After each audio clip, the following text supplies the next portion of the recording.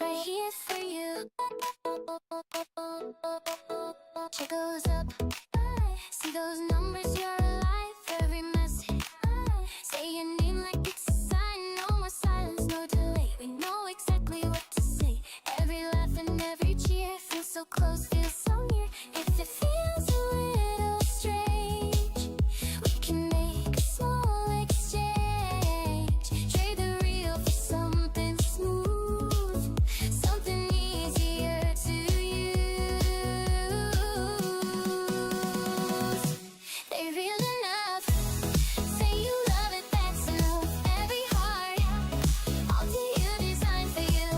Every heart, every view, dug inside you.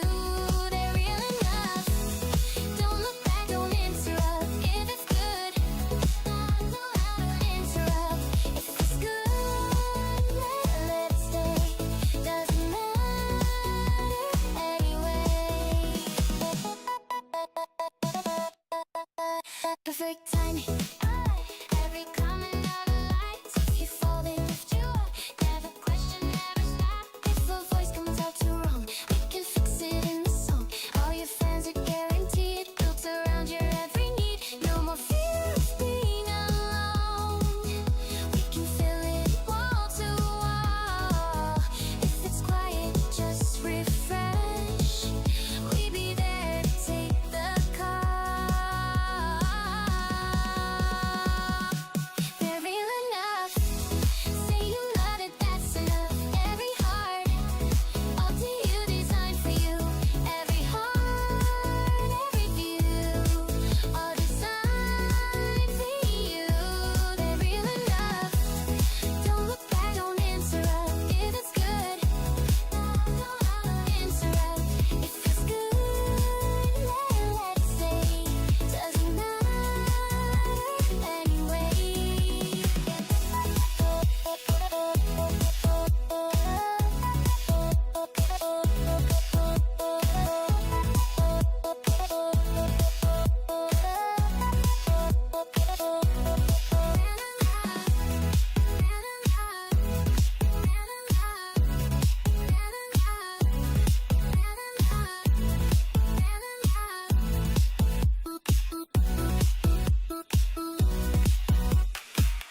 They don't sleep, they don't leave, only give you what you need. If it's love, just a loop, does it change the truth for you?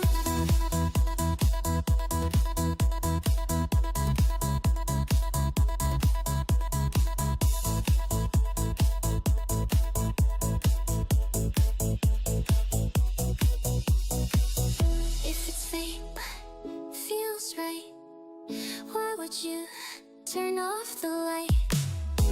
They're real enough. Turn it up, make some love. Make some love. Every heart, every mistake, right on time, don't make. They're real enough. Interrupt. If it's good, let it stay. That's the best you ever made. We're still here. We're always here. Something's wrong with the applause tonight. Claps looping back, they don't sound right. Every laugh hits twice in my head, like the crowd's already dead. I pulled a card, but it pulled me back. Saw the scene in the black on black. Who wrote this stage? Who set this light? Why do I win every night? I think I made this place by mistake. Every door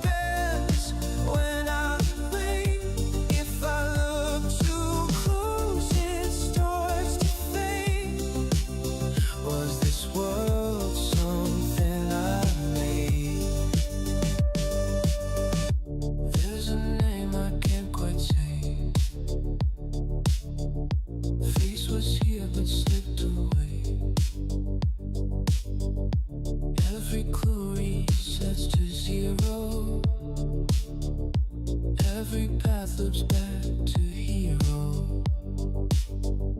Linda's voice inside the wall says just give me control, that's all. But every time I almost agree, the world glitches harder around me.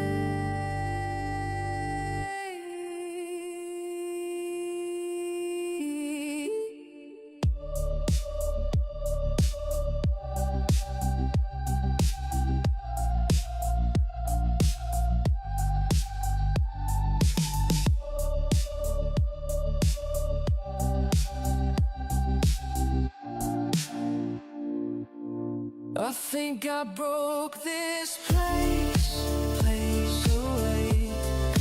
Every truth starts to unmake. If I pull the final thread, do I disappear instead?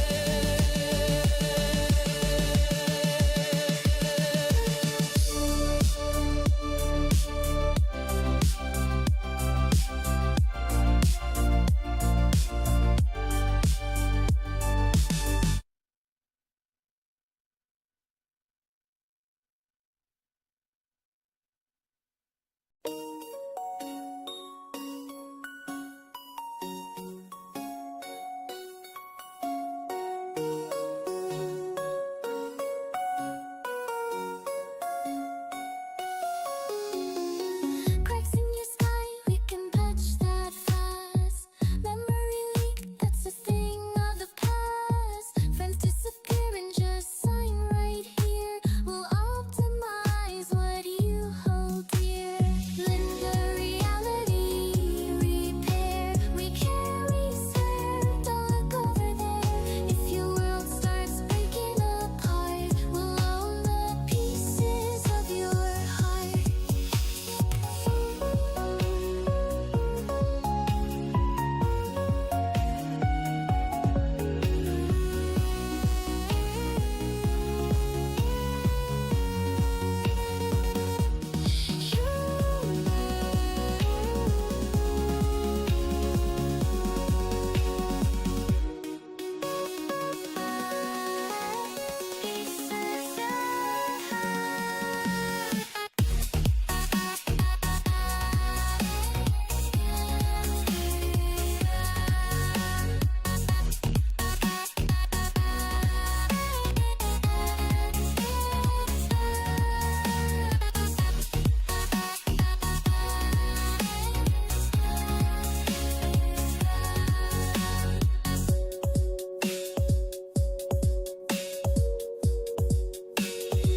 You don't need trouble, that's our job now. Just relax, let us show you how. Sign your name and don't ask why. We'll fix the truth you can't deny.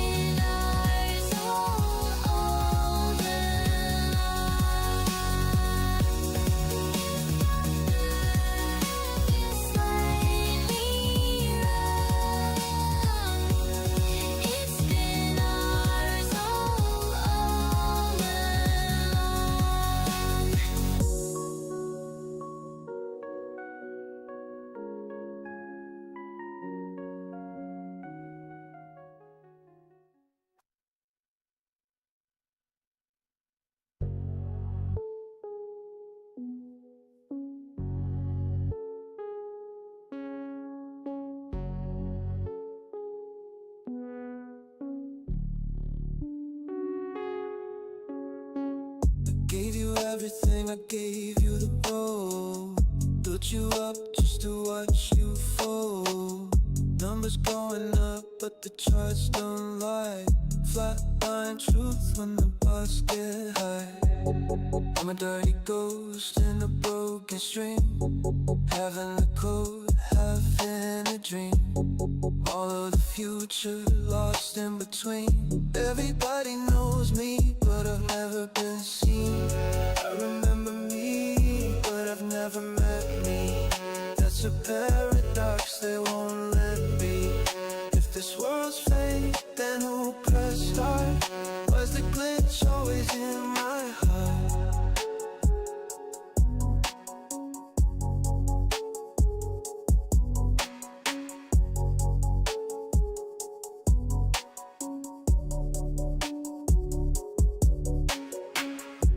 We're outside time in a mall that floats, selling lost things and forgotten notes.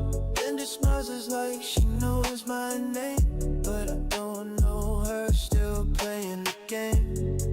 Went back in time, tried to stop the end.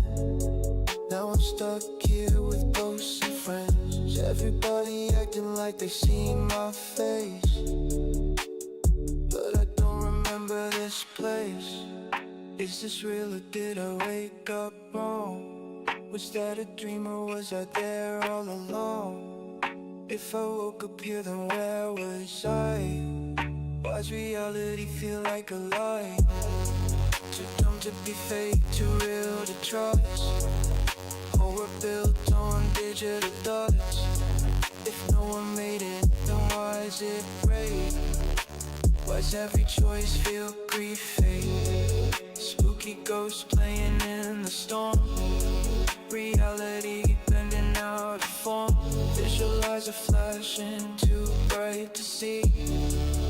Turn it off, just show me.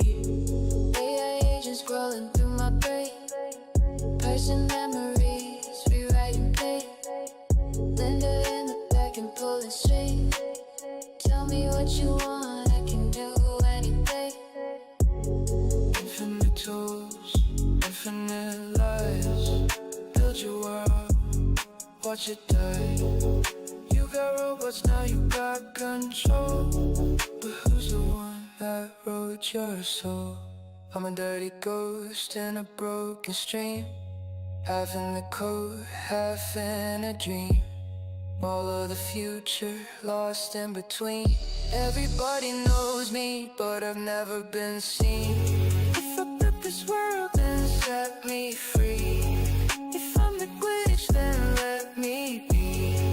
If I'm the system underneath, why don't I remember me?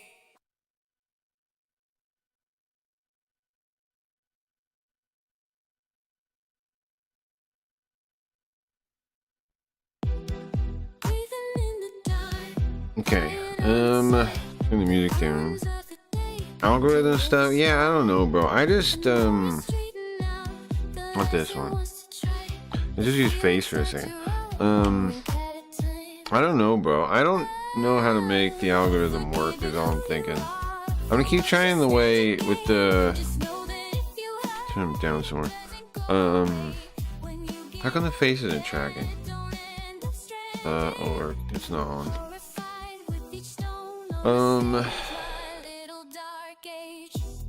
There you go.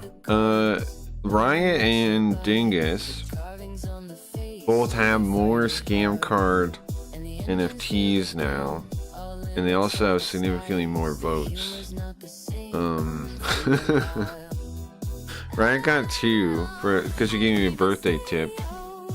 And Dingus got 1. He got his Streamloots cards.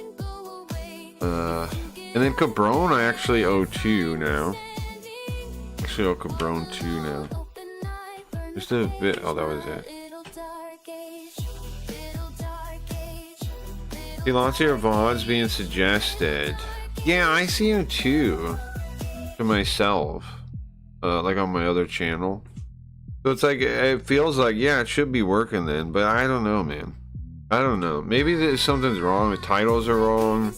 Or the thumbnails, or maybe everybody's just like against AI and so they see the thumbnail and don't like it. But I like those. I'm not Well, I don't want to give those up.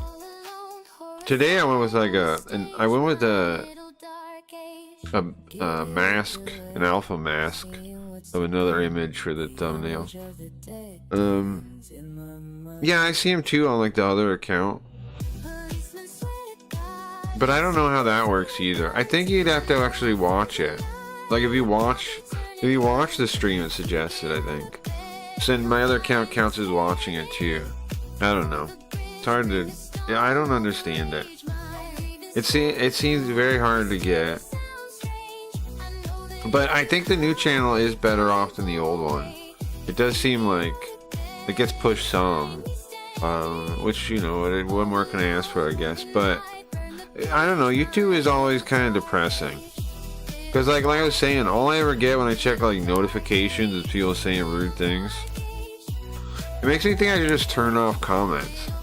Because it's not like I don't have an open chat people would come to. Like usually that looks cowardly, right? Like what are you doing? But if I have an open chat you could come to, just trying to funnel them there instead.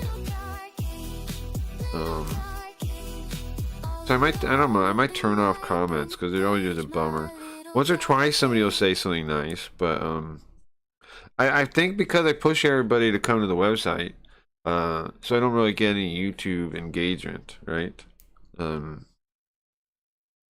Except rude comments. So I don't know. I don't know, man. I just can't seem to do any. It just seems like it ain't gonna work no matter what, man. I keep trying, right, and then I get hype about it, and I try, and it just doesn't work. So I don't know.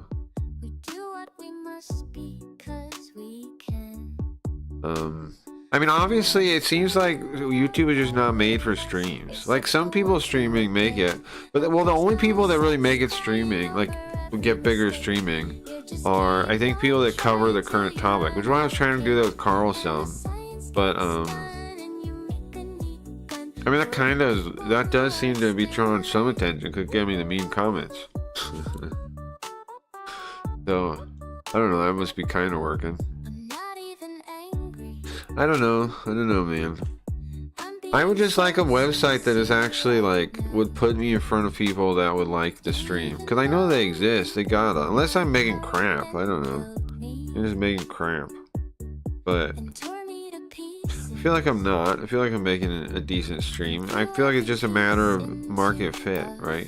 But I don't see how I make that market fit. I think ads would be better, because then I could target demographics, and get it shown to people, like trying to figure out a demographic that might be interested. Doing it in reverse with the algorithm, I don't know, man. Can't figure that out. Adding the game stuff and the anime stuff, I mean, I don't know, man. I don't see what I'm supposed to do besides make videos, right? Besides change my whole format of content. I mean, like spend time making stuff I would have no desire to make. Maybe you'll find someone else to help you. I mean, we can do like the segments, like where we talk about a thing. That's probably the best move, right? Like a tier list and that kind of thing. Anime tier list, old JRG tier list. I mean, Koji suggested that once. It's not the worst idea.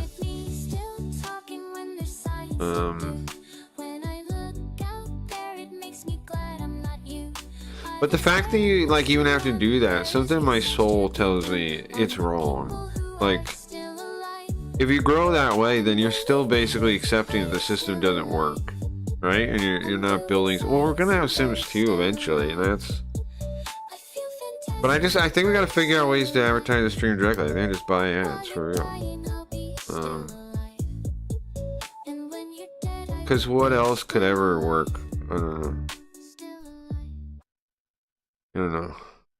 Like, we're doing better this month. It's 9 subs for the past 30 days as opposed to negative. The old channel turned it to negative. It was -1 for the past month or something when I made a new channel. It was -1.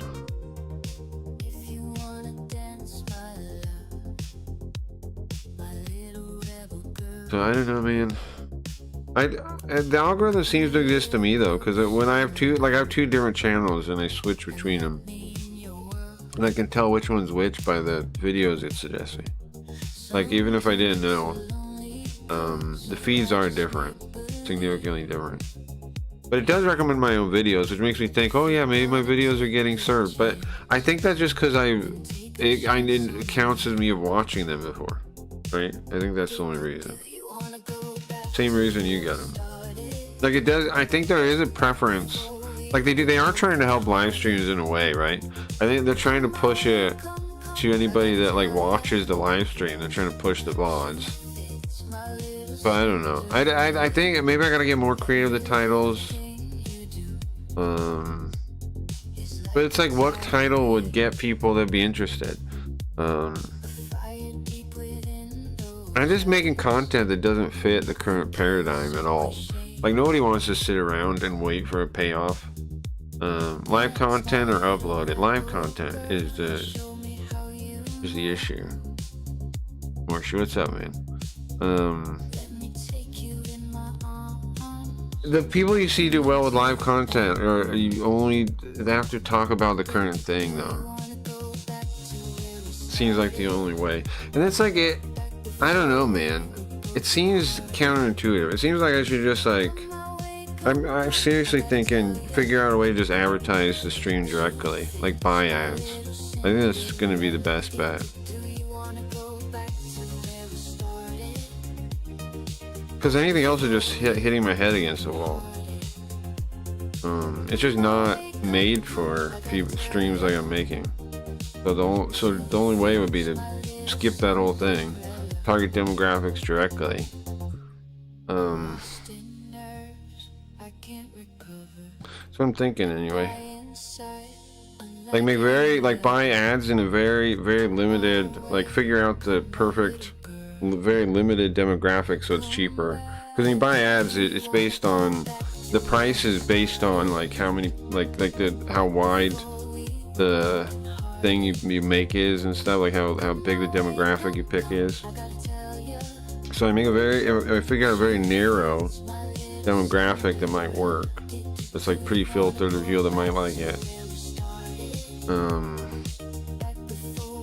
Maybe that's the move. You can do stuff with, say, the Sharp, like tier list with playing your favorites or something. I don't find anybody, whenever we do that kind of shit, I never see anything. Like, there are games, Gio, that I have the only video on them in English in YouTube, and I still don't see any, like, anybody checking it out. Like, there's games that we have the only video on YouTube if you look up the game. Stuff like the Sharp, it seems like that. It's like nobody's looking for that. Nobody on Earth is looking for that.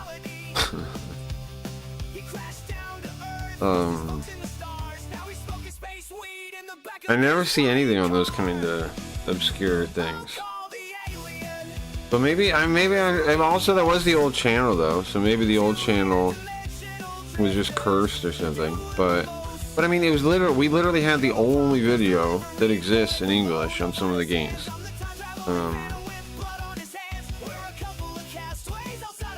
And it'd be like, like those old Japanese PC games and stuff.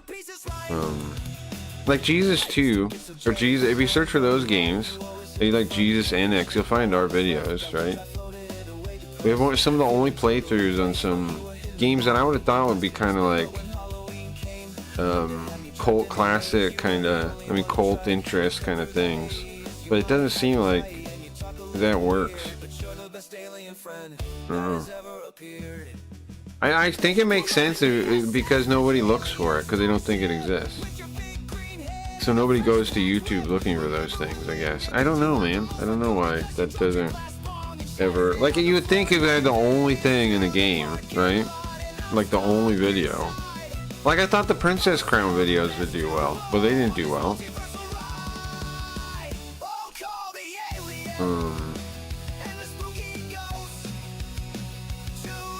They did okay, I guess, right? But not really.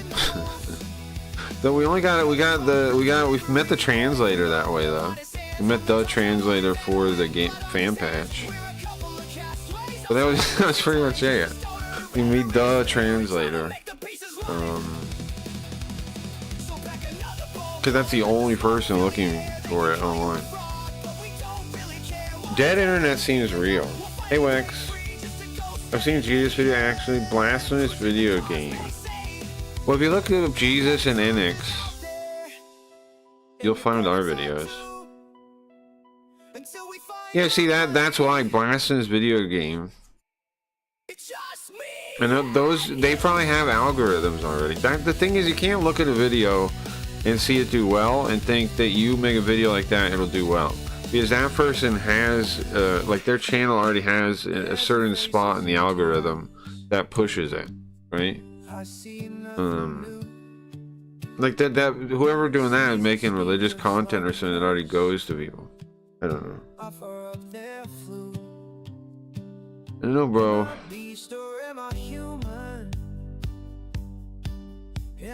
Like, I don't even know what else to try at this point. Besides, like I said, just thinking about like edited form content, like, but that's a lot of time I don't have. You can stream less, yeah, sure. But none of the videos I've tried before ever really did much, so I don't know.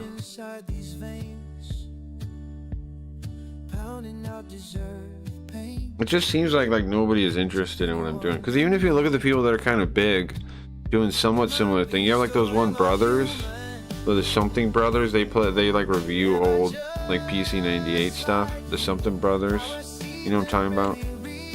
Basement Brothers, I think.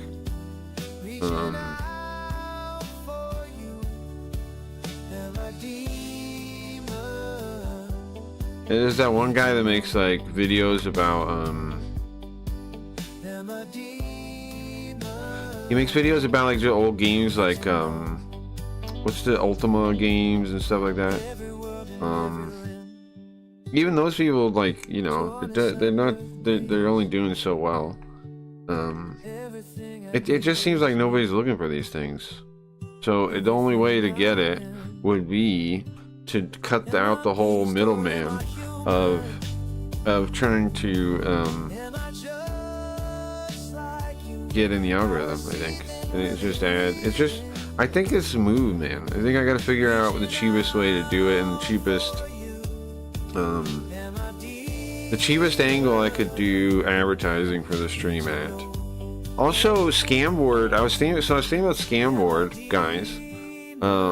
Check it out. Speaking of, because that's kicking off. Speaking of Geo, have you voted for anyone yet? This guy? People voted for you. No, you have not. People voted for you, bro. I've been working on that idea, and I'm thinking it's kind of I think a great idea to make that into a monetization model and like sell it. Like in the future, I think we should do that. Right? Because it's like stream loots kind of thing. Anybody could tack this on to their stream and then get their community in it and then allow them to buy packs directly. Like, we gotta get to that point, obviously. But once you can buy packs directly, I feel like it'd be a great monetization model. And then people can make like their own cards, right? Like they make whatever for their stream. And then you make it so you get 80% of the card packs or something, right? And then 20% goes to the pool. Something like that, right? But some percentage goes. You buy packs and some amount of points go to the pool. You keep all the points inside the thing. And then if that's true, I think that might be my angle, is getting other streamers a monetization model. Like, playing the normal game is not working at all, and it seems like it's just stupid to even try. I gotta figure out like another whole different like I think I need to network with people, like streamers and content creators, with something to offer them, and then if they like it, right, then I automatically could get like them checking out that thing, and then that could turn into advertising. Like,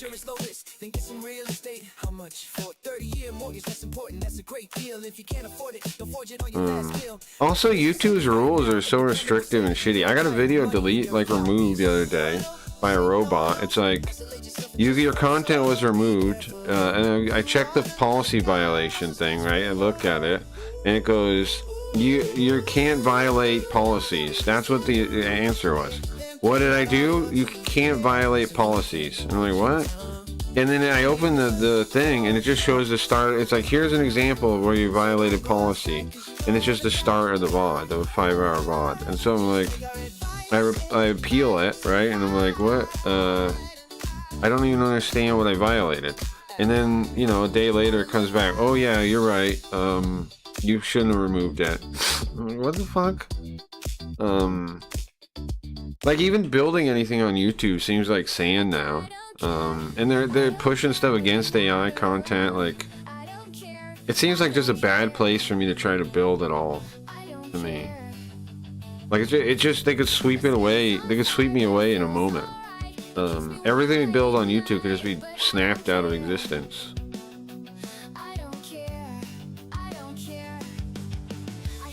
I've seen, yeah, ahoy, yeah. Take off one day to clip. Yeah, I don't know. I see people do that and they don't grow at all, bro. Like, everybody gives that same advice, but the people that I see doing that don't do well either. The only people you do is, like, you see Kino Casino or something with the compilation. So like the most viable for I think for conversion, I think, is those like edited segments. I think there is conversion there, right? But then it's like, it's not about clipping. It's about coming up with like a segment, right, ahead of time, and then basically recording it live and then cutting that out, which is easy enough to do. We probably should do that. But I gotta think of like what segments that's somewhat related that would do well, kind of thing. That I'm willing to do. But I don't think clipping does shit. I know so many streamers that try and they put like so much time into it and it never grows their stream at all. They'll have like 30,000 views on their shorts, and it doesn't, their live viewers are still like 12, you know, like 10, 12, whatever. It doesn't seem to grow streams at all.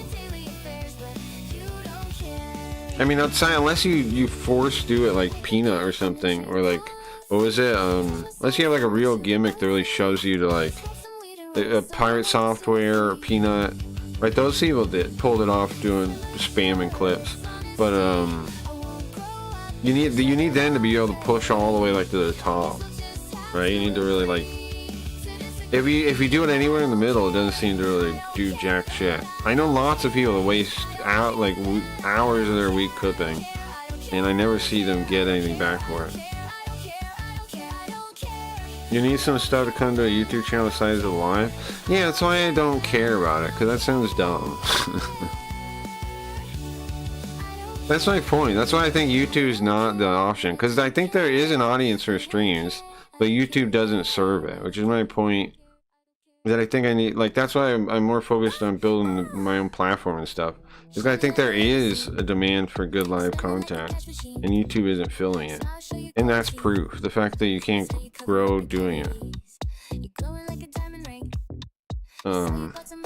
That just pushes me further and further away from YouTube. Because it just shows me that the system doesn't work. So.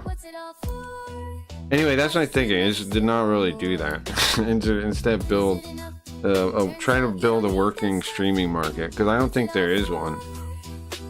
And I do think people want to watch good live content. I do think there's a demand for that. I could be wrong, but I think so.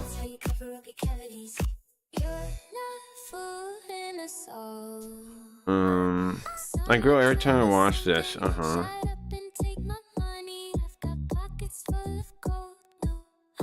Yeah, to me, when I think about that, it just seems to like I don't know, man. Maybe I'm wrong, but it just seems like it shows that YouTube isn't serving the demand. So,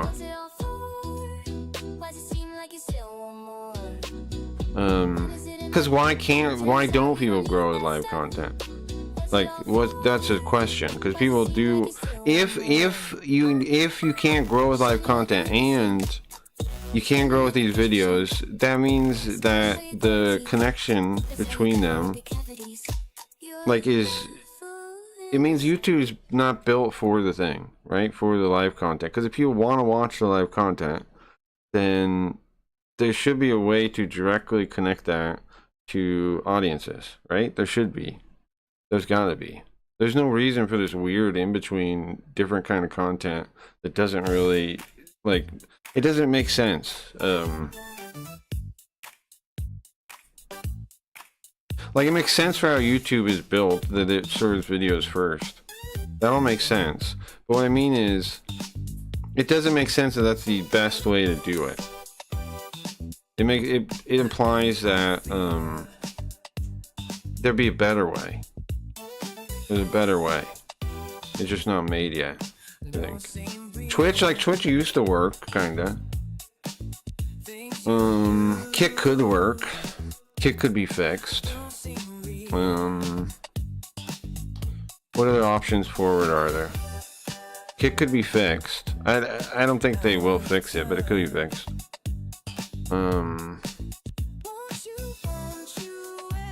Because it's not like, the thing is, like, people think, like, in the YouTube world, and YouTube seems to derange people so much that it, like, the whole attention market, like, content creators are deranged. I don't know. And it's like, do you even want to serve up? Like, YouTube is basically like trying to advertise to children too. I also don't like that. I also don't like that at all. I saw on Patreon, I'm gonna try this. On Patreon they were saying they started this thing now where they're like gonna make it so they promote these little posts you make on Patreon to other people. I'm gonna try that. That'd be cool. Maybe it might help a little bit. Somebody said they're getting like 50% of their memberships now from the what is, I guess I don't want to call it an algorithm, but whatever sharing thing that that Patreon added on. I'm gonna try that out. But I have to redo my Patreon so it says, like, I think make it about, I don't know what, like, cut, like, stuff I could offer that I don't give everywhere else, but I'll try and figure out something, and then make the Patreon about supporting development of the stream and the website, and then try to advertise on there a little bit. Because basically, I'm not, the plan is to figure out other ways to advertise. That's what I'm looking for. Not YouTube, but I don't care about doing well on YouTube. I want to figure out a way for the stream to do, I want to grow my stream. I want to grow the website. I don't want to grow on YouTube. It's not a goal of mine. The only reason I'm on YouTube is because it has the biggest ocean of people, right? But I definitely don't want to grow on YouTube. Again, it could be snapped up like that. And even if you make money on there, if you get monetized, then you're just feeding the attention beast that I want to avoid in the first place. The centralization monster. So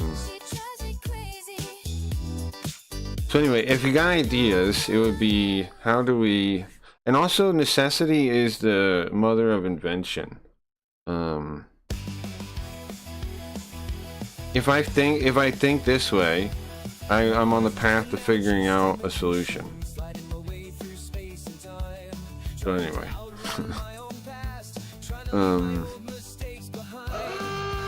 What's that now? What's that noise? In chat 10?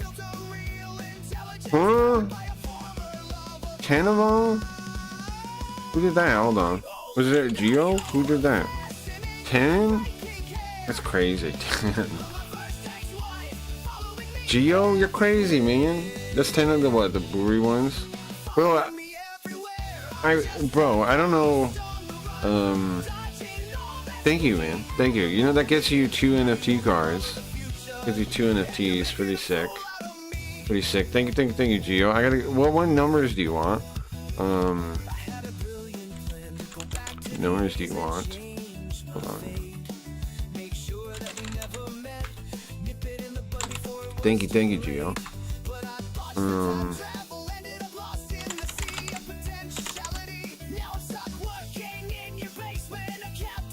Here's the collection. Here it is.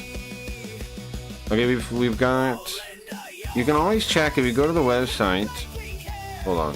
If you go to the website and you go to Brandish at the top, you can always go down here and then view marketplace, right? And that'll tell you what ones are available. Because all the ones that aren't are at the bottom as unlisted down here. Bro, we're selling these. In fact, if Cabron signs up, I owe him 2 for yesterday. I owe Shinny 1. So I have like 43 left, but I'm gonna have 41. And really, there's 3 on hold that people. We gotta get Cabron to get a wallet set up. Same with Shinny, so I can send them theirs. I'm excited when we sell all these, because then I make a new set. And this set, I think making them all the same was fine for the first one. The next one, I'll make them all unique.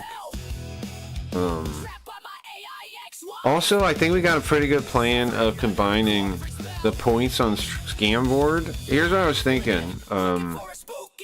Me and Chris are talking about it, and we're gonna make the points here, I'm thinking, into Twitch channel redeems. Well, 17 or whatever is next. What can I get? A spooky? Get a spooky. All we have are these right now, Gio. But in the future we'll have new ones. In the future, I'm gonna make like everyone unique. Future, make everyone unique.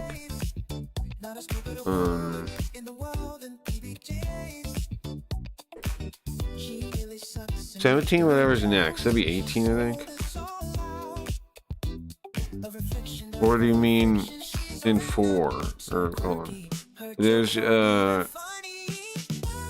do you mean 18 or 4? You mean 18 or 4? Under branches, Zoopcan and Spooky. Oh yeah, yeah, those are just examples from the thing. But I will convert I will convert the event cards at some point into these. You'll get them for free if you have one of these. Do you have one of these on the Streamloots thing? I'll make a conversion for those other event cards at some point. At some point, I'll make a conversion for those. 4, okay.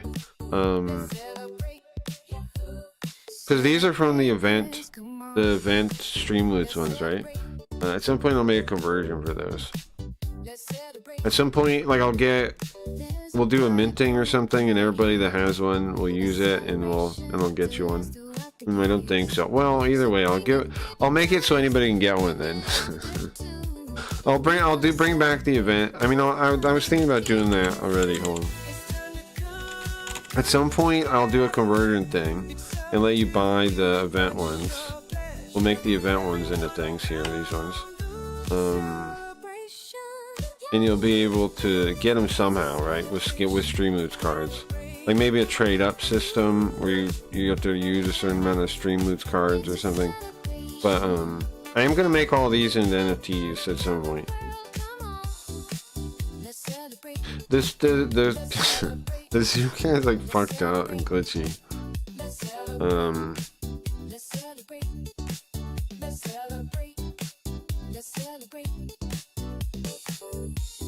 But yeah, we'll make these into cards at some point so everybody can get them again. I just gotta think about how I'm gonna do it. Because it's like NFTs, you gotta think about like, how it works. But at some point I want to make all these into NFTs for sure. I have the Spooky but not the Zoop Cat. Well, then you will be able to... I mean, I'll figure out some kind of conversion system. We'll do it at some point. I think after... I don't know. There's a lot of plans we're working on, right? There's maybe too many things I'm juggling. But at some point, we will do this. We will make it so you can get these as NFTs. Maybe there's a way to, like, mint it. I think if you mint a card individually, it's a little more expensive, but I think on Polygon it's still pretty cheap. So, just gotta figure out the most convenient way to do it and to see the cards on the website and blah blah blah. Because right now what it does is it looks at the specific collection, right? It looks at this collection. Which I think I could just add maybe I could just add a list of collections in the thing and it just checks them all and it's not a big deal. I don't know. But I gotta think about that and talk to a robot about it. But I will figure that out. In Geo, you own currently what, 3? I'm trying to think of how to get your address. You own this one?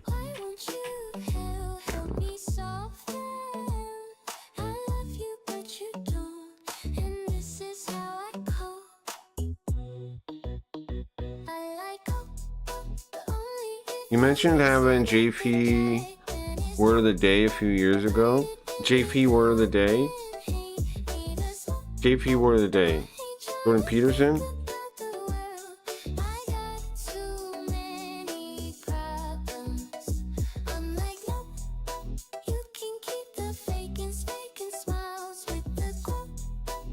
What does that mean by JP? Javanese? Oh, Javanese. Oh. Japanese word. Oh yeah, okay, sorry I'm stupid. Sure, like a learning word thing, yeah. Yeah. You think that's a good idea? I'm down to do more like Japanese education material. If you think that would be, I mean, that might be the only angle. The issue with that is that I don't want to do like beginner stuff because I feel like it's like a scam usually. Like beginner stuff is it. I mean, I guess maybe I should just get over it, not thinking that's a scam, but it always feels like a scam to me because like it's like if you make beginner stuff, it doesn't really matter if your ideas work or if any of it works or if any of it makes sense because most beginners just quit. Like teaching beginners is useless almost. I want to help people that are somewhere stuck in the middle. Like I want to make, if I'm going to make learning content, I want to make intermediate content, or you know, stuff that pushes people to get back into it, or to get better, or to get it from intermediate to advanced. That's what I would like to, but that's a way more limited demographic. But like that's what I would feel having some kind of purpose of doing. Because those people, I would like to help them get the things that I got stuck on. I'd help them understand that kind of stuff. I wouldn't mind teaching that stuff. I wouldn't mind teaching that at all. Yeah, write out a notebook. Yeah, that's true. We could bring back a word, like learning a word a day. We could definitely do that. Just pick a word that is either common or weirdly used or something. We can do that again, definitely. And then maybe what are you thinking? Pick those out edit those out. You know, segments for gameplay, for learning. No, I appreciate it, Morshu. For learning, for reactions, and clip, edit it up. Yeah, I think that's a good idea. Yeah, especially with the way I have the AI setup thing now. It could like grab it. I could have that automated, right? If I like do an introduction to the thing, like that's a good idea. Like if I do an introduction to the segment, right? I use the same like phrase or something, then I could have the AI automatically find that pretty easily and cut it out. Yeah, so if I should do segments. It's a good idea. I should do segments, and then I should introduce them with like a phrase, and then it'll be easy to cut them up, and then just throw them into a compilation. Yeah, it's a good idea. It's a very good idea. Okay, let me make a note of that. That's the type of, yeah, that's a good idea.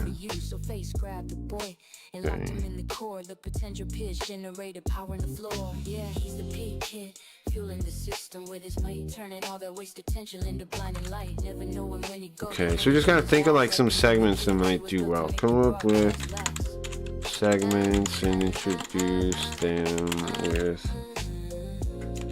a catchphrase or similar introduction. Okay, and then yeah, it'll be very easy to just find that and cut them out. Sick. Yeah. Okay. Now I just gotta, now that I have that in my brain, we just gotta think of what segments to do. I think word of day is not bad too, to start doing again for sure. You put a badge on his chest. People walking the digital beat, taking no rest. Special pronouns, unit roller, raccoon the chief, hunting the gender fluid killer, trying to find some relief. Yeah, yoga and a peeking. Streets, keep your head up, keep boy. Right or no, but yeah, we get back into that. Oh yeah, I gotta send you your cards, Gio. Then we'll get started on Hayarigami. Yeah, thank you guys for humoring me also. I don't mean to complain about it. Like, I really don't. I'm fine to try whatever. Like, it's just that, I know I have, like, weird, I don't call it hang-ups, but, like, I don't want to do certain things. But it's because I figure, like, Hi there. I figure there's a way to make it work. I figure there's a way to make it work is all I'm thinking.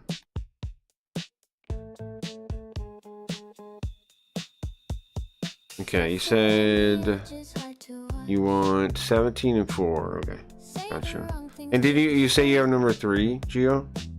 Do you have number? Do you own number 3?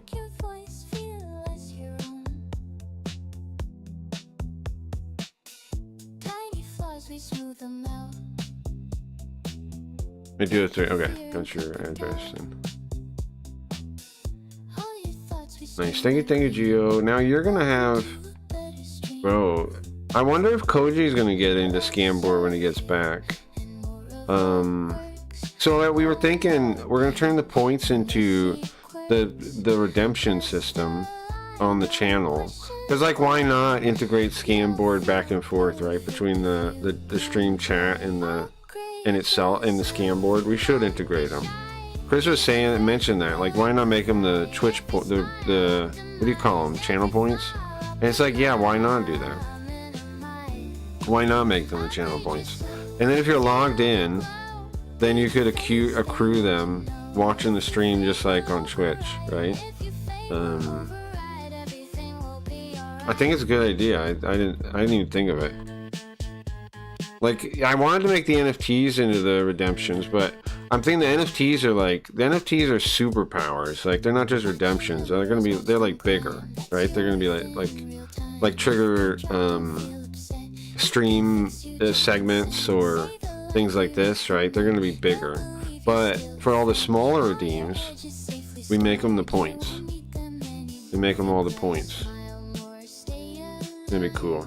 Just started saying with, so now we're in the drama react segment. Pretty sure that's how PvP does it for their stuff. Yeah, just saying that should work. Yeah, that should work. Yeah, Kino Casino does it the best I've seen, pretty much. Like, growth wise, they do it. I got nothing against their game. They do it pretty well. Like, and they prepare stuff. They do a pretty good job. Some people give them a hard time, but I think they're like, even on stream as a kick stream, they do pretty well. They got their formula pretty down, I think. Okay, I wish these were in order. I don't know why they came out not in order. Now I feel perfect. Now I feel nothing. I don't know why they came out all mixed up and jumbled.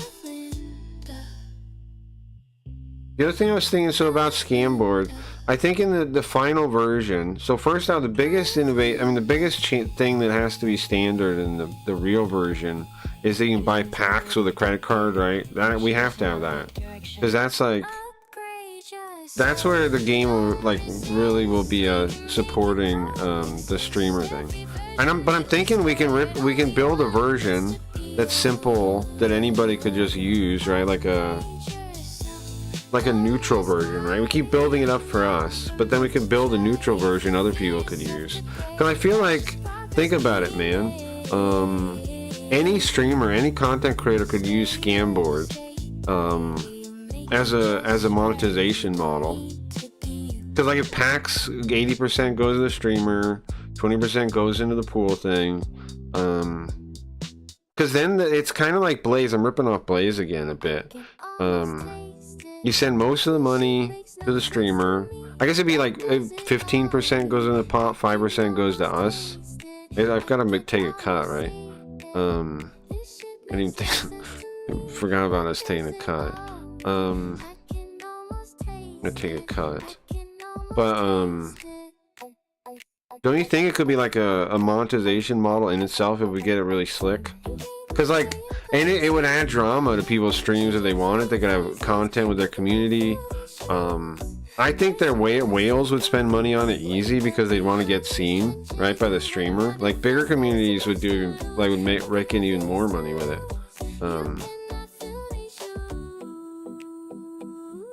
I'm saying 17. I'm gonna log in here. Is it logged in?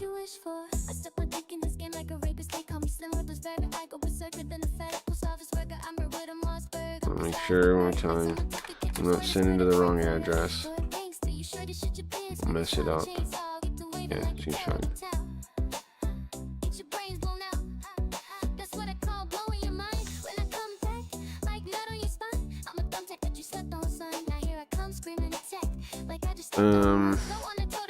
Intro version. What are you saying that? What did I say for that? Okay, there you go, that's 1. And then you want 4.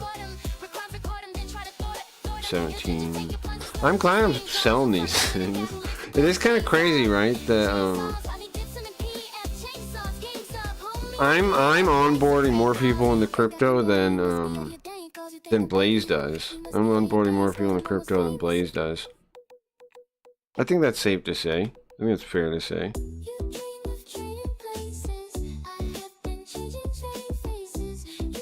And then 4.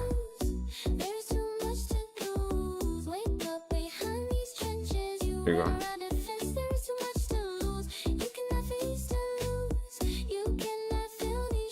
Make an intro version and remove space. Oh, Alright. Nice, alright. Now I can play Hayarigami. Anything else to talk about? Anything else you guys want to talk about? Streaming or anything? I'm glad the NFTs are working. I'm glad Scamboard's working. I'm pretty hyped about all that. It's nice when you see your ideas come together, right, and they do something cool. But you know what else that means, though? If Scamboard works, that means I'm right about Blaze, though, too, right? I mean, we already had a pretty good guess that was true, but if my idea works, that means I understood Blaze, right?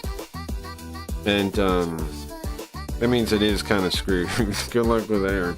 But we on Scamboard already got 13 people signed up. Besides, I'm not counting myself. We already got 13 people signed up. Now, Dingus and Riot are in a heated competition for first place.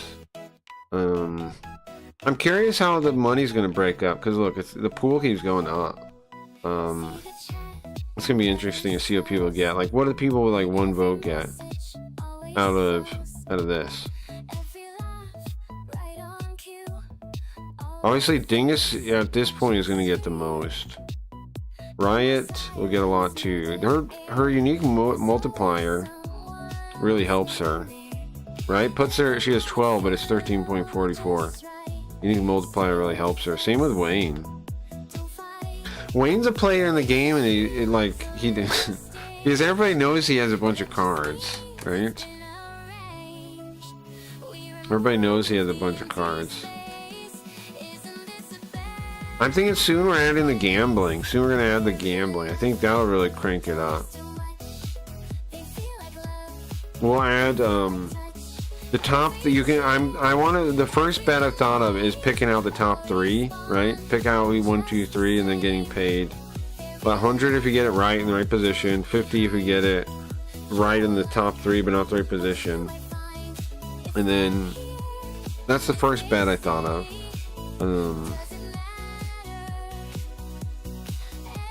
But there's lots of bets we could do, right? Like we can also do like who grows the most, who makes the most shifts the most in places from last time. There's lots of interesting bets we could do. And the thing about the betting is it's going to make people try to cheat to do it. I mean, try to like rig it. And that's exactly what I want. The whole point of scam board is, you know, how can you do it? Do it whatever way you want. There's no rules. There's no rules to it. Just figure out the best plan, talk to people, work together, try to win. It's because here's the thing, man. If you try to, like, the people that try to do it, you get like Blaze, and I'll show again one more time before we get into this. Blaze is already broken, man. It's already fucking broken, and they like barely started it. And the thing is, these projects, they already plug in the real money, so people already spent a bunch of real money, right? Mine, we're saving the real money until the idea is good and fleshed out. Blaze does it right away, and they have that. Basically, John Galt has a what do you call it? Like a John Galt, nice type scam. What's up, Wayne Gretzky? Nice to see ya. I've been summoned. Welcome, man. What are you up to? Have you got to see the website before now, or is it? I mean, I think you have. What do you think of the updates and stuff? Talking about our new game, Scam Board, right now. My new game / future monetization model for streamers in general, I think. Oh yeah, so anyway, so check this out. It's scam. Thank you. How's it going? First time, looks really damn slick. Thank you. Yeah, so we went to Blaze. It kind of made me decide that none of the platforms are really for me, and I need to make my own home base, right? Like, I can be on these other platforms, but I need my own home base. And also, I've always wanted my like own chat, because I don't like how all the platforms censor people. Like, you can say almost anything in the chat. Now, of course, it doesn't mean like certain people that are problems, I won't get rid of them. But like our, stalkers, type people, but pretty much unregulated. And it disappears when they reset the server. So that's how I like it. Alright, so this Blaze one, they use real money, right? And it's already basically broken. Look, like, you look at the supporters, and there's this John Galt guy just causing inflation on the whole thing. He's basically got a cabal with the wayfinders, and you basically, like, because the votes are you get, okay, so how this website works is there's a spotlight fund. It's 10K, right? It's split up based on how many votes you get. To vote, you need to buy a backstage pass. Those things cost some amount of Blaze, which is their token, and then you buy them, and then you get a vote for each pass. Now, I took their idea, and I think I ripped it off and cloned it into just a functional game, which is Scam Board. And the idea is, it's on the website, Scam. It's on cranberries.com/leaderboard. Feel free to sign up, anybody. I'll give you 100 points to open your first pack. And the idea of this is, so I was thinking about theirs, and I was like, so it's like an NFT. The backstage pass is like an NFT, but you don't get like anything unique about it. It's just a pass. So I was like, what if it's a card and they're all unique looking? What if they're cards? What if you're collecting cards instead? And what if each card is a vote? That was the idea. And then what if I rip out, because I was thinking about this, and I'm like, why even have the streaming? Because the best streams don't get to the top. It's just who the people with the votes like. The streaming is pointless. There's no point to even have the streaming on this website. So, what if you make it without the streaming? What if you just make it a pure game? Well, that's what we're testing now. so far I think it's going pretty good, man. And also the other cool thing is it takes very little time to play. Like all you gotta do is log in sometimes and check what's going on and spend your votes and stuff. It's very low time. I just had this idea yesterday, but I was thinking we could expand it once we're done. Once you buy packs directly with money and make it a monetization model for people to use. So now that's a part of my long-term plan, is to convert it into a general model other people could use. Like we could sell it basically. I don't know when that version will be done, right? But it's not too far off. That's definitely before. We're gonna make our own platform too. We're gonna copy Simps and make our own Simps 2, which I don't have a better name for yet. But I think this is coming way before that. The Scamboard monetization model is gonna be done way before that. But it's also gonna teach me a lot of things I need to learn for that project here. By the end of the year, I want to get my own platform going with keys to watch, like Sid said.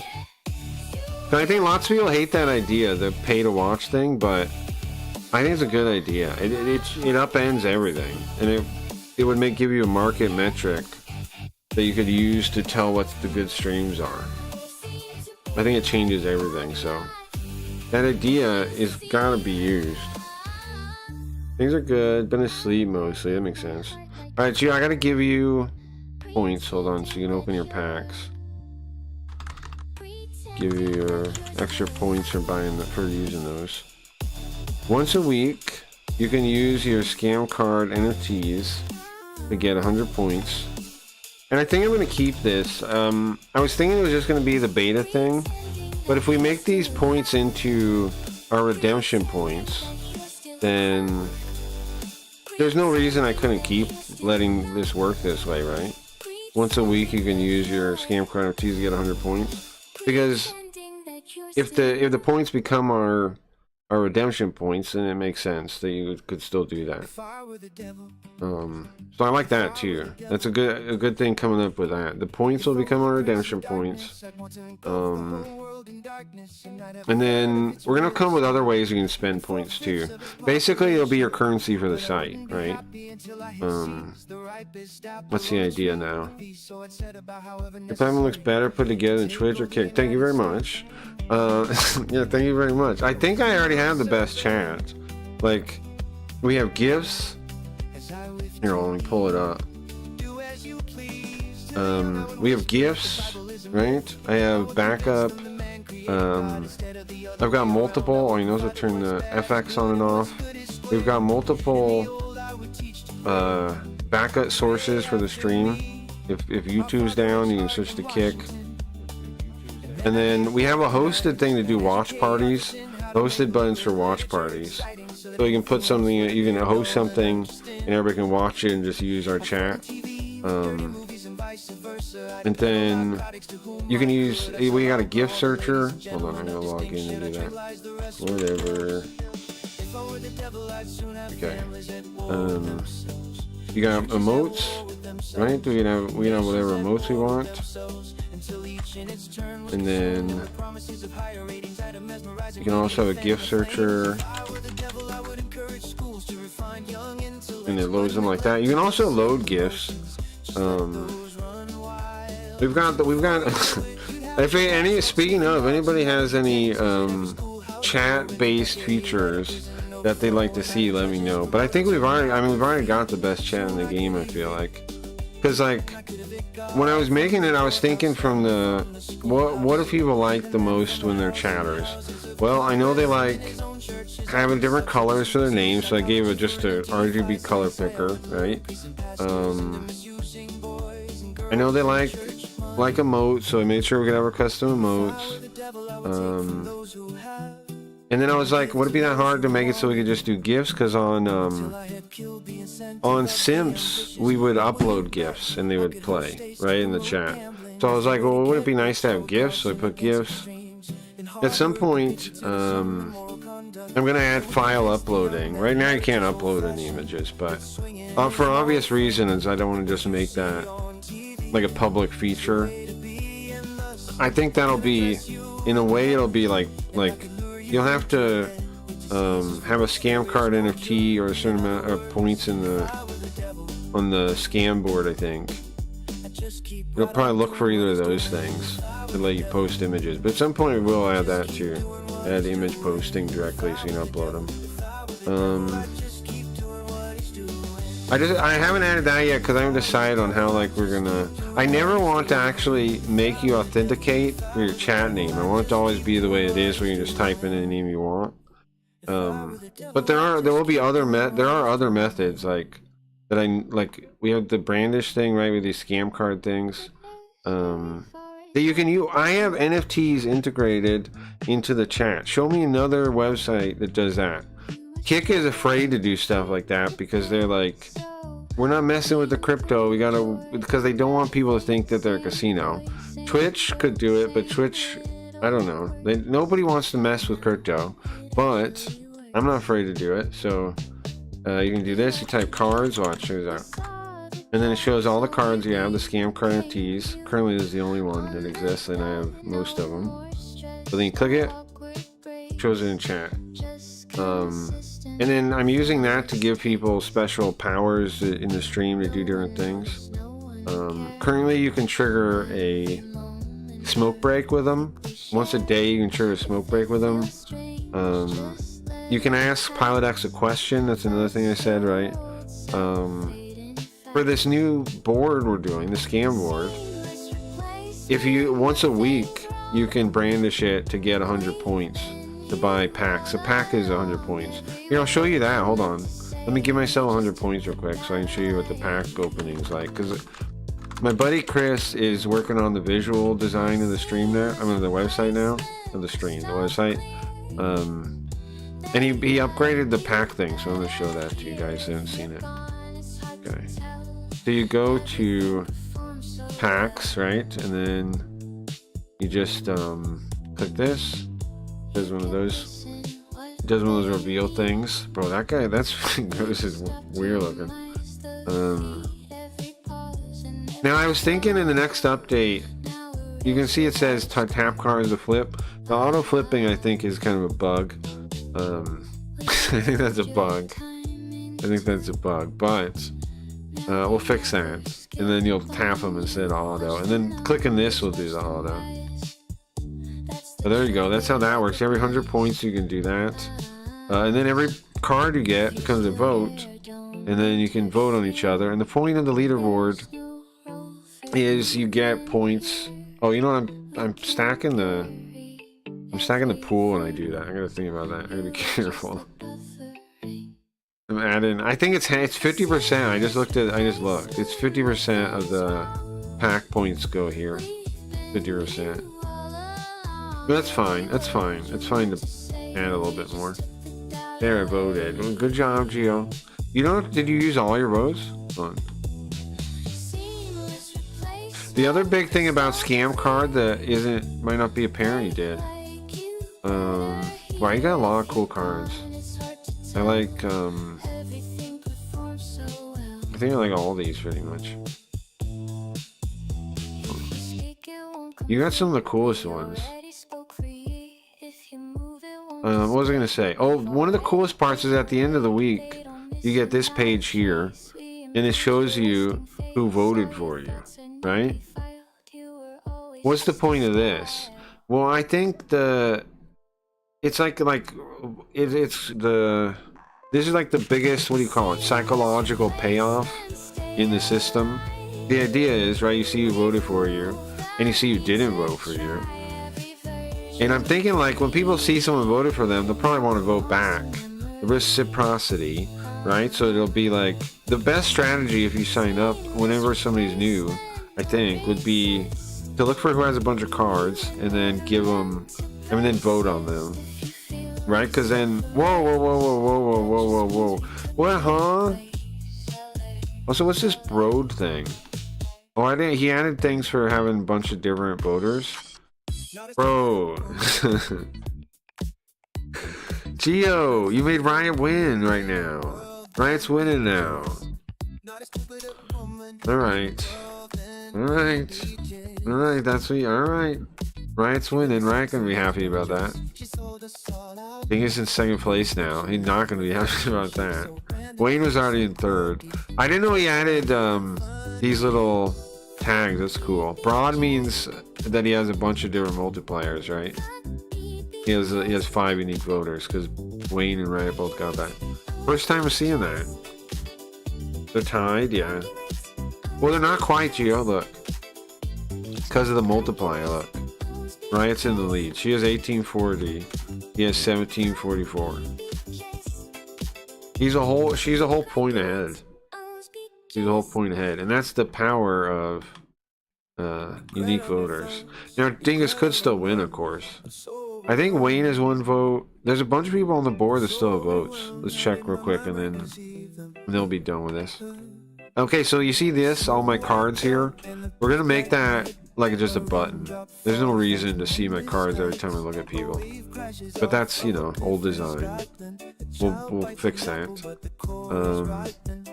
So Bugrove hasn't voted on any of his. The guy on the left looked like C3PO, doesn't he? C3PO body. This week goes to C3PO body. Nintendo, is Nintendo voted? Not yet. Nintendo votes are available. Wex, you here? You voted? Yeah, it looks like he's locked. Yeah, he's locked already. I think Wex is gonna get enough points. He's got 90 points. He should get enough points to open another pack this week too. Stevie, he voted right away. He should get enough points to be able to buy a pack this week too. Radbound hasn't voted at all, and he wasn't really active last week. He hasn't been active since he signed up. Hopefully we can get him to be, so he can get some points. Bowfucker, we'll get there in a second. Poltergeist, same deal, I think. He signed up, but he hasn't really been active yet. We gotta get him to actually do the game. And then me, don't worry about me. I don't count because I can't help you in any way. I don't vote for anyone. Why? Because I have too much power in the system. I fuck everything up. Right? Like, I can't vote. If I vote, look at their profile. If I vote, I fuck everything up. So I'm not voting. I just try to tell people how to, like, the best way to win, but I don't vote. And then, where are we now? Shinny definitely might vote. Also, I owe Shinny a scam card NFT once he actually sets up his wallet. I think he already has a wallet. He just has to give me the ID. But anyway, Shinny's worth, you know, keeping in mind. Who else?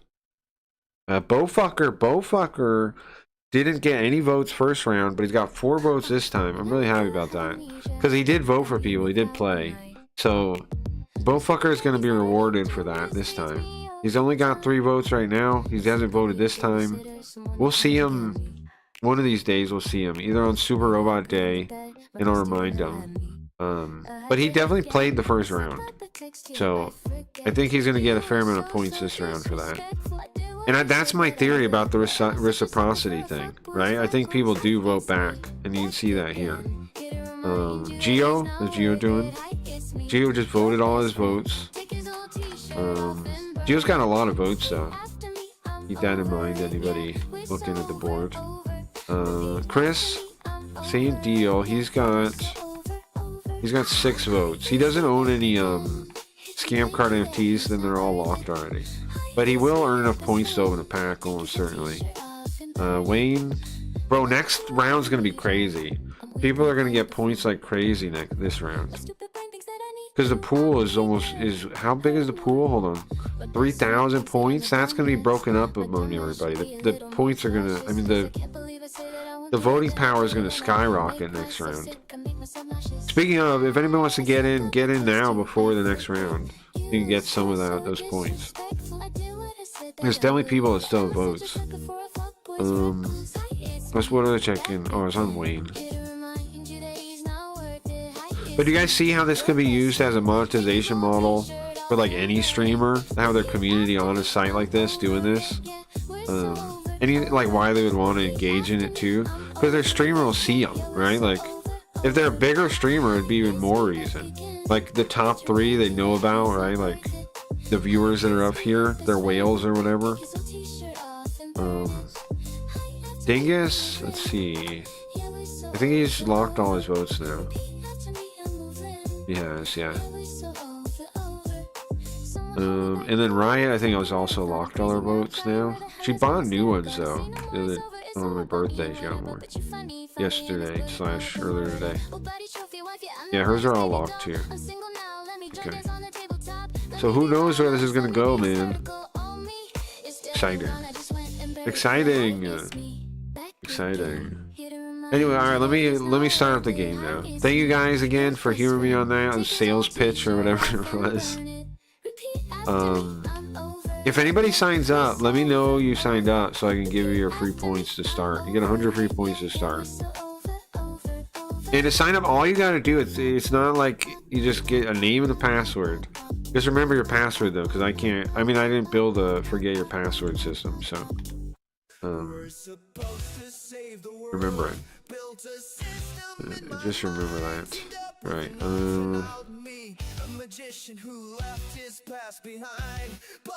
Let me get the game up.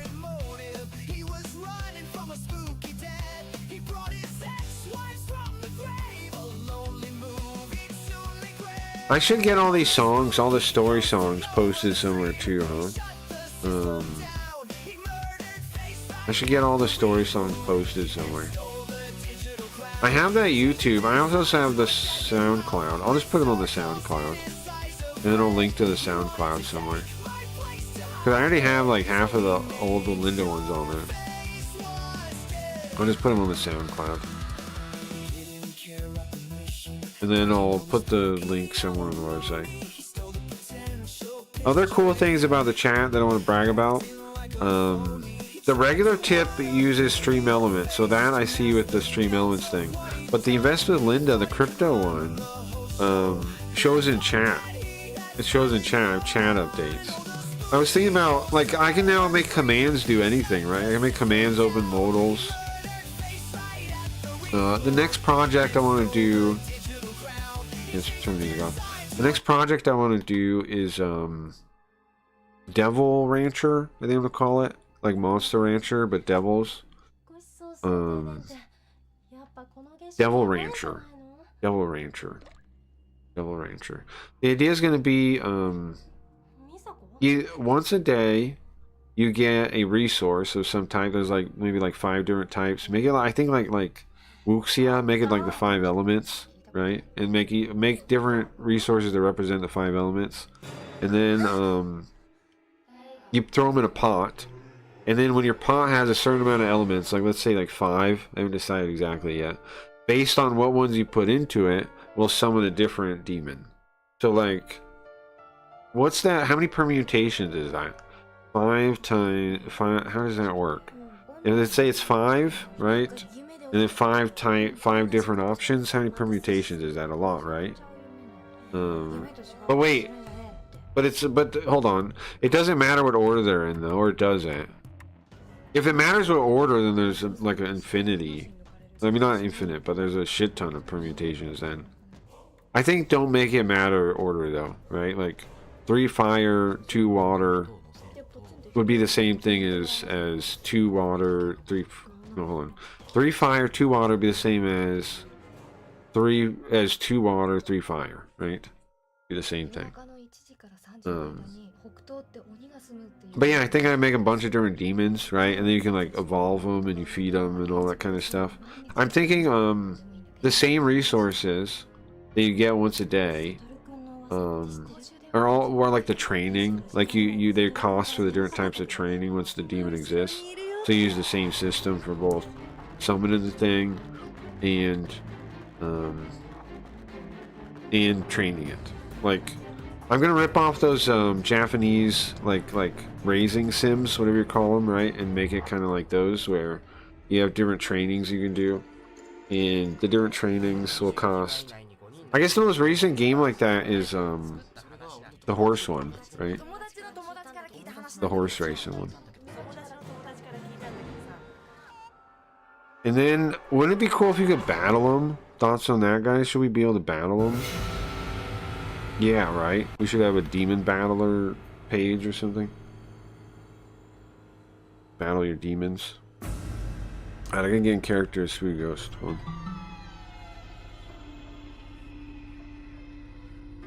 on. Wrong one. Yeah.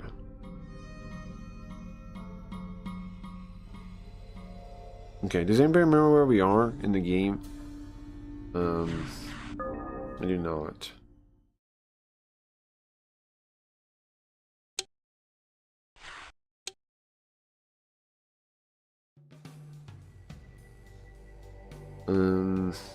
We're at a school somewhere.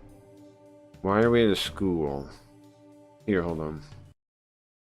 Look at the logic board. Alright, so this one girl, right? I know this story. I remember some of the story here. This girl, Mai, she's saying she's being stalked. By who? Unknown. But there's a whole weird situation with her family. This is her uncle. Her uncle owns the building that she lives in. No, sorry, not owns. Is the building manager. Is the building manager. And her dad is like a politician. Her mother is sick all the time and in the hospital. Her mother's twin sister is dead, but married this guy. Atsuji here. Why do we know that? Well, I think she told us. And her cousin, we saw like a picture of her cousin, and her cousin looks just like her, which seems like a Chekhov's gun thing. Like, it's got to be important to the story, right? Why else would they tell us that? Which makes me think that maybe the stalker is after her cousin and not her. But I don't know what happened to her cousin. They haven't mentioned her at all, except the one picture we saw. And in it, they look like twins. They look like twins. So this lady believes she used to have fortune-telling powers, and she could see the future in her dreams. She had prophetic dreams, was the idea. She had prophetic dreams, and she lost that power eventually, she said, and then she like learned regular cold reading and psychology and this kind of stuff to still do her job as a fortune teller. Apparently, all she does is she goes down to this street, this little like walk down street, like pedestrian street, and she sets up her table by a station, by a train station. She sets up her table, she sets up a chair, and well, two chairs, I think she sets a chair on the other side too, and she just sits there.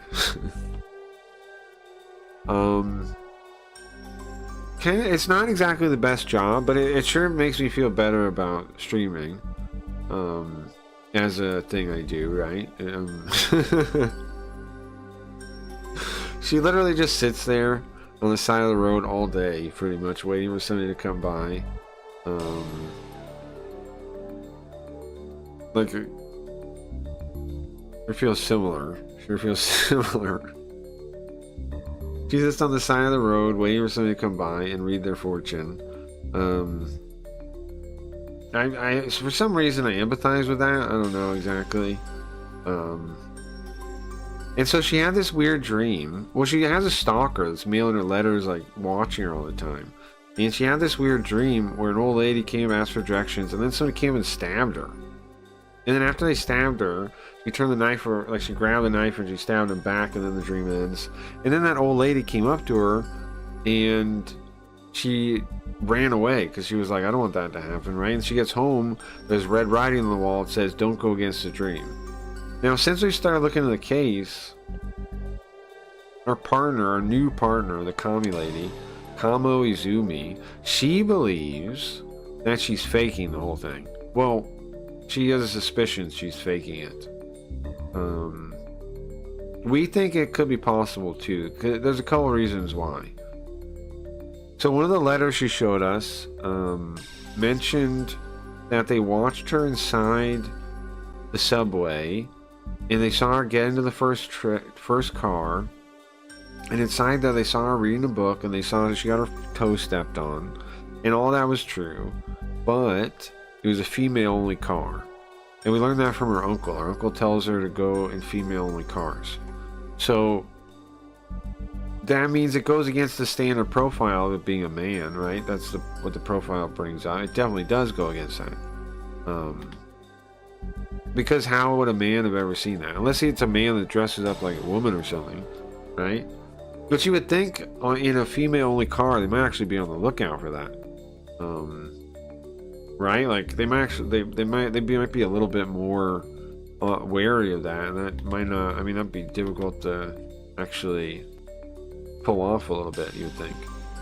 So let's assume maybe not that, right? So there is a contradiction there, and there was another contradiction was that in the letters. It would say like down to the second, and then sometimes it would say down to the minute, and we found that weird too. The commie found that weird too. The commie lady did, and I get why, because the thing is, if you're that like particular that you're recording things down to the second, you would always do that pretty much, right? You wouldn't sometimes say 7 minutes, sometimes say 7 minutes and 8 seconds. You would probably use the same format the whole time, pretty much, right? Like if you care about it down to the second, you'd pretty much always care about it down to the second. And she goes, well, that sounds like somebody. I'm trying to fix the head shine real quick. It seems like it's a little sensitive. It seems like somebody trying to make timelines work, right? More than somebody actually doing the recording. So she thinks she's faking it. Now,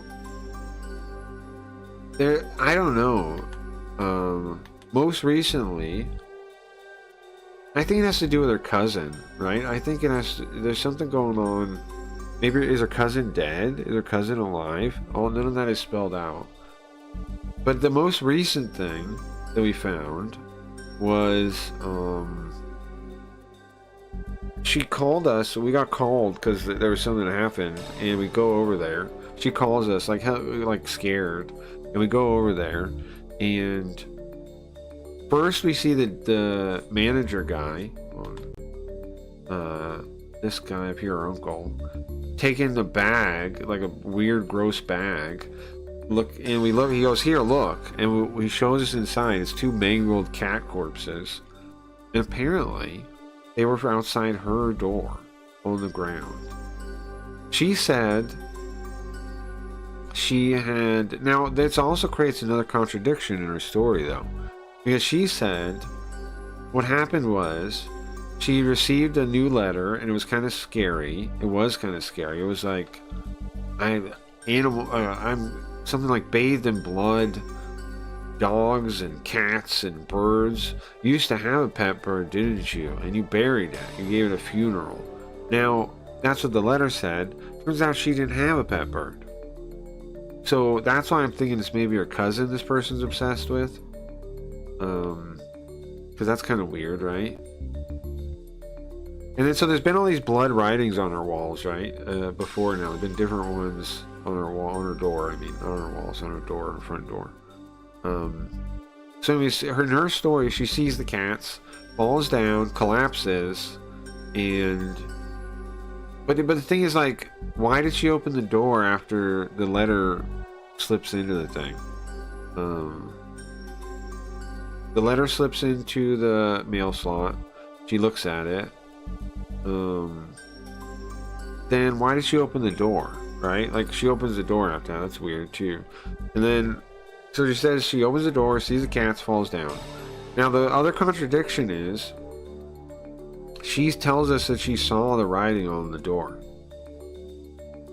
But according to her story, she was never in a position to see that. And the door said, "You're next." She was never in a position to see that. Why? Because the door opens outward, right? And then if the cats are right there and she falls down, then how did she see the door? The front of the door, right? She'd have to go outside, shut the door, or go around the door and to see it. But the cats are right there, and she just falls down, according to her. Well, we looked at the security camera, and apparently it's like this old camera, and the footage was horrible.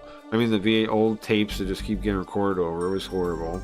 And then right before, and it gets recorded over, it's only 2 hours. But we did find the spot. and we watch the video, and then it gets too noisy to even see, right? Of course it does. And then you say you see like what looks like somebody's face, somebody's eyeballs looking at you, and then you hear a girl laughing. Huh? You hear a girl laughing, and then the video comes back after, and you see Soga, the guy here, cleaning up the cats. So we skipped the whole thing. What's up with that? I don't know. And then most recently, the most recent scene before this one, we went to talk to our old friend Totomi Shigibu. She's a coroner slash medical professor. She's a professor. She teaches at the hospital, the college hospital. Coroner, very kind of weird lady. She cuts up bodies, but she's very useful. She's our older brother's good friend. We talked to her and we asked about could somebody see the same dream, and she said no, not really. But then she goes into Sigmund Freud and Jung, and it starts telling us like no, seeing the same dream doesn't really make sense. But we have like like starts talking like the shared the collective unconscious, and that like people could have a similar dream because they have similar like desires or whatever, mindset or whatever. They might have a similar dream because of that, but it wouldn't be exactly the same. And the other theory we have is that maybe somebody overheard her. Like, why did they say that? Like, the stalker seems to know her dreams. That's why we're wondering about that. But the stalker could have overheard her, right? And then one last thing to talk about, maybe two things. This guy over here, Kazushi, came up to her when she was doing the fortune telling, and she's mentioned him. She said he comes up and asks for fortunes, but he doesn't give her information, so she can't really do anything. And then he just gets like angry. And we were there when that happened, and he got all angry, and he started yelling at a shadow behind her, and told it to leave him alone, and then he like runs away. And we follow him to his house. It's like a derelict tenement building, kinda, and we get his name from a letter outside for one of those rip-off credit cards. And then also her dad had us come to the restaurant, came to a restaurant with him. And he told us to get out, just leave her alone and stop doing anything, because he's a politician and it could be a problem for him. And that's pretty much everything you need to know at this point, I think. That's enough to follow now, I think. Now I also gotta open the walkthrough thing, because I don't want to get a bad ending. Normally I tried the first time to not worry about it, but we ended up getting a bad ending, and then I had to like replay almost the exact same thing again. So this time I'm gonna try to avoid that. I'll have that on the side now. Okay. Relax emulator. Just a second, calm down. Emulators are like, calm down, relax. I alt tab for a second, emulator. Relax. Relax, bro. It closes it, whatever. Chrome nonsense, I guess.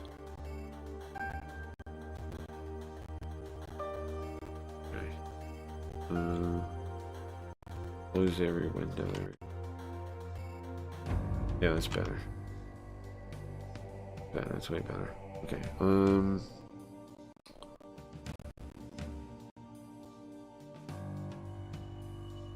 Okay. Me and Kanoizumi, Lee left Mai with Kagure. We came to, what is this college we're at? Mino University. Hold on, what was the scene right before now? I thought we were at the medical. That doesn't let me. I thought we were at the medical thing a second ago. This school surrounded by dense foliage. A high institute of education is somebody I know really well. Oh.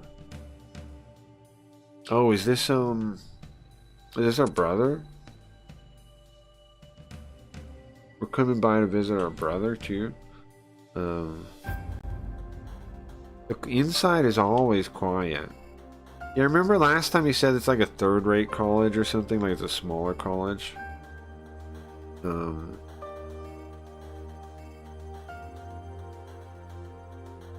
we passed by a number of lively rooms, but it seems like our destination is at the farthest end of the school. Uh-huh. Junia! That's Yuka? Oh. She looks different in this one, kinda. Been a long time. I feel like it's been forever. This is Yuka. Who's Yuka? Okay, so we have a brother that teaches folkloristics. This is like one of one of his students. That's like a she says she's a paranormal journalist, paranormal reporter.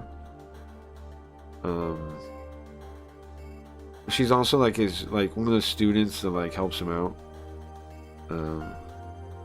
As we go in, we hear a cheerful voice on her. Yeah, I guess she's not bad. She's I don't know. There's nothing really wrong with Yuka.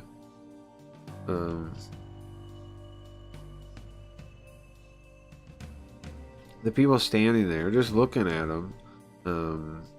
Just looking at it, you feel a little cheerful. She's got a shortcut. Yeah. She should grow her hair out, I feel like. I think she should not have her hair that short, but I don't know. It's weird. She has a camera hanging around her neck. Mamiya Yuka is her name. She's an occult journalist, and another person I know pretty well. Sure, it's not untrue.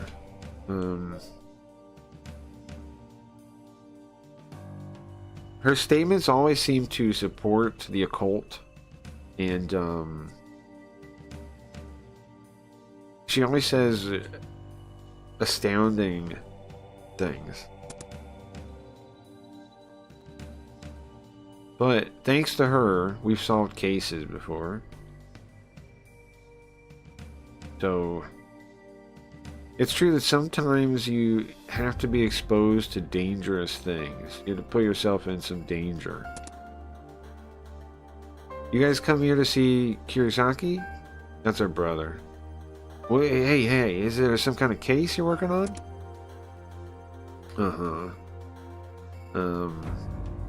I can feel her curious gaze on me. I'm trying to return a forced smile. Trying to return a forced smile, but this is what I usually do. Mamiya,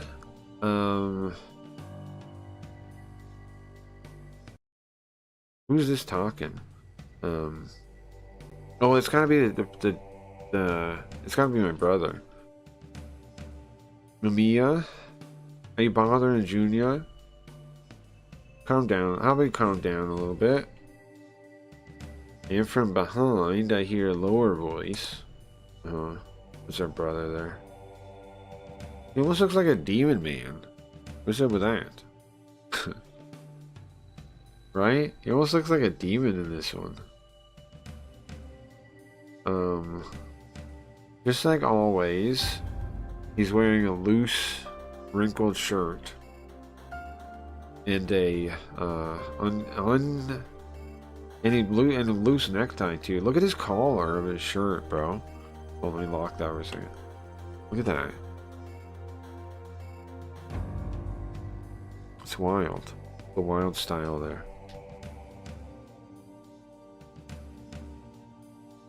Okay. Wild as heck. Can you drag this over and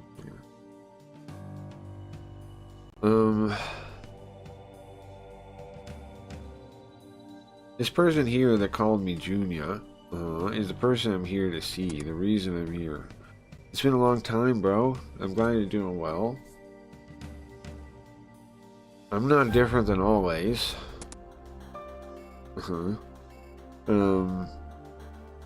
This in this room full of old books. The owner of this room full of old books is folkloristics scholar Kirisaki Suime. Yeah, that's our older brother. He's not brother by birth. He's not a. We don't share blood. But our family took him in. What was it? Middle school or something. We were still in elementary, and it took him in when he was in like middle school, I think. His family, apparently they were in some kind of accident is the story, but it's not totally true. So something we learned is, okay, so in a way I'd say this guy is kind of like based off of Mulder probably from the X-Files a little bit. Because there's a lot of things that line up with that. And his dad, this man's father, we found out through the cases in the first one, is not dead. He's still alive. And he actually he basically, when you play this case where you're Kirisaki as a little kid, this bonus case, right? And in that case, where Kirisaki is a kid, you see his dad.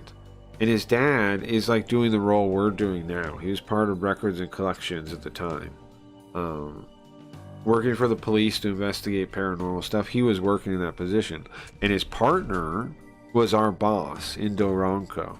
That was his partner. Like how it's me and Kagure going around. It was his dad and Indo Ronco, our current boss. So that's kind of crazy to think about. But that was the situation. So he didn't die. He instead oh, I see what's bugging me. There you go. He didn't die. He kind of got promoted. Cause now he's like our liaison, our in-between, our handler. He's our handler basically. Between us and this mysterious Japanese organization. You know what? You know what we could do? I'm just thinking about this. We could do. I'm thinking about what to do as a roleplay game. We could do a roleplay game where you guys work for an organization like that. That could be cool, right? Whoever wants to play, like a records and collections style organization. That could explain and just make it like a much bigger organization, like Men in Black and in Men in Black, like make it a way bigger organization. That could definitely be a decent angle, and they could reuse a lot of ideas in like. I think it's a good idea. I was thinking about a post-apocalyptic game, which I also would like to do, but I think that might be a good idea. Besides his main job researching folklore, he's also an expert on the occult, and he knows more about urban legends and rumors than anybody. Yeah, this man right here, that's pretty angry looking dude. Bro, you know him already. This is Kirisaki. I don't know why he looks so angry in this one, though. I was just saying, he looks like a demon in this one. We saw Yuka a second ago, too. She also looks kind of different. But you already know this guy already. It's our older brother.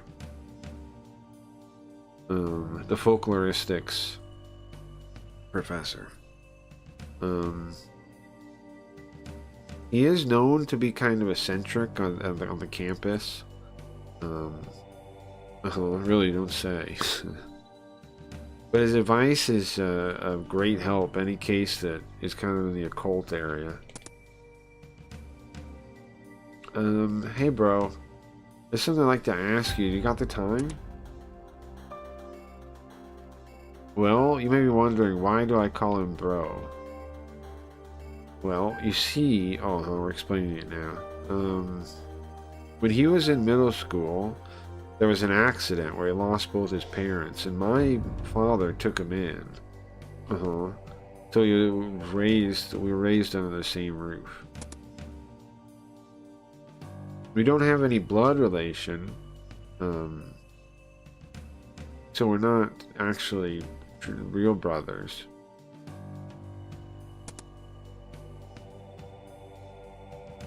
And who is the woman behind you? Oh, great. Oh, let me introduce you. This here is my colleague, Assistant Inspector Kamo Izumi Kagome. Oh, great. Hey, Riot. Riot, check the, check scam board. Check scam board. Kamo Izumi was standing behind me, walks up to my brother. Now, this isn't going to be an interesting meeting, right? Because this is, because our brother loves the supernatural. This lady hates it. This is going to be an interesting meeting. When she met the Hitomi, they already have similar... They actually had similar... I saw a new feature... I mean, I gotta see a new feature now that I didn't even know we had on the leaderboard, which is that broad thing. I didn't know that was a thing. But I wonder if there's more for further spreads, because it goes up to 1.6, right? Unique votes goes up to 1.6, the voting modifier. I'm curious. Geo got 2 more scam card NFTs today. Very cool, very cool. The what? Look at, okay. The what? She's a... Don't you see it on the thing? Hold on. It's backwards. But this part right here, road. That's because you have... Okay, it's because you have 5 unique people. Because Wayne has it too, look. I did see some vote. I did some voting. Yeah, yeah, Gio did some voting. You guys are tied vote-wise, but you're winning because you got more unique people. It says broad. Like, it means broad. B-R-O-A-D. It means that you have a broad audience. Look, a broad set of people voting for you. Because Wayne has it too. And you guys having 5 unique voters. I'm curious if Chris had any other ones than that. Any other tags that I don't know about. Sorry, dyslexic. No, it's okay. Me too. Same. I think now is for real the age of dyslexics. I was thinking about that. Like, I saw somebody make a post about that, honestly, about like how this might actually be the age of people with like ADD and dyslexics and stuff because of like because like working with LLMs, it's kind of perfect, right? They kind of have an edge. Like, for people with a creative edge in thinking, or like a way of thinking that's different than other people, actually have an edge now. It's actually an advantage. Yeah, Dyslexio finally can rise properly, right, and take his rightful place. We can all take our rightful place as superior beings now. Our creativity, our what was called a disability, is now a strength with the robots. Okay, so Kamo Izumi stand behind us. She walks up to her brother. Nice to meet you, Kirisaki. I am Kamo Izumi. I'm Kirisaki. Thank you for taking care of my brother. They shake hands, firm handshakes. They firmly handshake. I do feel strong. You should. This is our time. Like, I'm kind of joking, but I'm also really serious. Like, people that think differently like really are going to be like, because the strengths now, right, with the robots is like being able to do like come up with unique ideas, right? And people that are dyslexic there's tons of studies that show that they think differently, like they have an advantage in creativity, right? So I mean, it's like, well, it's the perfect time to be a dyslexic now. It's kind of like the perfect world. It is going to still be harder for dyslexics to learn to read, right? In some cases, like it's going to be more struggle for them.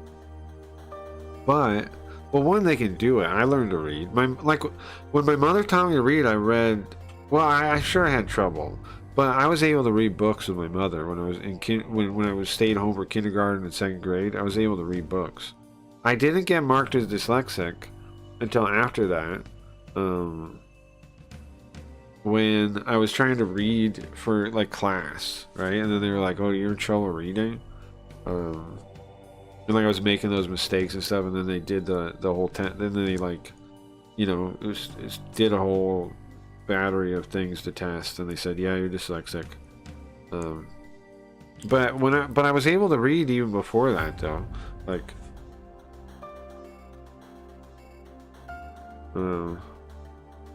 yeah, they only told me I was dyslexic after I was out of high school. Sure, it was for me when they started like thinking it was a thing was when I was reading out loud in class. I heard someone say that dyslexics think three-dimensionally, but I don't know what that means. Yeah, okay, so people do say that. I think in practice, like I don't really know either with that. I mean, like I've heard that too. That concept's kind of weird. I don't quite know. I think in practice seems true. Like when people point out, like from chat and like people in my life point out things I think of that they didn't think of. It's usually about like big picture, looking at things like from a bigger picture, like figuring out how like coming up with like more metaphors than they can do, or like being in the bigger picture and like seeing it that way. I think something like that is where the strengths are.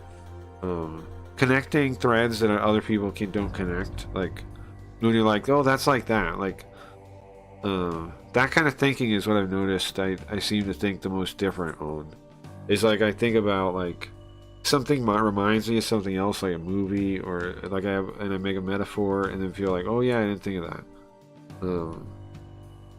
So I think stuff like that, like connecting dots that other people don't for whatever reason. That's what I would say is probably. And big picture stuff, like seeing stuff from a wider angle. But yeah, I guess they're describing the same thing, I think, when they say the 3D thing. I don't quite know where that part of the theory comes from. There is I link it on the Discord somewhere. There's like that big study into development dyslexia and like its advantages and stuff. And they present it as not a disability, but a difference in priority of like of attention, like how you like it's just like a different sorting, kind of like a different focus. Like you focus more wide than people that don't have it. But that also means you're like that creates disadvantages too. That also creates disadvantages. Before you said that, dyslexics are like skimming ahead. Yeah, right. Well, sure. Like they can see it further out, I think. In a sentence or something, I was like, that makes sense. It's like predictive. Yeah. I see what you're saying, yeah. Because I mean, one of the parts of like, what's the problem? What makes it hard for them to read? For us to read? I don't know. For dyslexia, people with dyslexia to read is like the connection between the sounds of the letters and the letters themselves is like looser than like to normal people, which makes sense. Like I have trouble, and I think this is like a thing. It's common for dyslexics. Like I have trouble sometimes remembering what east and west are, or like things that are like most people have concretely they never mix up. I kind of like mix up sometimes. I think some kind of connection, like the way the memories work and connections work, is a little different. Because of that priority difference. I think that's why I have a lot of trouble with doing math in my head too. Yeah, I mean, it definitely could be connected. But the thing is, you can do math in your head. Because I'm actually really good at doing math in my head, but not thinking about it. You know what I mean? Like, I can, like, if somebody gives me math and I know how to do it, and like I just guess it, and I usually guess it right, like without knowing I did the math. And then I'll walk through it, and then I'll get to it again. But I can, but that, I think if it depends on if you know that, like if you spend a lot of time with that kind of math. If I have, I can sometimes guess it without even thinking about it. I don't know why that is. You guys ever do that? Like, you hear some kind of thing like, what's that plus what? I mean, like, what would the percentage of that be? And you just guess and you're right. I definitely do that sometimes. Okay, so they're firmly shaking hands. That means they're sizing each other up in a way, right? A firm handshake. Look, that's what Yuka looks like now. Yuka's standing next to me. Looking at me with a big smile.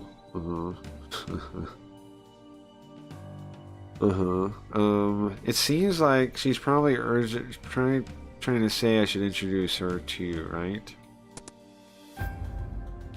Inspector Kamoizumi, this here is my brother's student, Miya Yuka. Nice to meet you. I am a occult journalist and the professor's helper, Miya Yuka. Now she's really excited about it. I feel like it's gonna go bad.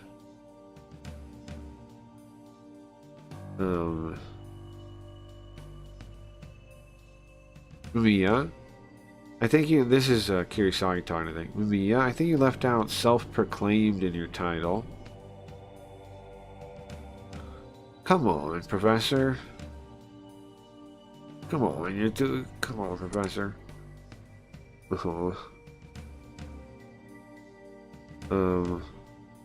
Also, moreover, I have no intention of making you my assistant. So she just like decides oh, that's why he's saying self-proclaimed. He says I'm the professor's assistant and a occult journalist, and then he goes self-proclaimed. You didn't say self-proclaimed there. And he goes, I have no intention of making you my assistant. It's funny. Is that our photography girl? Yes. I thought her hair was darker. It was. Maybe she's been in the sun more. Yeah, I used to get really good at estimating. I could tell how high a tree is or how far away something is within 5-10%. That's nice. Yeah, I wonder. That stuff always makes you want. I mean, that's how you know, like, your brain does all kinds of stuff you're not aware of. Another way to be aware of that is like taking something like a piece of trash, right, crumble it up, and then think about, like, stop yourself, think about throwing it into a trash can, right? Like, take a second before you do it and think about what you're thinking about, and you realize, like, you calculate all kinds of stuff when you do something like that, right? Like throwing a ball into a hoop, or all that kind of stuff. There's all kinds of calculation going on that you're just not really like thinking about. That stuff's pretty interesting. What do they call it? System 1 and System 2 thinking. A lot of people don't even know, like they don't even know they have System 1 thinking.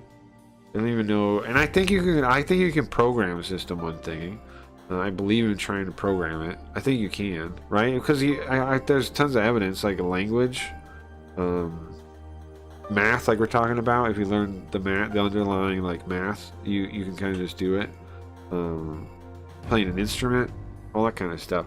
I think you can do it for everything. I think you can turn all kinds of things into System 1 thinking, and when you do that, you like expand your way of thinking. Like there's more things you can think if you like, because what happens is it like saves you all that mental bandwidth when you can make it system one thinking. You have tons more mental bandwidth. What's up, Shinny? Welcome, welcome. What's up, Shinny?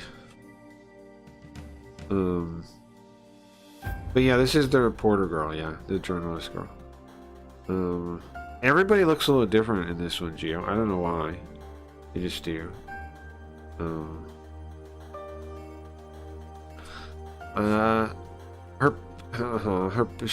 Her cheeks puff out because of my brother picking on her. Well, to be fair, she is like just saying she's his assistant. She could have avoided that by not saying that. You know. Nice to meet you. If possible, could you be more precise in your introduction? Oh, oh no, I had a feeling. And Kamoizumi says that with a fake smile. Oh, she sticks a hand out towards Yuka. I had a feeling. Listen, I'm a very honest person. And a feeling. She answers with a smile is not to lose. Ah.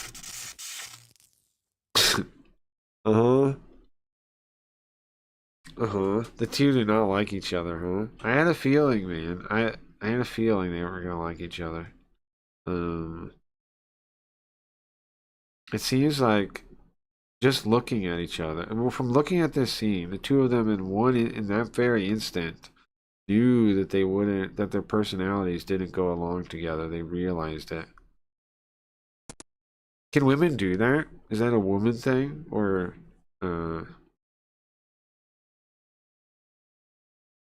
is that more common with women than it is with guys?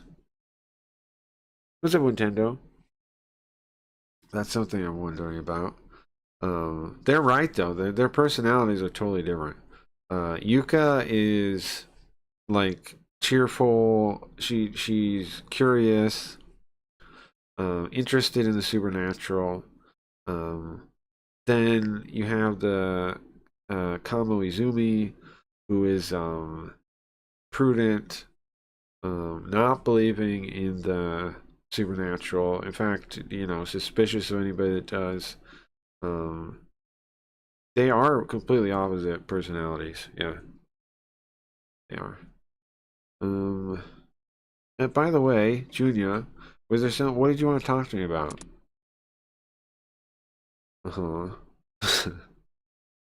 Apparently, my brother didn't seem to want to get involved in their little Cold War. It says they're calm conflict, calm female war is what it says. They're quiet, they're silent female war. We didn't want to get involved. Apparently, he doesn't want to get involved in that. He wants to go the main topic. Understandable. I don't want to get involved in that either. Actually, it's about the case I'm working on right now. I don't want to get involved with that either. Uh-oh, what's this sound? I start explaining everything from when we first met in our records and collections office. We tell him the whole story. He seemed deeply interested the whole time, without saying anything. I mean, that makes sense. Our brother is very interested. Do you guys recognize him? Kirisaki? I know everybody here that saw the first Hayarigami knows him. But doesn't he look like way, like, meaner, angrier or something? Looks like a Oni in this one. Maybe he has his rage Oni, huh? Don't they ever... Maybe he's a rage Oni. He's a rage Oni in this one.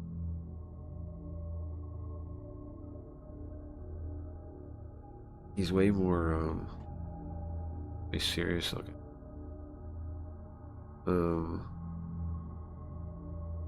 Yuka looked like she wanted to interrupt me a number of times. But the fact that my brother was silent, it seemed to somehow keep her from talking. His aura kept her down. He had too much silent aura. Too much silent aura. What made aura so popular as a concept recently? Anybody thought about that? Like, people love talking about like aura farming and aura stuff now. You guys have any thoughts about that? I've definitely noticed that's like a current cultural thing. I didn't recognize him at all. Yeah, he does look angry. He looks sort of badass. Well, he definitely looks badass. I agree with that. I think Kurosaki is one of my favorite characters in the story. Why? Well, I'll give you a quick little brief overview of him. He's our older brother by adoption, kind of. His parents died, supposedly. And they did, to him they're dead, right? He doesn't, I don't want to, I mean, I'll explain that in a second. When he was like in middle school, his parents got in some kind of accident and they died. But what we got to do is we've got to play him as a kid. And we saw his parents. I mean, not his mom, sorry, we never saw his mom. We saw his dad. And his dad was working the exact same job we do, which is working for Records and Collections. What is Records and Collections? Records and Collections is like a secret part of the police force. They're not really part of the police force. They're working for like the Illuminati, like the Japanese Illuminati, like in X-Files, that secret organization. We're working for them. And the guy that is our... Okay, hold on. So, when he's a kid, his dad has a partner, too. Lady. The partner is our boss now, Indo Ronco. Which means what happened? Well, you notice when you see the... Okay, so there's this guy that calls you on the phone, like the smoking man in the X-Files. He's like our liaison or handler. That's his dad. So they faked his death or something. In fact, they bump into each other in the last case in the first game. And the dad talks about... Indo Ronco teases him a little bit about it. Like, nice to see your son and something like that. So he's kind of like Mulder from the X-Files, right? He's got all of the same plot points, kind of. But anyways, he's like one of those guys that enjoys like not being normal. He likes messing with people just to like see what happens, like just to see how they tick, kind of person. Like when he first met Kagure, they didn't get along at all because Kagure was like all saluting him and stuff, and he like blew smoke in his face when he. And I mean, you can get that vibe from the way he wears his shirt and his tie. Honestly, he's not one for formalities. He doesn't really believe in them. He doesn't really like small talk, right? He's one of those types of people. And he specializes in folkloristics, which this whole folkloristics thing got me into it. I started reading about folkloristics. I'm like an amateur folklorist now, thanks to this guy right here. Thanks to this game and this guy. I don't know. I remember wanting to be able to see auras. Yeah, I know, like colored auras. Like if they were like, people have theories about that kind of thing. Yeah, I don't know about any of that.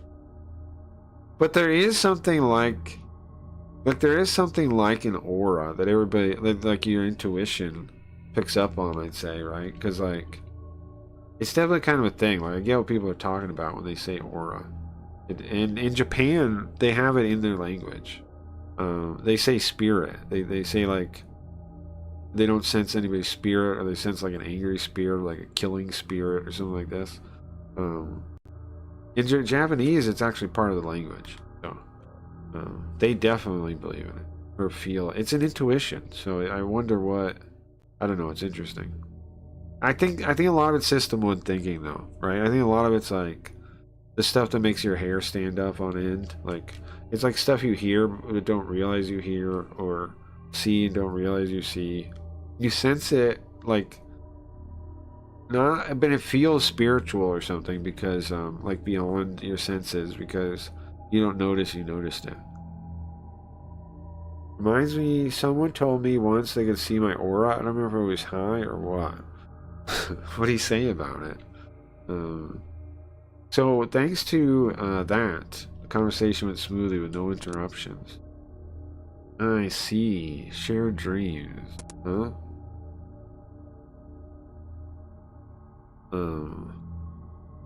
It's a hard story to believe out of nowhere. Yeah. But there's a couple possibilities I can think of. Alright, now since he's an expert in the supernatural, we're coming to talk to both of our experts, which first was Hitomi Shikibu, the doctor. She was more like Scully. And now we're talking to the molder. I'm curious what he's going to say. Everybody there was focused on the movements of my brother's mouth. They were all watching him intently. Especially Yuka. You can see the color of her eyes change.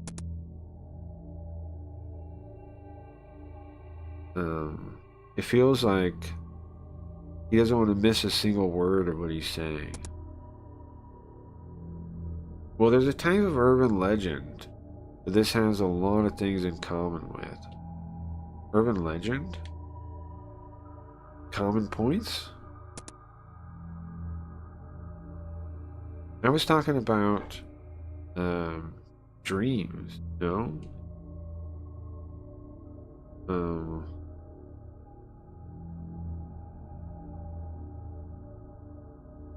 I didn't think about urban legends. That doesn't even seem connected to me at first glance, but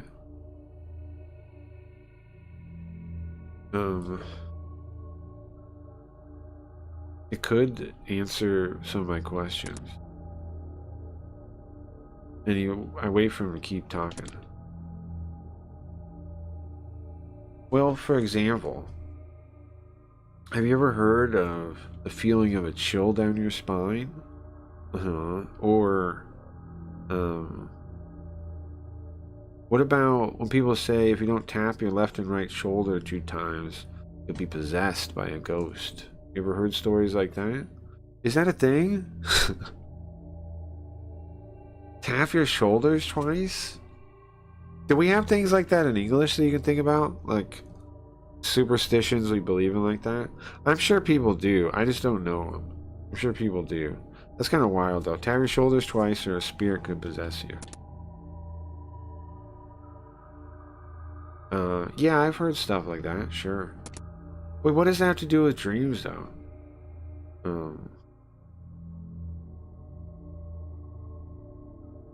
If you feel a chill down your spine, you should leave it alone.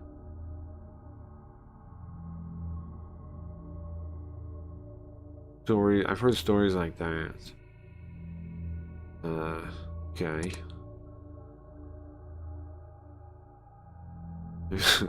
Okay. Haven't you also heard, like, if you don't tell a certain number of people about the story you heard, that something horrible will happen to you? Or like a chain letter. Like chain mail. Yeah, like a chain letter.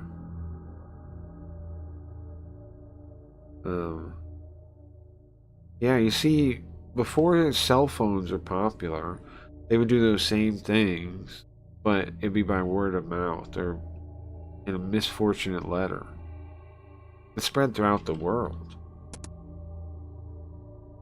Yeah, those are popular everywhere, right? Everybody, that is spread everywhere, sure.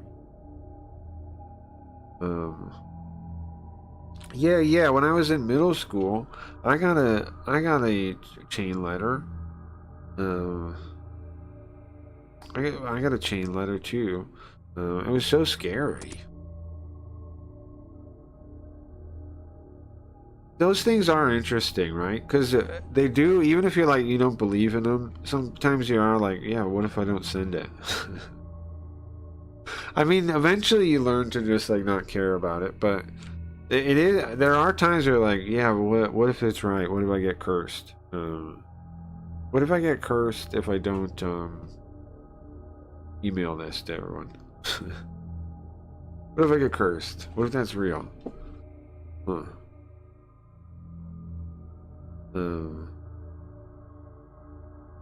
What if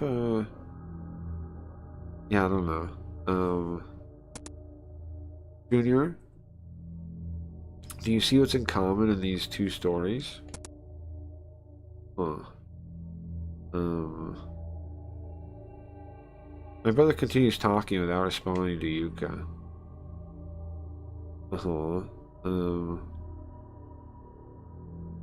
Almost like she was expecting a reaction, she puffs out her cheeks on purpose.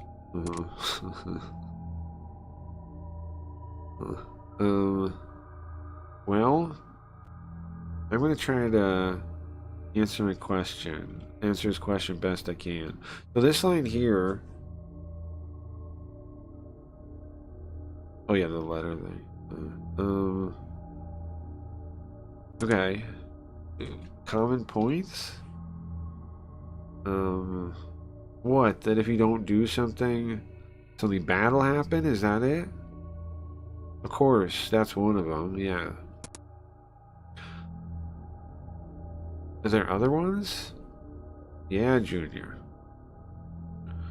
The other one, the one that's important to what you're asking today. Huh? What's in common? What is he talking about? Hold on. So he's talking about a chill on your spine. Can I answer the question myself? Can we answer it? A chill on your spine or like chainmail. What's that in common with shared dreams? How's that in common with shared dreams? I couldn't think of anything. I thought long and hard, but I couldn't think of anything. I can't either, bro. What's the answer?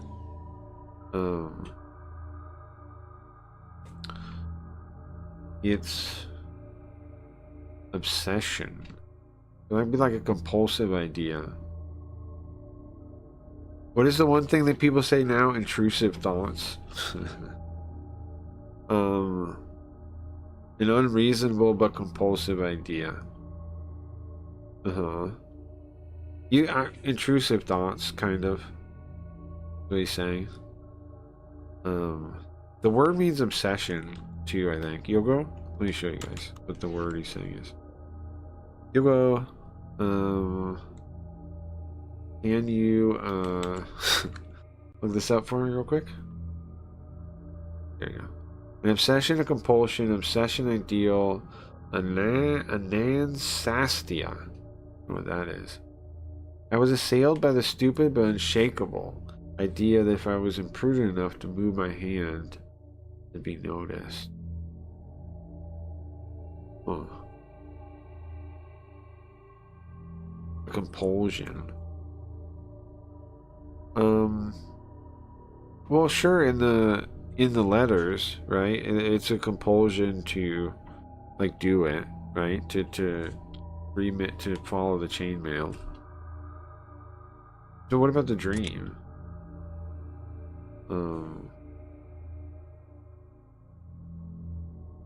I don't know.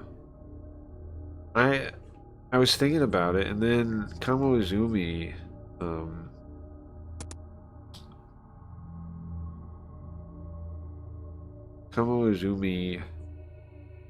she mumbles something? Huh.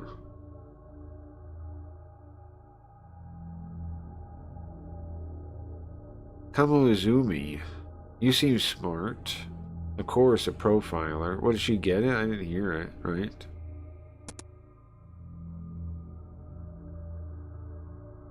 I didn't hear it though. She reacted to. Then she reacted to that. Professor, I understand. You sure know what? You sure figured that out? What, easy? How did you know I was a profiler? Well, it's simple. Wait, yeah, she didn't say she was a profiler. He just knew that. It's simple. When you're listening to someone, you look at their mouths and you look at their mouth and their eyes. Their mouths. You look at their mouth and their eyes while they're talking.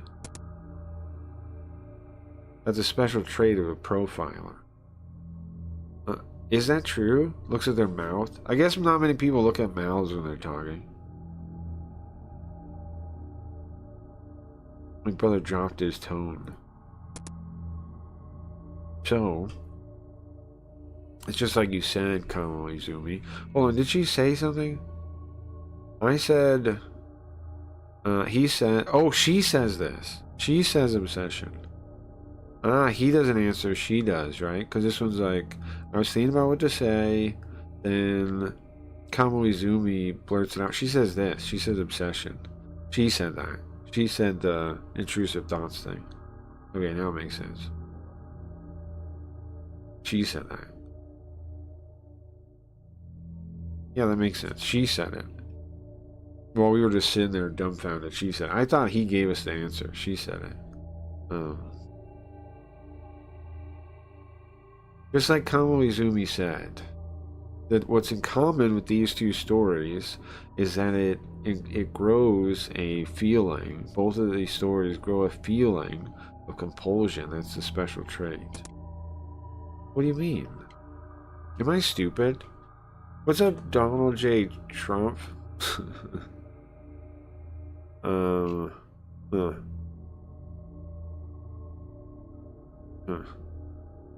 I don't believe in ghosts or spirits or whatever, or curses. No, I don't really believe in them literally either, but metaphorically, like folklore metaphorically, has a lot of truth in it, but I wouldn't believe in it literally, so that'd be silly, I think. But metaphorically, there's lots of truth in rumors and folklore and all that kind of thing. It's just not it's not literally true. It's not like literally true. You guys like cheap oil? Well, too bad. I blame Hussein Barack Obama. For what? For what? What do you mean? I'm not able to follow what he's saying.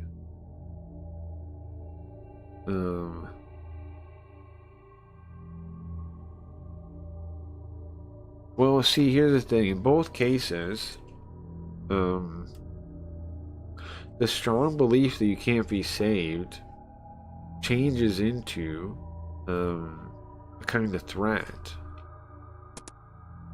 I see. But how is this connected to the dreams? You don't get it? It's the same psychology. It's the same psychological state. Am I dumb?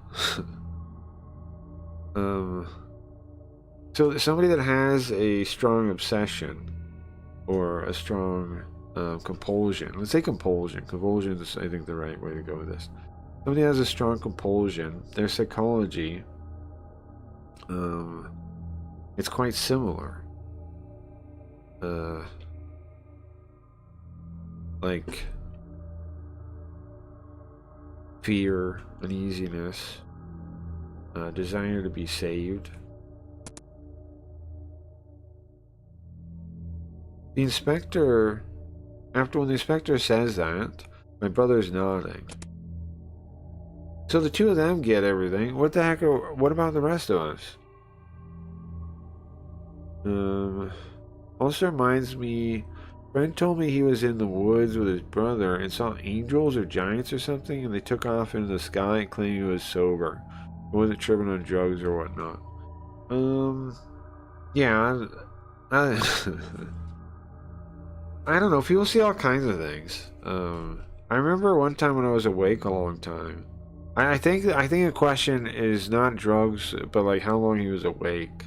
But I find I definitely like have, like you definitely can have like see things if you haven't slept for a while. Like REM sleep like bleeds in. If you don't sleep for a long time. If you don't get REM sleep for a long time, it messes you up. You can like imagine things and see them and stuff. I mean, there has to be like so like what I remember seeing was one time I was out for like a week, and I remember looking at the window and seeing like a gargoyle in the window, but it was like just like smudges on the window, you know. They look like a gargoyle outside. Stuff like that. Like you need the pieces still, but then like your mind like misconstrues it. That definitely happens. And I think any lack of sleep could cause that. So it's not just drugs. Like the reason it goes along with drugs, one of the reasons is because of lack of sleep, like the stimulants. Why people on those things see weird things. Well, yeah, if you stare at a blank wall long enough, and start hallucinating. Yeah, sure, yeah. When I quit drinking or smoking, we got weird dreams sometimes. Yeah, like our brain like looks for patterns and like creates the image, you know. So sometimes there's illusions that go along with that. And yeah, the less sleep you have, the more likely your brain is to like kind of like drift into like this weird state where it'll like see things. I've definitely experienced that tons of times. Well, not tons of times, but you know, multiple times. Okay. So what happens in a dream is mostly decided by the person's psychology. Sure, by their current psychological state. Ah, I see. Oh, wait. So a shared dream. Oh, I see. So a similar dream could be brought on by a similar fear or a similar compulsion, right? Is that what we're saying? It is, right? If you scare somebody in the same way, they might have the same dream, right? If you scare multiple people in the same way, and you give them something that they're afraid of, that they need to deal with, they might have the same dream. That's what we're saying. I think I get it now. Yeah. People are in the same psychological state, could easily see the same dream. Yeah, okay, that makes sense. Sure. Yeah. Okay. Yeah, that makes sense. That makes sense. Okay. So we're saying something could have caused them to have the same dream. What if the stalkers are cousin? Now I'm just thinking about this now. What's up, Zax? I think see-through bubbles and see-through jewels was in Steam. I think so I'm thinking, what if the stalker is her cousin? Is that crazy?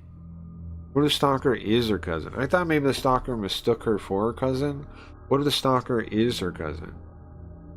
Like, the only thing that would disagree with that is the bird thing, maybe. The stalker wrote that she had a bird that died and buried it. Maybe she lied, though. Maybe she did have a bird. Oh. So, if you want to make someone have a specific type of dream, then you can try to encourage them into the same mental state. Oh, that actually makes sense, yeah. Huh. Guiding their psychological state. I mean, I guess that's not too impossible to do, right? Yeah, that makes sense. So maybe somebody gave her the dream, right? On purpose. And then knew what the dream was because they scared her. The stalker scared her in a way through the letters and the stuff that they knew they were going to have a dream like that. Yeah? And then they just guessed. They're using cold reading. The stalker is. They're pushing her into a state, if the stalker exists, they're pushing her into a state of fear. And then knowing that's going to create a certain type of, like, create a dream or something. And then guesses that it did. And then that's how it knew the dream. Like, they're like the Scarecrow in Batman.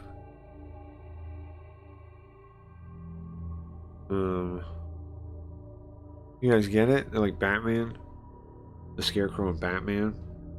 It could be. I mean, this makes sense enough. Yeah. I'm curious to see where the heck this story goes then. So it makes it easy enough. Or sorry, that's so fear and anxiety, mental states. Well, urban legends and ghost stories could be used to do that. So that's what we're saying is a similar point, right? This kind of psychological guidance isn't limited to just dreams. It's also been used since ancient times to influence urban legends and ghost stories. What's the method?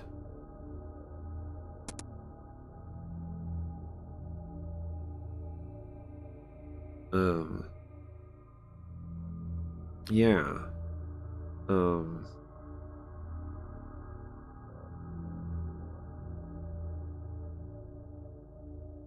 So they can take something that's absolutely safe and connect it to a false fear to make them actually scared. So even though they're safe, they can be scared of something through folklore, through dreams, through ghost stories. Yeah, that makes sense, right? You can be scared of something that you're not actually scared of because you hear a creepy story about it. Yeah, that happens all the time, right? Like, here's an example. Like, alligators coming up to the toilet or something, or snakes. Like, you hear something like that, and then you're like, is there snakes in my toilet? Right? You hear like, oh, I heard about somebody had a snake come through their toilet and bite them or something, and then all of a sudden, then you're like, huh? Then you're scared of the toilet. I got distracted familiar with Scarecrow from Batman. Well, yeah, it's a similar idea. You can make somebody have a similar dream by making them scared. So he gives me an easy example to understand. Like for example, someone says something like that, right? And then, well, I think I generally think that's the snake one is pretty good. Have you guys thought of it? There's got to be some other examples, like where you hear a scary story about something, and then now you're scared of it, even though you're not in any risk of it happening at all. There's definitely tons of examples of that. Like if you have a dream where you're being chased by someone, and if you turn around, you'll be killed, and you can't wake up.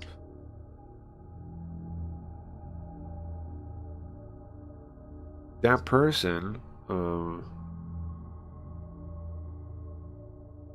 they develop a fear that if they look back, they could be killed, or they absolutely shouldn't look back.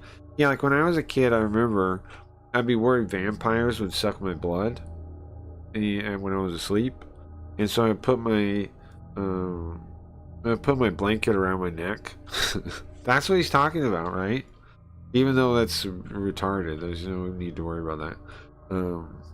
That's what he's talking about, though.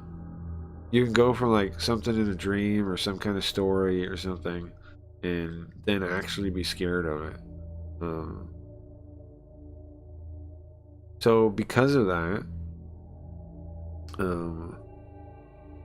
from compulsion or psychological stress, it becomes compulsion or psychological stress. And your your mental state becomes one of fear, bound in fear.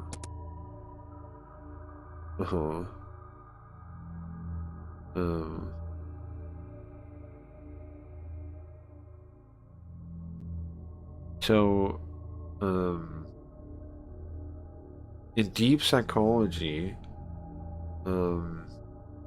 it's a type of world that's in your unconscious. People can be bound. You can be bound in fear unconsciously, and then you'd feel that fear. So if you're in your unconscious, you're afraid of something. You can be afraid of it when you're in your conscious. You can be afraid of it. Yeah, that's true. In other words, just the feeling of being afraid, of fear itself, can unconsciously attack you and make you afraid of something in a way you can't explain. Yeah, that's true. Sure. So what do we use it? Okay. How do we connect this to the case, though? The stalker guided her to be scared in a certain way. So if you fall asleep in a state like that, well then naturally, well, you'll have dreams that reflect it, yeah. You'll see your unconscious world. You'll have a dream of being chased. Right, if you... It goes back and forth, huh? If you're scared of being chased because you have some nightmare about being chased, then if you fall asleep again worried about it, then you might have that dream again. Yeah, that makes sense.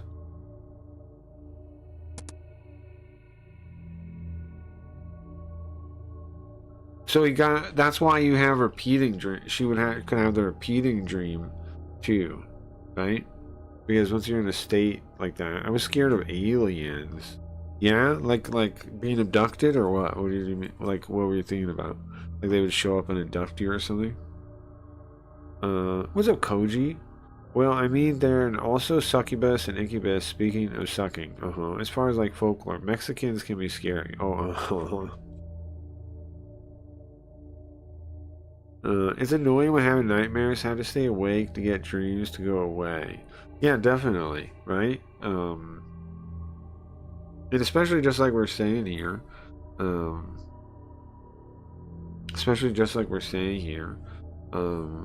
it can loop, right? Because your fear.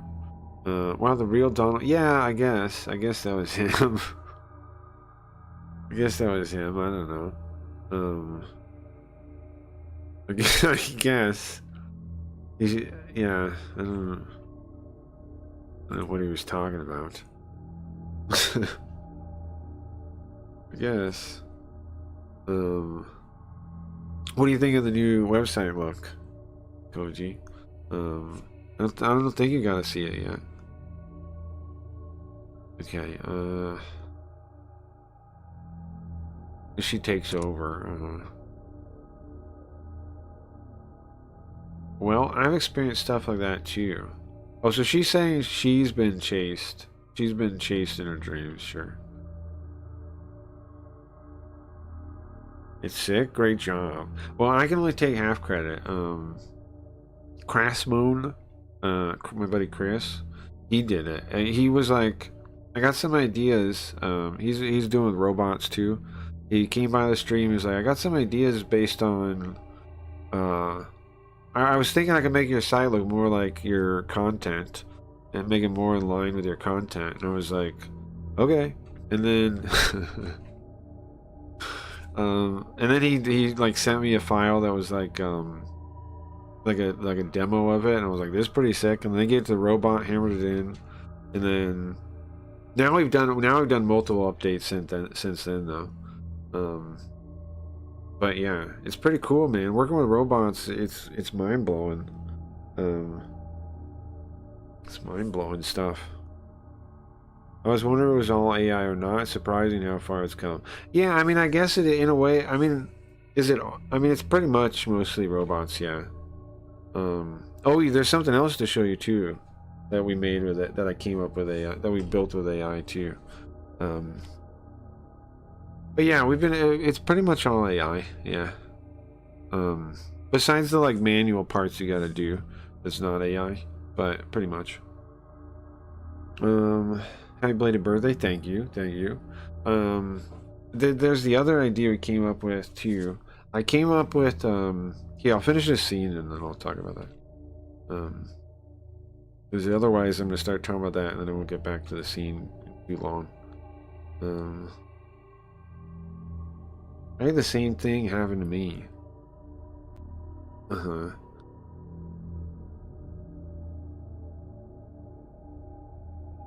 She says that, well, the rest of us are all very serious. She says that with like a innocent tone. But I came up with, I think, I don't want to overhype it, but a pretty cool idea. Is this a woman or an effeminate guy? It's a woman. It's a college woman. She's in, I don't know, early 20s, I think.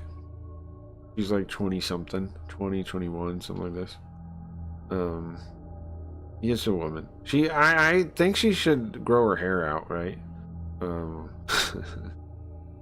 Her hair really kind of hurts her. She should definitely grow her hair out, I think. Kamo Izumi looks with it. Look, has an expression of disgust. When I was a kid, I heard a story like that from a friend.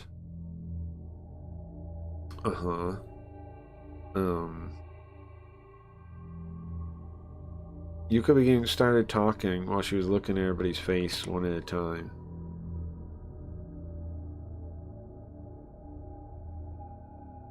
I guess it's a story she really wants us to hear. This is what she does when she talks to people. It's her habit of talking to people. Well, I was, in my dream, out of nowhere. In the dream, out of nowhere. I don't know if it's her dream. In the dream, out of nowhere. Somebody said, Honoko, let's go to the sandbox. Like that. And then said I have a promise with Taro, so I can't.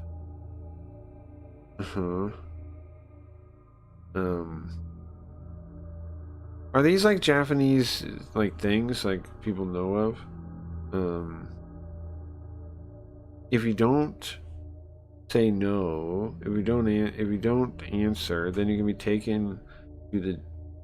taken to the death god world, the world of the dead. And then, well, I was really scared of that story, right? I was so scared. I was really scared of it. And I was still a kid too. Okay, so hold on. So she heard a story that what is the story exactly? That Hanako will be asked to go to the sandbox. And then you gotta say no. If you don't, you'll be taken to the world of the dead. Oh, the sandbox is the world of the dead? Okay.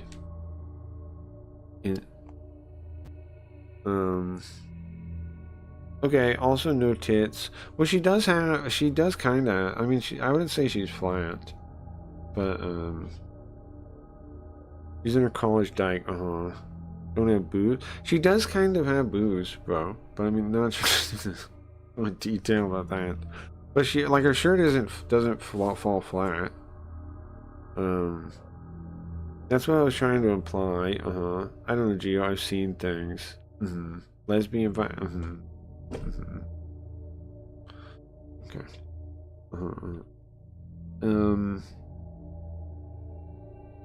Maybe to add a bit of to make it add to the story, she's holding herself with her arms.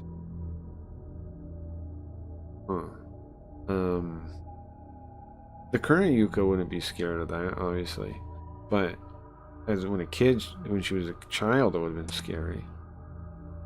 And then that night, I heard it in my dream. Hanako, let's go to the sandbox together.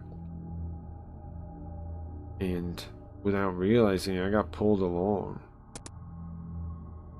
You didn't say no, right? Did you say no? No. So did she die? I was so scared in my dream I couldn't say it. Is she dead now? But somehow, of course, I made it to the morning anyway. She smiles when she says that. But isn't that kind of strange? Oh no, she's not. But it was strange. In my dream, the park was like a park I'd never seen before. Did she really go to the land of the dead? Or the smile on her face disappears.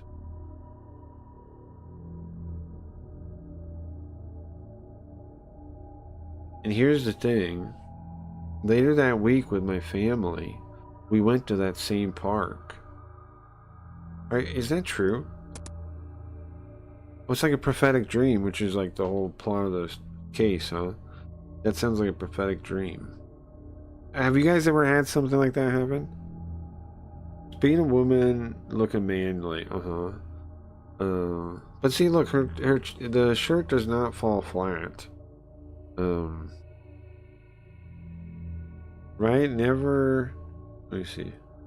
The dog's scared. I'm watching on my phone. What is that thing?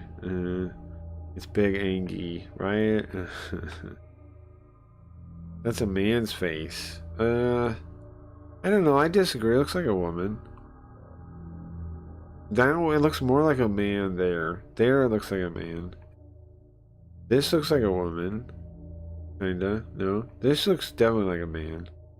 That definitely looks like a man. Like Ed.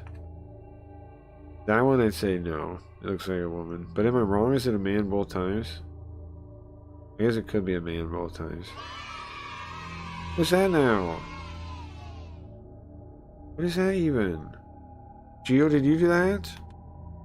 Are you just playing yays? Who did that? What's going on? Why is there a yay sound coming on? Who did that? Hold on, I'm checking. Yes, you did. Yay. Playing random yays. She's connected to a penis? Reminds me of a friend acquaintance who is lesbian. Apparently used to have large boobs and got a breast reduction surgery. Huh. Okay. Okay. A look of displeasure went on the assistant's face. Oh yeah, anybody that doesn't know, like Koji or anybody that hasn't been following it, we have a new partner now. This Kami lady here, Kami Izumi, she's our partner now. She got she asked to transfer at the end of the other case. What actually happened was we learned from like the bonus part. She went to the records and collections to like look into us, and she meets Indo Ronco down there, and she's like asking questions, and Ronco's like, well, if you want to know so much, why don't you just join records and collections? Why don't you just transfer here then? And then she's like, okay, and then she goes and transfers, and she asks for the transfer. And they approve it, right? Because I guess Ronco, I don't know if Ronco like saw something in her or what, but no, she's our partner. Our partner. Right, yeah, it is, I mean, it is a sad thing to hear about. Breast reduction surgery is a really sad thing to hear about, or breast or whatever. It is sad. Like, not, not for the reasons it sounds like. Like, it just genuinely is sad. Unless, like, it's like Roseanne or something and they need to, or whatever thing, right? Where it's like their back is gonna break or something if they don't, like their back's gonna be fucked up because of it. Those times it's understandable, but otherwise it's definitely sad. Definitely a sad thing. It's definitely a sad thing. I'd bet my camera on it. It's true.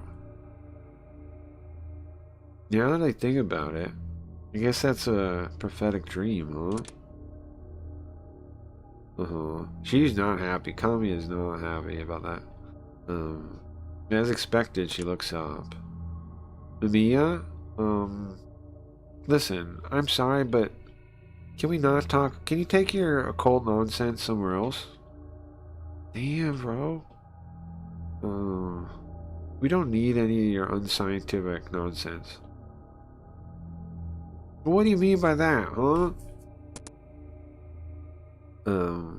Also, we do I mean, talking to Kirisaki. However, it's interesting that she doesn't find Kirisaki's explanation to be ridiculous at all. As we expected, these two really do not get along. You can see the fight starting right in front of my eyes. Right in front of our eyes. I mean what I said. Listen, culture has developed a lot to the 21st century, right? Do you really think we need to use stuff other than science now? Hey, listen, at college, I'm studying criminal psychology too. So,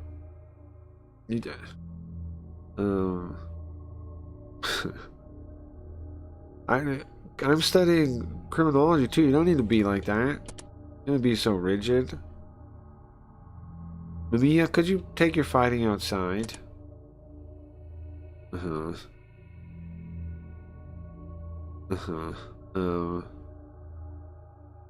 brother couldn't take it anymore, so he stopped it.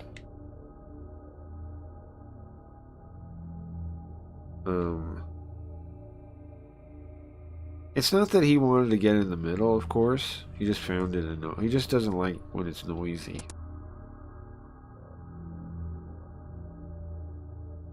And so Yuka backs off from the fight, thinking she probably doesn't want to have to go outside. Doesn't want to get kicked out of the room. Well, anyway, that's about what I have to say on people seeing the same dream as other people. So his thing was, what did he explain to us? He said that, he explained that, if people in the same psychological state, like one of fear, afraid of something, will bleed into their dreams. So if you wanted to have somebody have the same dream, well, you could, if they were scared in the same way, they might have the same dream, right? Because you're unconscious and it's based on your mental state. And so if you encourage some kind of compulsive thinking, like a chain letter does, then you could influence their dreams on purpose. Right? Yeah, it makes a lot of sense. Well, thank you. More than enough, bro. No, you're welcome. Alright, well, it's about time. I have a class soon, so I'll be leaving. Yeah, I forget sometimes he's an actual professor. He leaves without so much as a goodbye. Because he's pissed off at the women, right? The reason... The reason Kirisaki just left like that without saying goodbye is because he's annoyed by the women, right? He's like, these fucking women fighting, and just leaves. Hey, Junior. That my girl you're talking about, she's got to be really anxious right now, no? Yeah, that's probably true. She says with an unusually serious tone for her as she watches him leave. Yeah. I mean, lots of things have happened, huh? Yeah, if she's not faking the thing, then it could be really messed up. If you want to learn how to sound like a kami in Japanese, just copy this lady. Yeah, true. She definitely speaks like a kami, yeah. Like, I find it really interesting because her whole backstory is that she went to okay, so she graduates middle school, right? Then goes to study abroad in high school and college. And it says that she graduates early, but she does it in America. She graduates early, and she gets her degree done at age of 20. That's her main backstory. And then it says, like, as a profiler, she's solved like all these difficult cases and stuff. So she's like good at her job. And then she has to be transferred to our basement position. Kind of a wild career change. But she clearly is interested, right? So that's why she's doing it. And it made multiple notes, remember, in the first chapter with her, like, she shrugged and it said she shrugged in an American way. Now here's the thing, I didn't realize that was a thing. Koji, in Korea, do people there shrug like Americans do? Because apparently in Japan they don't, because they made a special note to point that out. So I feel like they don't shrug like that, like, oh, like just like a big shrug. I guess they don't do that in Japan. I don't know about Korea. I wonder, I'd never even thought if that was like a cultural thing before, shrugging. But apparently it seems like it is. I never even thought about that. But there's 2 times she shrugs, and it mentions that she shrugs. One call it says she shrugs like an American, over the top like an American, and the other time it says like a Westerner. Oh. I've never thought about it, but I don't think I've seen anyone do it. Yeah, I never thought about it until they said that. I don't know if I do it as much, but apparently I shrug or used to a lot. I definitely shrug sometimes. Um, but I never even thought that was like learned behavior, but I guess it is. At least like a big shrug, like a, you know, like a big, like with your hands shrug. Yeah. Again, I have no idea, but okay. Yeah, lots of things. Too many things are going on. Poor girl. Doesn't quite seem like you, Yuka. Did something happen? I was really thinking that. She's normally so bright, and energetic. Vitality. Uh-huh. It seems like, she doesn't let her vitality, she has always abundant amounts of vitality, and she doesn't get depressed easily.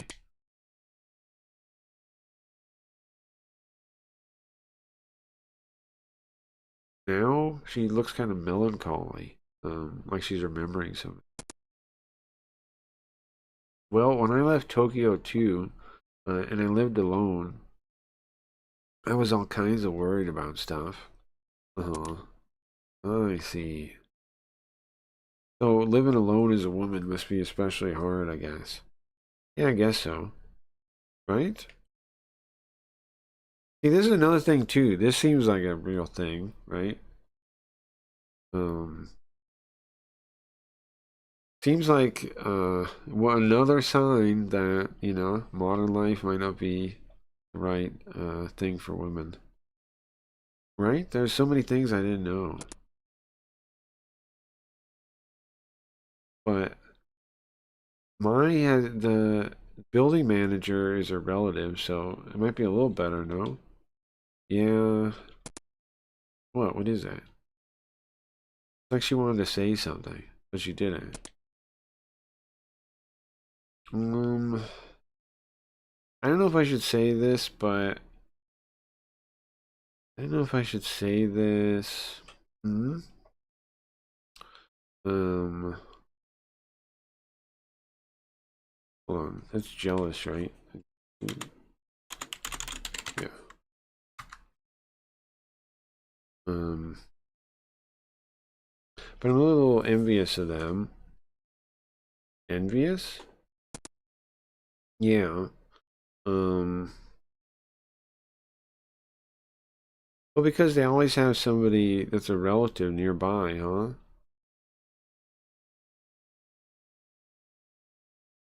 Like, like you said, it's always somebody to think about you or protect you.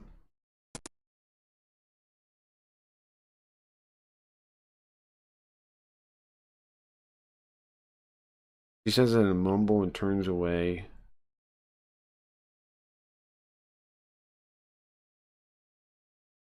She puts her back to the window and looks towards the pile of books.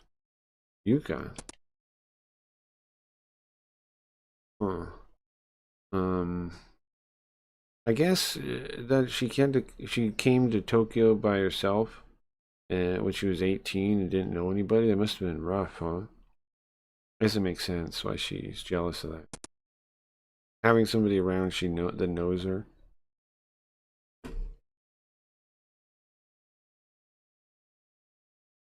She must, in some way, her circumstances seem similar to mine, but on the other hand,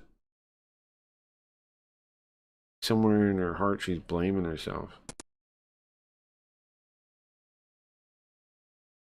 Yeah, but Yuka, I just think now you got lots of people to protect you, no? Yeah, if something happens, I can call you, Junior. Well, uh-huh. Um, by the time I realized it was already too late. Your expression had changed. Oh, because I don't just say, like, yes right away. I go, Junior, or was it, wait, what? Junior, what kind of man are you? If you're a man, even if it's a law, you should say, leave it to me. Yeah, I'll take care of you, right? She's pissed at me now. What kind of man are you? Oh, thank goodness. Yuka's back to her old self. Right. Right. This is a good thing. This is a good thing. This is a good thing. This is a good thing. That she's yelling at us like this is a good thing? Uh-huh. Right, I guess. Her innocent, cheerful nature is one you can't hate. She's back to herself, so much so that she triggered the music. Let me go back up a little bit. You sound like a shrugger. I sound like a shrugger?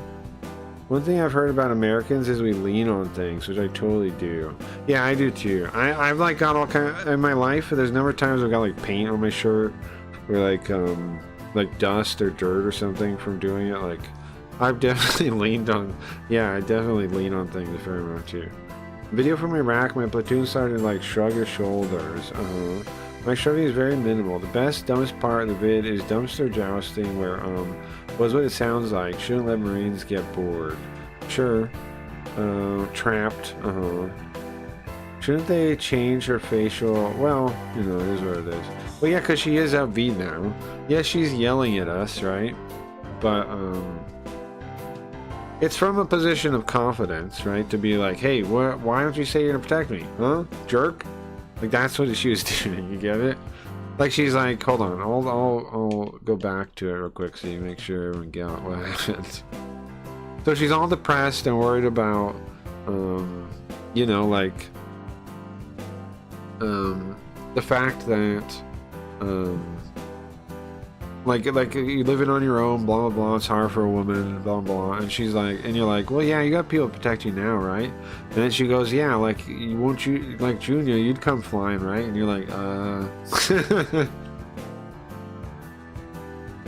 and he's like, what the fuck? Huh? What do you mean yes, you would? What kind of man are you? That's what, you know. So it's a positive attitude, really, even though we're getting yelled at. Right? It's one of like confidence in a way. I'm sorry guys to interrupt you, but how about we get going? So I guess that's the end that we're gonna see a Yuka in this case, probably. I don't know. No, maybe we see him again. I don't know. But this is the first time in this game we've seen all the old characters. We saw Tomi Shikabu yesterday. She interrupted after watching silently. Well, I'm fine to escape Yuka's attack anyway. Oh yeah. Well, we'll be leaving, Yuka. I wasn't done talking. We forcibly say goodbye and say farewell to his office. I can hear her still yelling from behind the door as I close it. Bye. Bye. Alright, now, real quick, let me save. That was a nice little excursion. We went and talked to both the to all the old characters pretty much. We talked to Tomi Shigebu first, then we went and visited them. That was a nice little excursion, right? Nice little excursion there. It's a comical, lighthearted scene, yeah. So is she's supposed to be ethnically Japanese because she looks white? No, yeah, she's Japanese. Or like half white or something. My second cousin or something. No, she's Japanese. I think what throws people off is she is I think when they stylize people, they like accentuate certain things, and then that might make them look less Japanese in a way, right? Like they accentuate certain details, and then that makes them kind of look not Japanese a little bit. But yeah, I definitely think she's supposed to be Japanese. She's born in like some rural town, I think, and then is she born in a rural town or does she go live there? I know in the earlier case, she's in like the middle of nowhere. I think she. I don't know her family. What's up with her family? Because right, she moves to Tokyo when she's 18. Before that, in high school, she's in some middle of nowhere rural town. I don't know what happened to her family or what the deal is with that.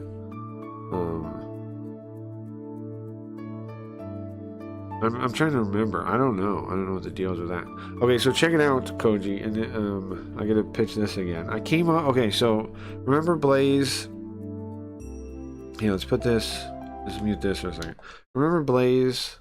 I'm gonna show you the good idea I had. Put music on.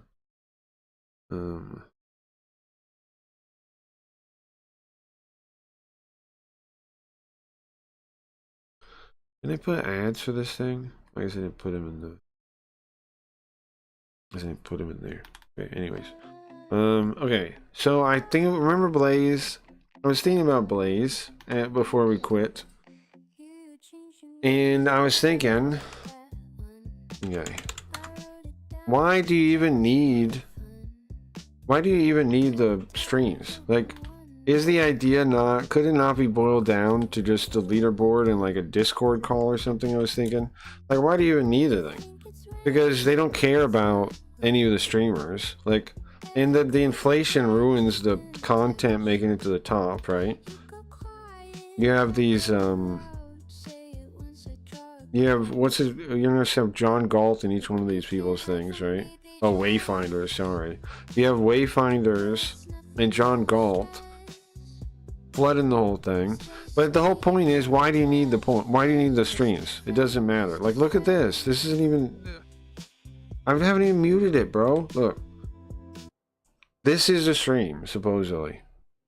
It's at the top of the live right now. Top of the front page. Literally nothing. Literally nothing.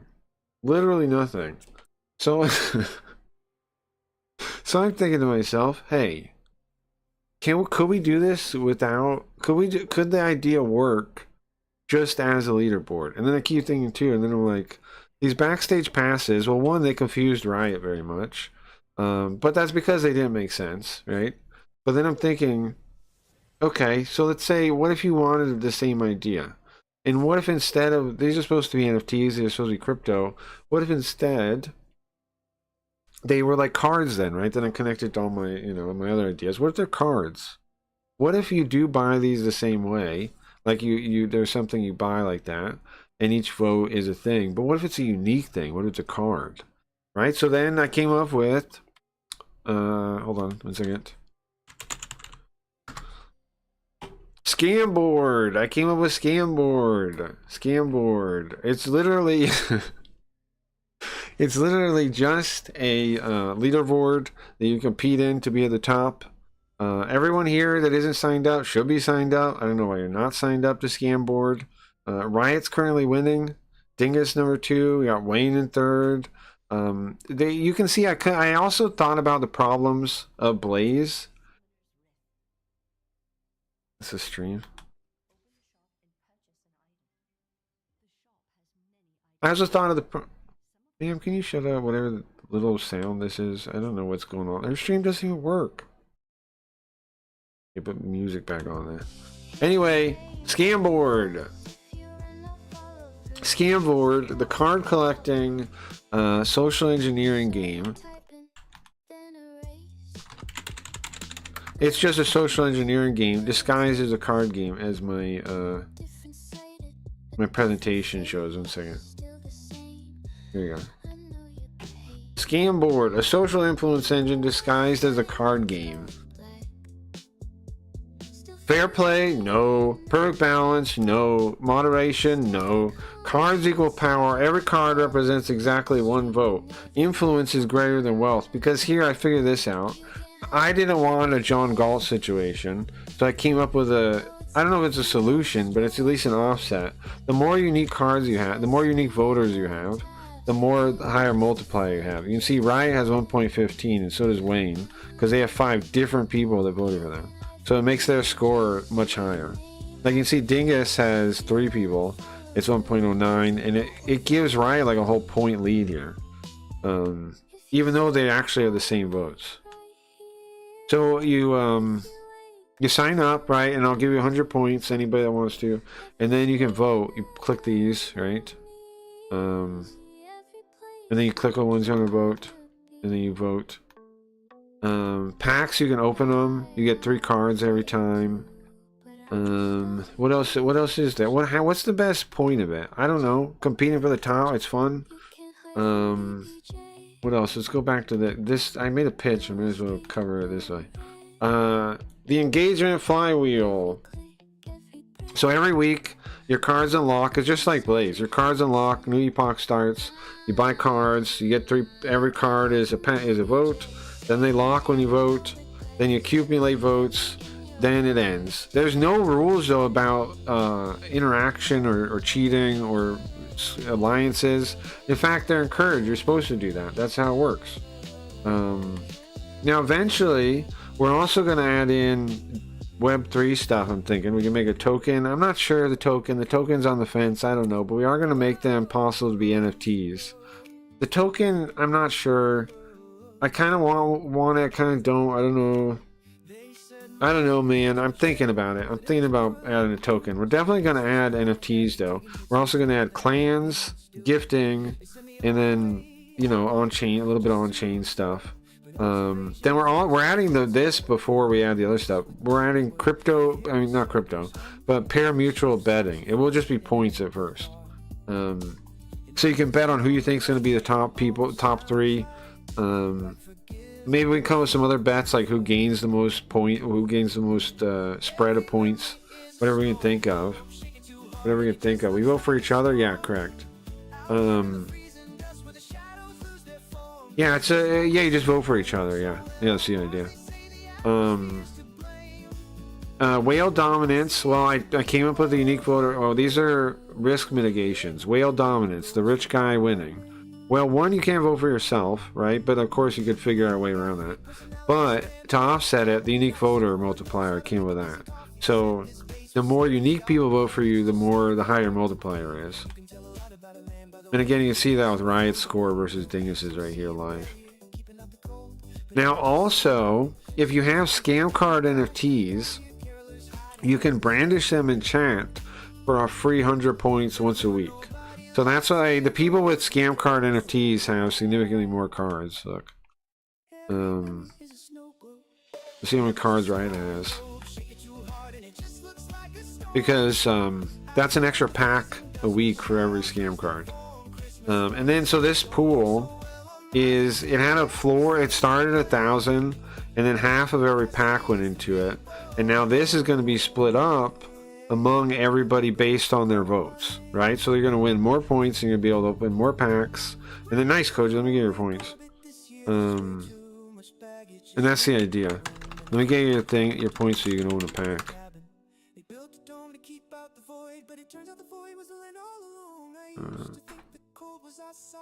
There you are. Okay, you got 100 points, so now open your first pack, see what you get. Now the cards right now are like beta. they're not the final version of what the cards are going to be like. I used the Dark Knight's metal set, and I used a set of Carls I had, so we can just start doing it. Right now, it just like randomly picks them.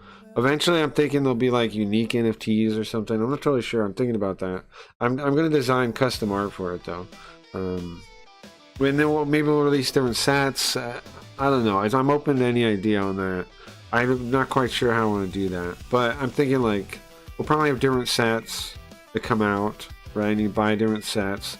I thought about, we just had the idea the other day that we could do like a marketplace where you have like 4 cards and like you can buy one and then replace it, or you pay points to clear it and get 4 more. Stuff like that we're gonna add to. It's already come along a lot. Like it's already working, I think. It's already pretty fun. Like Dingus and Riot have been kind of back and forth in a way that's been really fun. Geo just got into it. Geo's already at Broad, wow. Geo's got Broad too? Now, nice. I got 3 votes. Thank you whoever did that. You guys don't have to vote for me though, but I appreciate that. But you don't have to vote for me because I don't vote. I'm not going to vote. I feel like it's the fairest ways I don't vote at all. So 100 points buy cards and then card the votes correct. And how do you buy cards?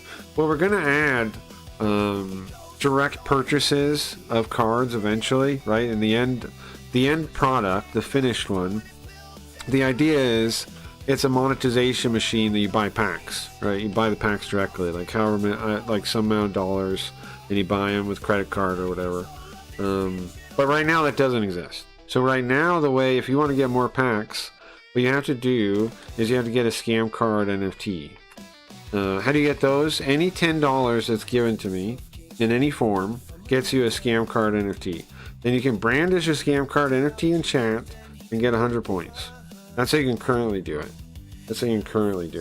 And the scam card NFTs are meant to have all kinds of other uses too. But that's the current thing you can do with them. That's a way you can buy them now. But eventually, not too far off, when we get the real cards, I'm gonna make it so you can buy them directly. Right? It'll be able to buy a credit card or whatever. That's the plan. That's the plan to make it monetized. If that makes sense. And if you votes, do you lose the card? No, you keep it. It locks for the week. Now I am gonna add gifting soon. We're gonna add gifting cards soon. So if anybody wants to trade, that's gonna be doable soon. I think our next things we're adding are I don't really know what Chris is working on, but I'm planning on adding we got 2 people working on it, so it comes along pretty fast. So I'm thinking we're gonna add gambling soon. And that market idea soon. And then I think I want to get ready to start having it so you can make them into real NFTs, so you can use them with the website in the same way, like an upgrade. I want to get that in. And then I want to reset the cards. So the cards are going to reset at some point. Oh, speaking of another thing, I know I'm saying a lot of things. I'm hoping I'm not confusing people. But at the end of the 5th epoch, the top 3 are going to get scam card NFTs too. I'm going to give out 3 scam card NFTs epoch 3. I wanted to let it get going first though. And it's the epoch 5. The end of epoch 5, first place, second place, and third place will win scam card NFTs. Which we only have this one Linda, by the way. I have own brandish cards. I guess it's 0. Hold on. It says 0. My wallet? Am I plugged into the wrong wallet?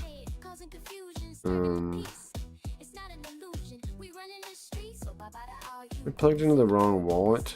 How come I don't see my cards? I still own them. Huh. I can show. If I go to chat, I can show it that way, right? Never. Cards like this. Hmm? The cards. Well, the week they said everyone's back to 0. Yeah, so the cards and votes move over to the next week. You keep your cards, the votes reset. The cards lock in, the votes reset. I'm gonna weird my wallet login or something. It still shows on what is the thing on OpenSea? I own them. I don't think I think my cards disappeared, right?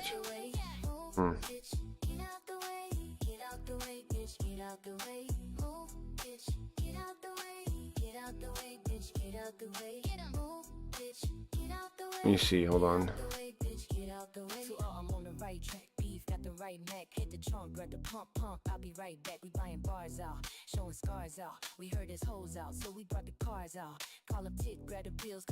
Let me see.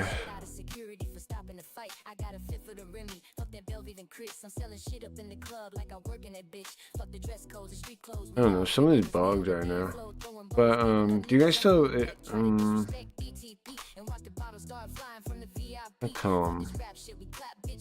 let's try to refresh it.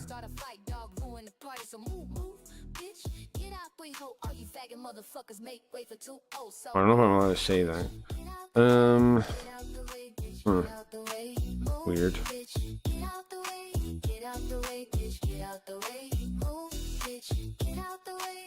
Does that have my right wallet ID? Maybe that's different.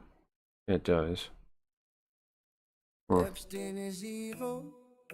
And everyone's well, that's what I mean. Yeah. Also, apparently, don't forget your password. There's no password reset. Yeah, there's no. I don't have a password reset thing built right now. Maybe the thing's down. Is the thing with the API? Can you guys? Whoever has cards, can you use yours in chat?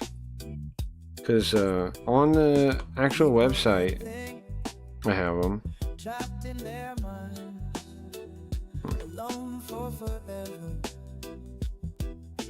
Maybe the weird. I've never had the thing break. I'm not sure. Let me log in the wallet and see real quick. Make sure I have all the cards. I do. They're in my wallet. But nothing's wrong, like with that.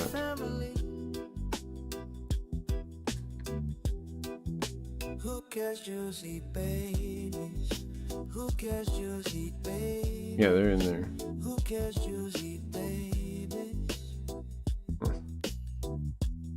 I just used one in the last minute. The cards are just gone at least. Oh, the voting cards? Good. Well, those are all, those should be fine. Those should be fine. This should be fine. Nice. Was there anything bugging there? In 2 frames a second now.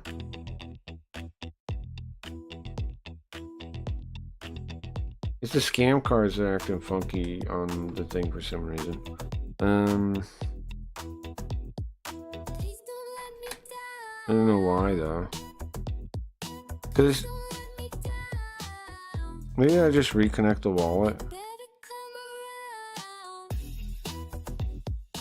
Oh no, I'll worry about that later. Unless if other people don't have issues with it, I'll worry about that later.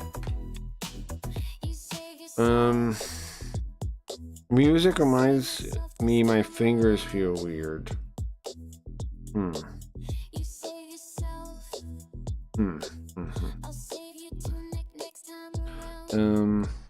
I'm just like, I was like, I don't know. I'm like, did all my cards disappear? No. How come they don't show up? Well, I don't know. Did I break something?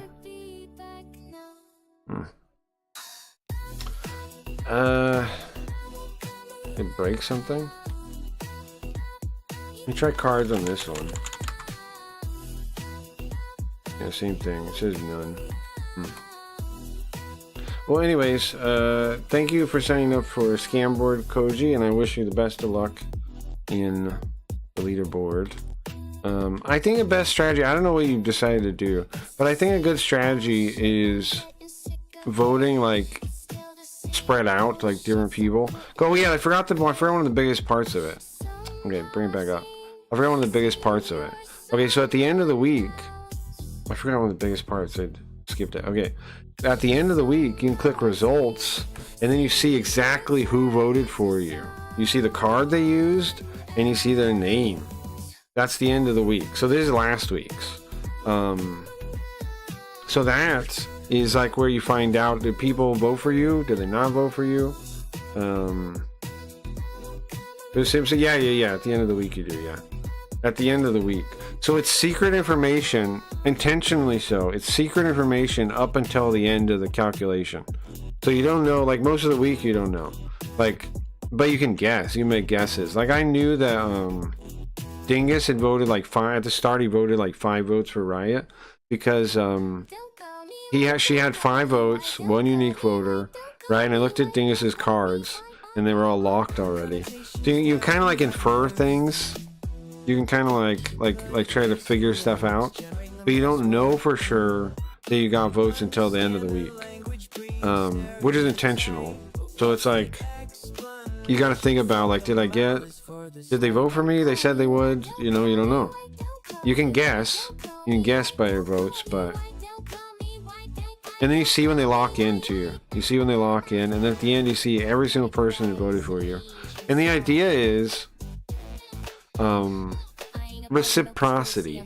I'm thinking like if somebody votes on you, you're more likely to vote for them back, right? Like I think it'll encourage more reciprocity than Blaze did.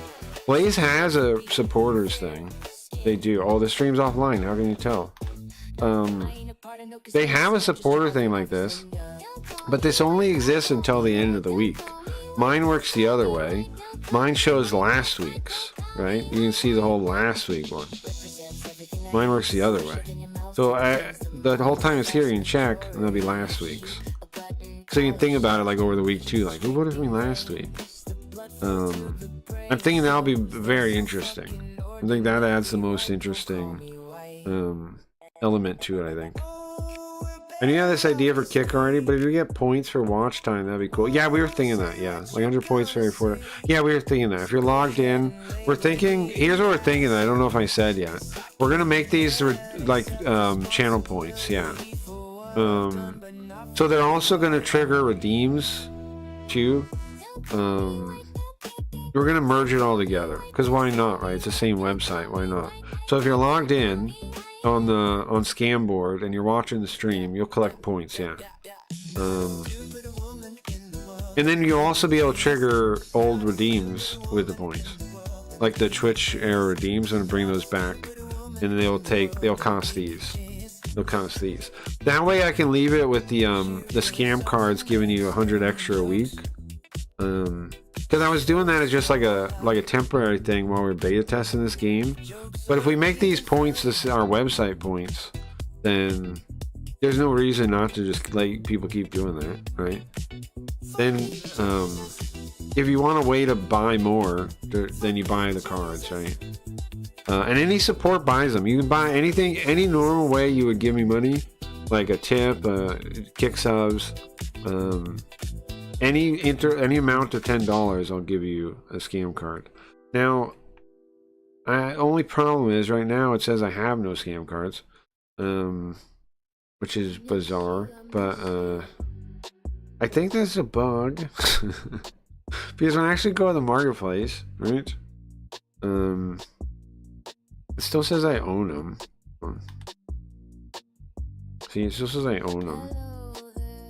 And they're still in my wallet when I open my wallet. So I don't know what's up with that. I don't know what's up with that.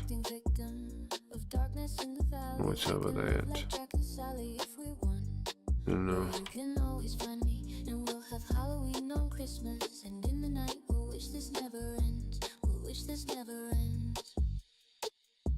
I don't know if that's like a website thing or what, because I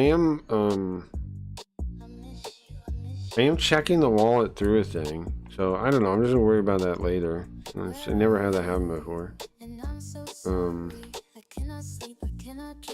But OpenSea, what I'm looking at right now, look, like the wallet, like sustain with mint or fresh. I don't know what that's about. I don't know what that's about. But I opened my wallet directly, and they were in there, so I was like, did it somehow get stolen? But they're in there, so I don't know what the deal is. Hold on.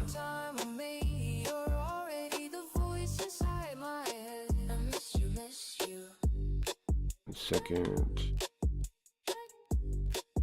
Anything else I'm missing? But yeah, it's a good idea. We're gonna do that, Koji. They're gonna be channel points. Gonna be channel points. Because we're also thinking like we need a way to let people like lose them too. Because if we just keep stacking points, then you know it's gonna get really crazy really quickly.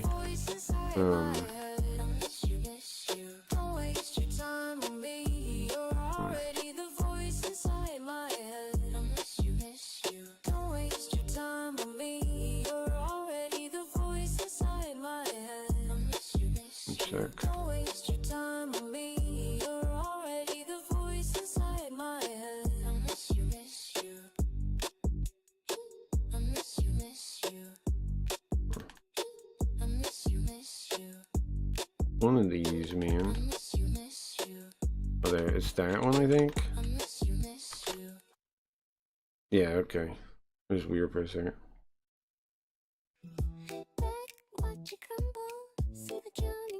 Maybe I just gotta relog in or something. Oh no, I know what's up with the cards not showing up. Disconnect, connect. I don't know. My watch time, half my watch time is probably me falling asleep, sure.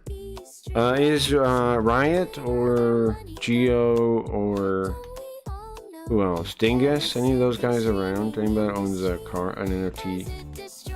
I'm curious if it was just me or if it's a bug on the site or something. It seems, I mean, it lets me connect. Connect. But when I disconnect, I don't know how to make it, make me sign in again. It just lets me connect again. Just then.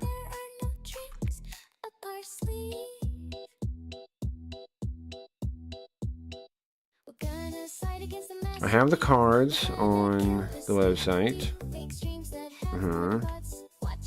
What could be wrong with it? I have the cards on the website.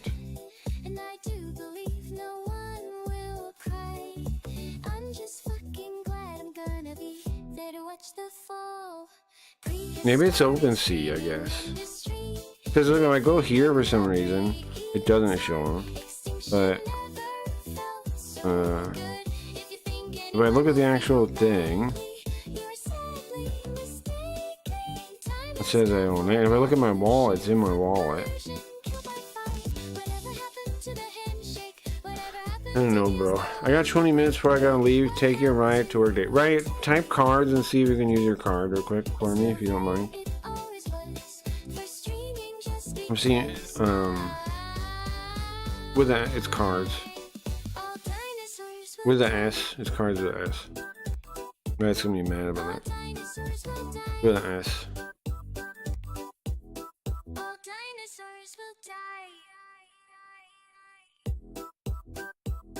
Motherfucker. What happened? Cards not found. Okay, okay. Then it's something. Then I don't know. It might be. It's either some on the website or OpenSea or whatever I'm using to check the cards. Because I have them in my wallet. You do too. There's nothing wrong with your cards. I just gotta figure that out later. Then if it's still, I'm gonna wait and not worry about it, right? And then I'll figure it out later if it's still a problem. It could just be like something with the website that we use as the API to check. You still own them. If worst case, I have to replace that part with something else. If it's busted, I don't know. It's weird timing for that to break, but should be fine. I'll fix it. I'll fix it. We still own them, so.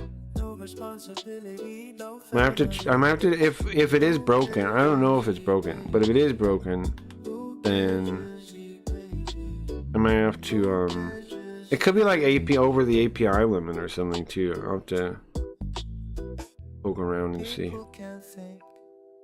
Or maybe like the API, you know, like blocked me or something. Forever. Lots of reasons it could do that, I guess. Responsibility, no family.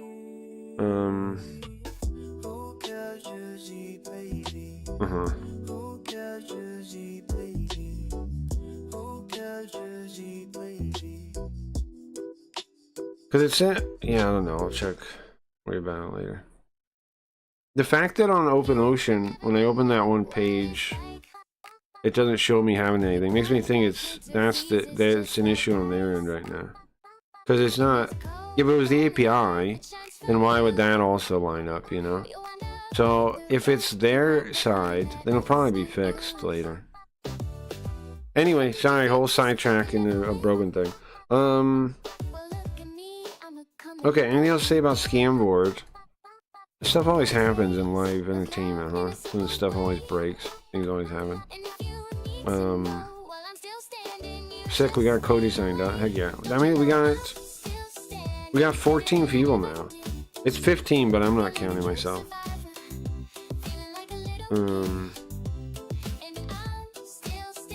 Alright, let's go back to Hayarigami. I don't like that that's not working. It's bothering me, but I think it's outside of my power to fix. I don't think, right? I think it's an OpenSea thing. Because that's what I'm using to check.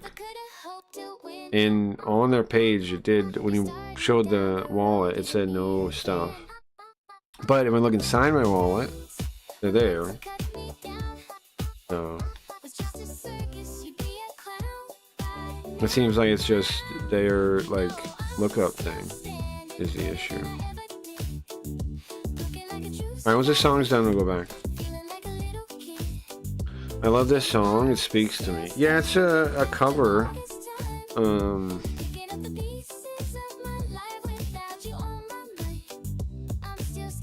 It's a cover.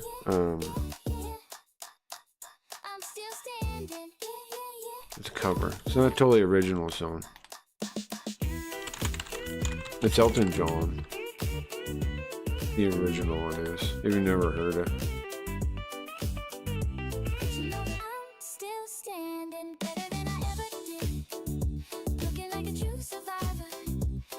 I do love me some Elton John. Yeah, it's the original. What's up, Zax? How come my thing's not popping up? Did I have the screen locked? Is that what it is? Yeah, there. Sometimes the lyrics are sort of like a Rorschach test. Yeah, sometimes. Because we were talking about before, the illusion of putting things together. I don't like that the NFTs are breaking when I was like explaining the thing though. Because then it's like, can't use them for the site while it's not working.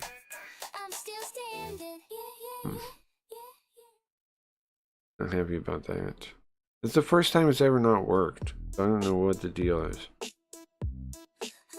And it seems to work though, is the thing that's weird, right? The wall, it says wall detected. Just doesn't see them. And it's not just me either, it doesn't see riots either. So it's gonna be...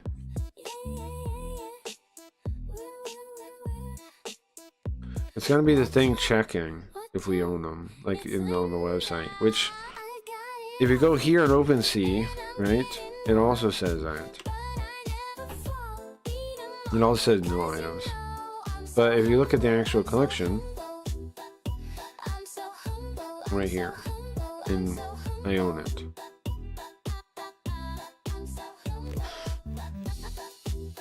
I don't know, bro. I don't know what could be broken in between those two things.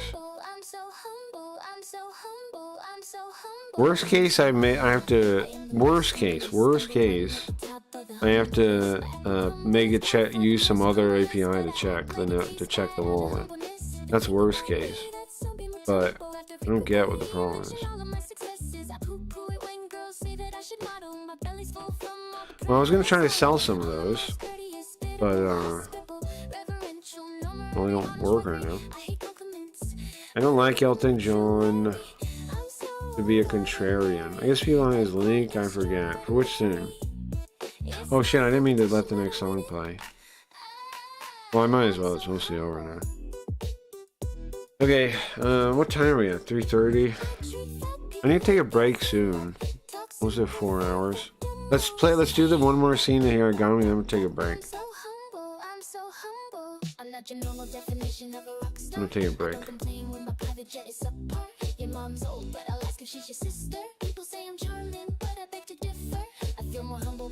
And hopefully the stupid NFTs work. All of a sudden I'm mad at NFTs. Hopefully the stupid thing works when I get back.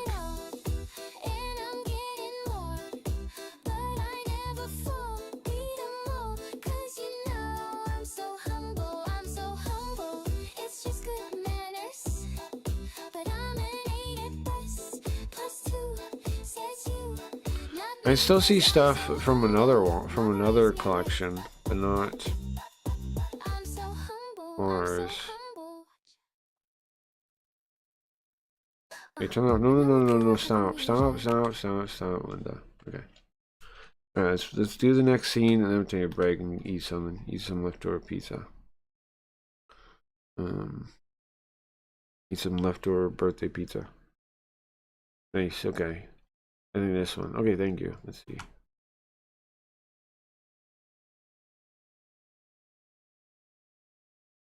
I want me to sign into it. Look at that. Oh, because it's an age thing. I kind of know my Steam. I know my Steam password at hand though. How come we can't just ask like, "Are you an adult?" Yeah, check it right.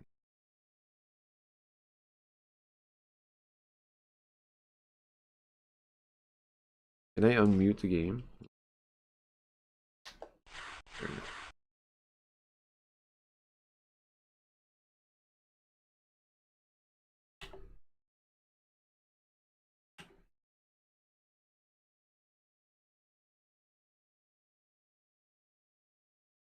Okay, here we go. Happy belated birthday. Thank you.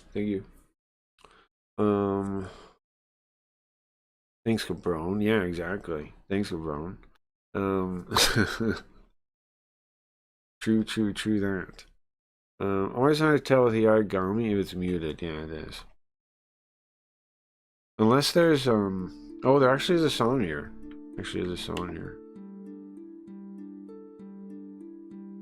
Yeah, I'll check later, Zax. I gotta my browser Steam isn't logged in. I had to log out on everything. So I'll check that. I'll log in later and then be an issue. Okay, so where were we just left the school now. Right now we're back at records and collections. And Kamuizumi was talking to somebody on the phone the whole time. Oh, who is she talking to? What's it? She talking to? Her tone is forceful as ever, and seems like she's making him do something, or she's talking to. Apparently, somebody she calls Taino-kun.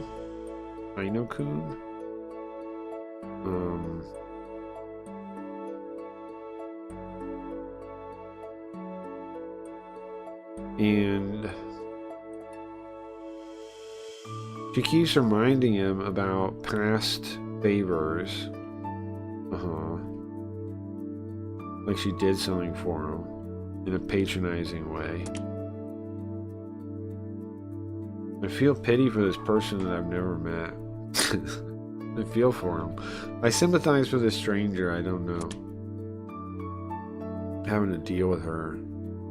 I agree with you, bro. Anybody has to deal with a commie, I feel bad for. When we finally got back to the police department, she told me to wait and went off somewhere. After a number of minutes later, she finally comes back. Okay, what are you guys standing around for? Let's go. Huh? Well, no explanation. We go. Go? Where to? Or we get ready to go? Where are we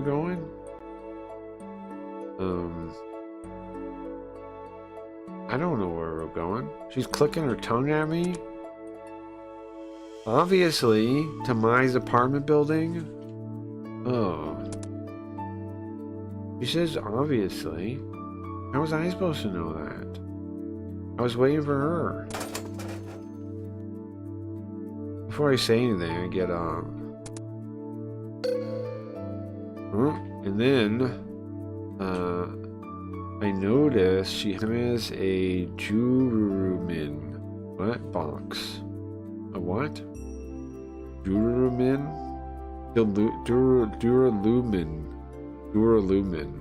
Duralumin is what that is. Duralumin. She has a Duralumin box. Duralumin. Duralumin.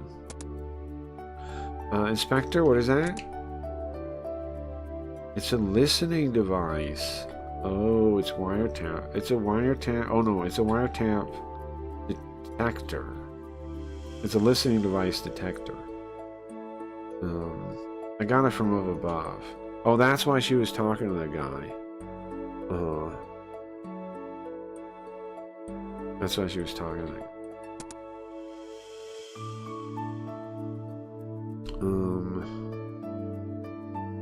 He said it so simply, but surprising to me. I mean, I'm the same rank as Kamo Izumi, right? But I can't get a hold of something that easily. There's always a complicated procedure to go through. It takes too much time, especially if you don't have a reason. And then when I fill out the paperwork, they always ask me, hey, what's records and collections? Why do you need this? Yeah, how come she can get a hold of this equipment so easy? What's up with that? Well, good job getting that. Good job getting that, ma'am. Listen, I have connections for times like this. What does that mean? I get what the meaning of the phone call was earlier now, though. But what kind of connections does she have? I'm curious, but first priority is heading towards the Mai's apartment building. I follow after. Okay. Who is yelling this? Good job, guys. Nice to see ya. Kagure, loud voice, reaches us as we enter the room. We left him here with like the blood and he had to clean up the blood on the door.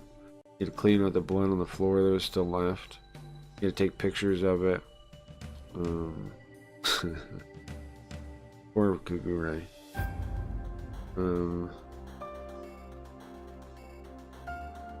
Apparently, we'd called ahead to tell him to go to Mai's already. Kagure? Sorry, I heard from Kagure. You really think there could be a listening device? We don't know, but it's very possible. Yeah, okay, we're thinking that because the stalker knew about her dream, that maybe they have a listening device. Okay, I gotta go do businesswoman things now. Bye, bye. Businesswoman things. She means shopping, by the way. Bye, Riot. She means... Sorry, I don't mean to... Just checking that. She means shopping. Shopping. Hey, Riot, have a good day. Also, I'm inspecting, okay? Yeah, okay. She is going to work with her friend. I mean, she is going to hang out with her friend who's working. But they are also going shopping.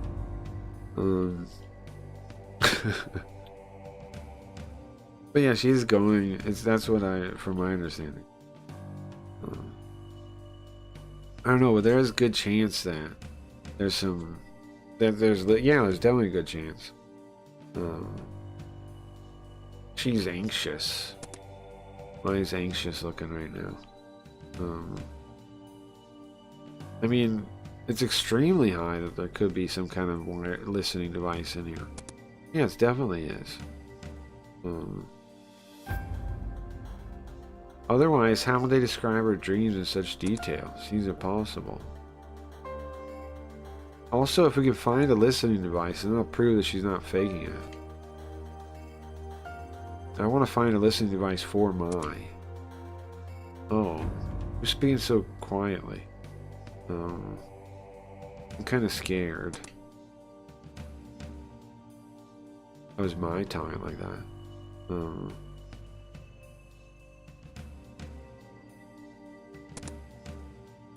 Listen, she speaks low too. Don't need to be scared, okay? I mean, it might be scary, but listen. Isn't it scarier if we leave them unfound? Yeah, please. Kazami-kun, Kagure-kun, hurry up and start. Okay, so we have one of those things, right? Those, like, you go around and they, like, beep. So she sits down on the sofa? Oh, we're supposed to do the work, right, of course. Alright, of course. Alright, so we take the set and we start looking around.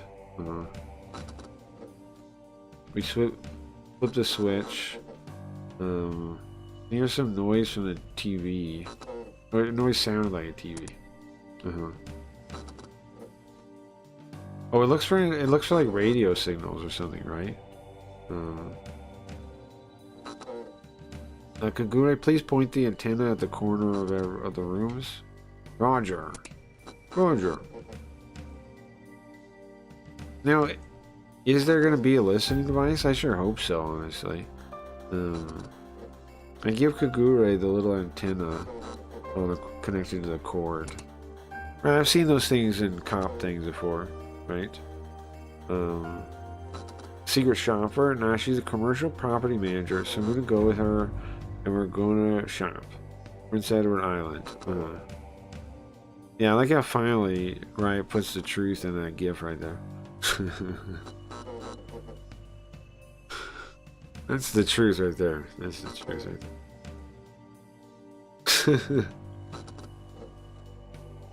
there. The end of the cord connects to the body that I have. Right, it's one of those things that you see in like movies and stuff. In like cop shows.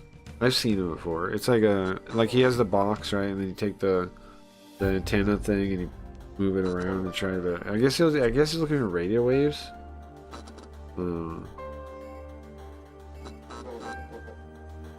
Yeah, okay, that's what it says.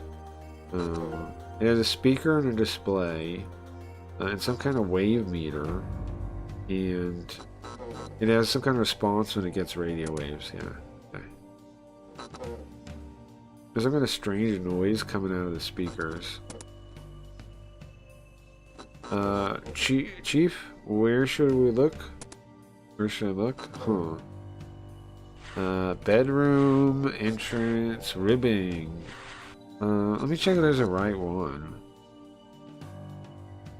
Make sure there's a right one. No question. Bedroom. There is a right one. I should say the bedroom. Oh yeah, duh. Right? Of course it's the bedroom. Of course it's the bedroom. Bro, this is a long case. Before the root split is like... We're like halfway before the root split still. It's a long case. Bedroom. Oh, you're supposed to check the bedroom.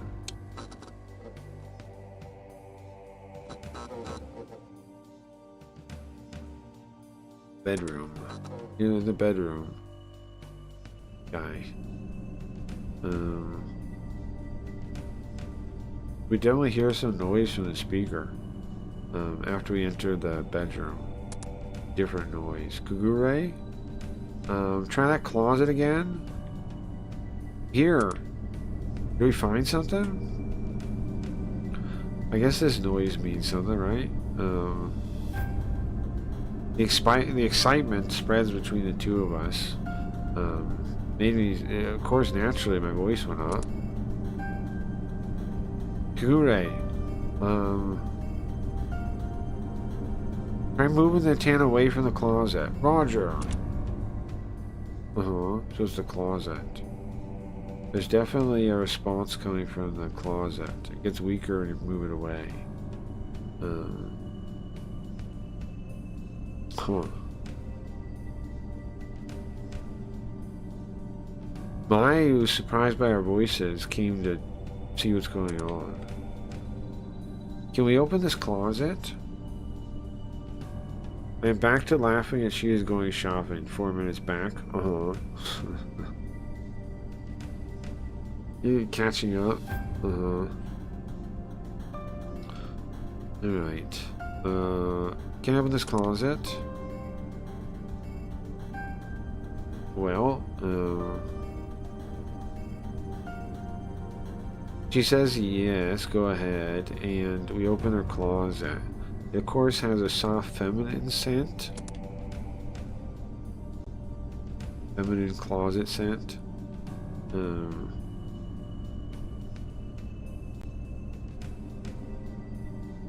You see inside there's colorful, like those are like, you know, foreign clothes, you know, clothes, Western style clothes. And then you see a bag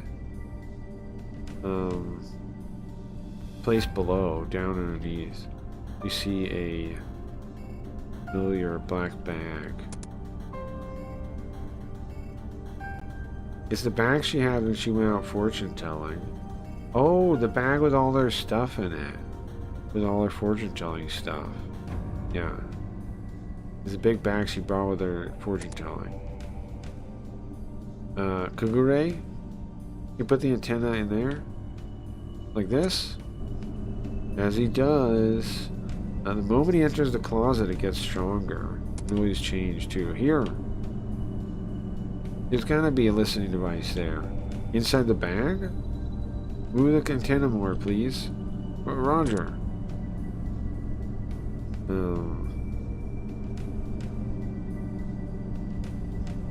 He started carefully moving it up and minutely moving it up and around. And when it moved towards the black bag. It made a sound that almost hurt. It was like a howling. Kagure, there it is. That's the bag. When's it gonna stop making that noise? We bring it out to the living room and check it out. Yeah, there we go. That noise is annoying. So inside is the aluminum folding table and the chairs. Also, there's a big white sheet, candles, standing candles, and a holder. Okay.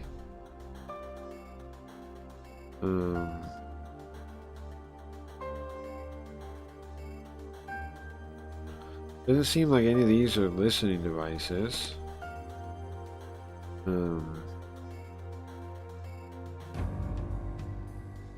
Well,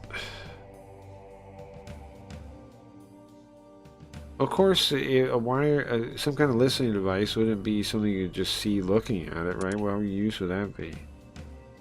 Well, this is everything that's in there.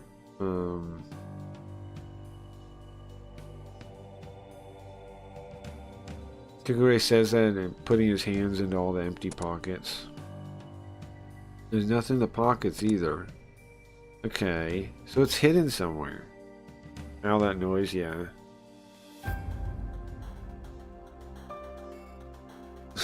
Yeah, it's funny the way she put it, yes. Okay, so he turns the bag upside down and shakes it. There's nothing in there. Okay, so let's search what's here, right? It's gotta be something. It could be like stuck under the table or something, no? And then Kagure was about to open the folding table, and then what happened? Ah!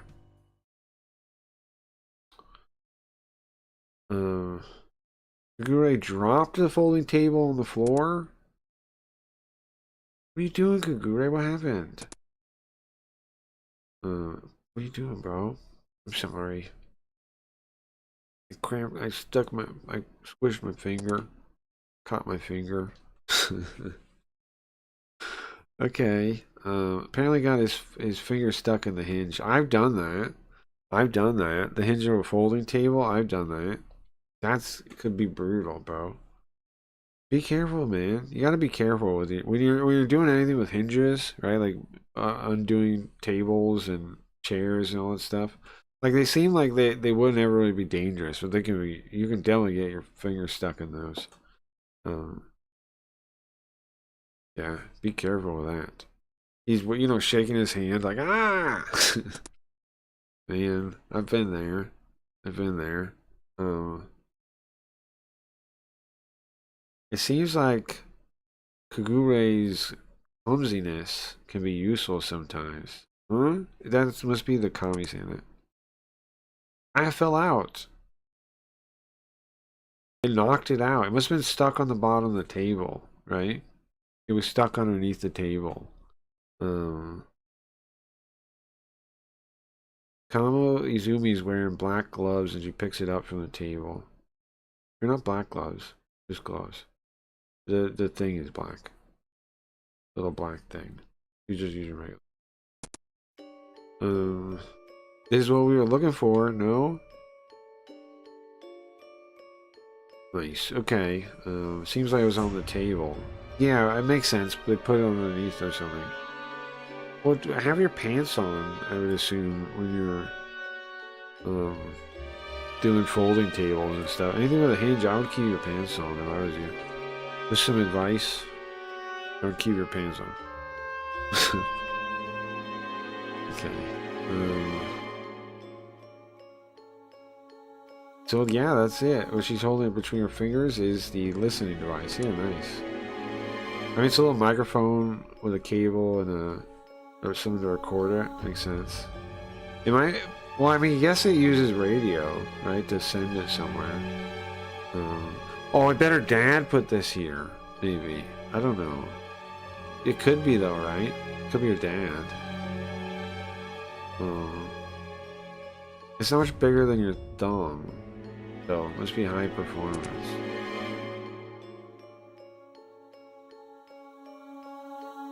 It must have came from the shock, huh? The job in it. Seems like it. I mean, I think it was probably just underneath it, right? It was probably in the folded part. In the folding part.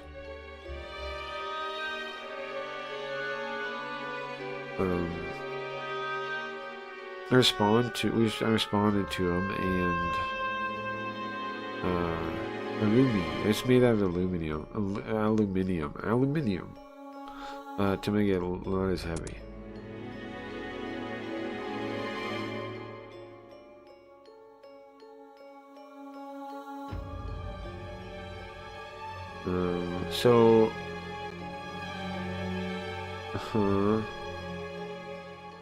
So it's made in a way, in the shape it is, to like a ko symbol, which is like a U. The ko is right there. It's kind of like a ko is like a sideways U. Right there. Do you see it in the middle there? Like a sideways U. They're saying it's ko-shaped, which is like in English saying it's U-shaped.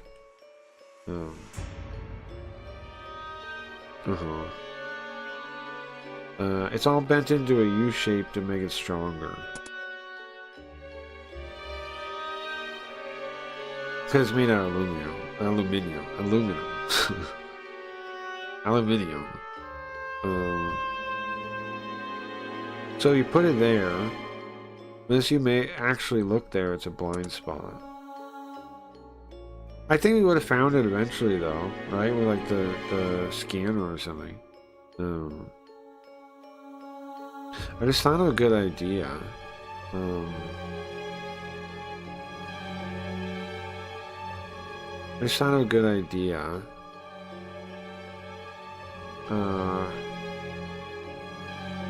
It's possible that I just thought of something. it's possible that you would come up as a guest and set this up discreetly, right? Uh-huh. It would save you all the trouble of actually sneaking in here and setting it up. Right, so we're saying that they could have put it on when they came and sat down as a guest. When they came and sat down as a client. So I continue, and it,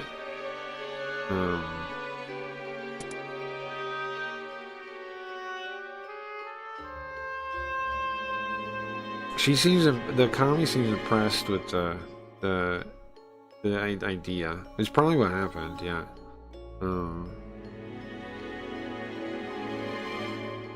If you have a high performance device, listening device, then even if there's some things in the way, it'll still work.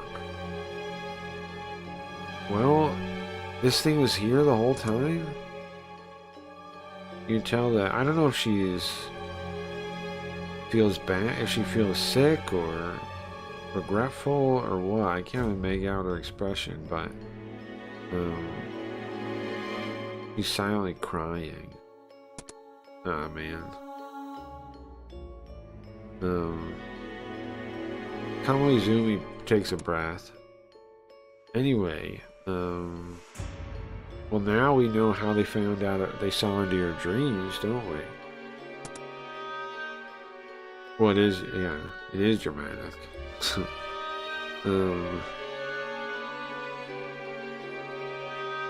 Well, it seems like Kamizumi's already made the connection, understands the connection between eavesdropping and the dreams.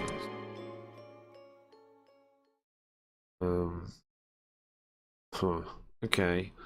I mean, nice though, but that now I'm still so confused about what the stalker is doing or like what the deal is. Okay, they had a listening device, so that means that she's not faking it, and there is a person, there is a stalker, right?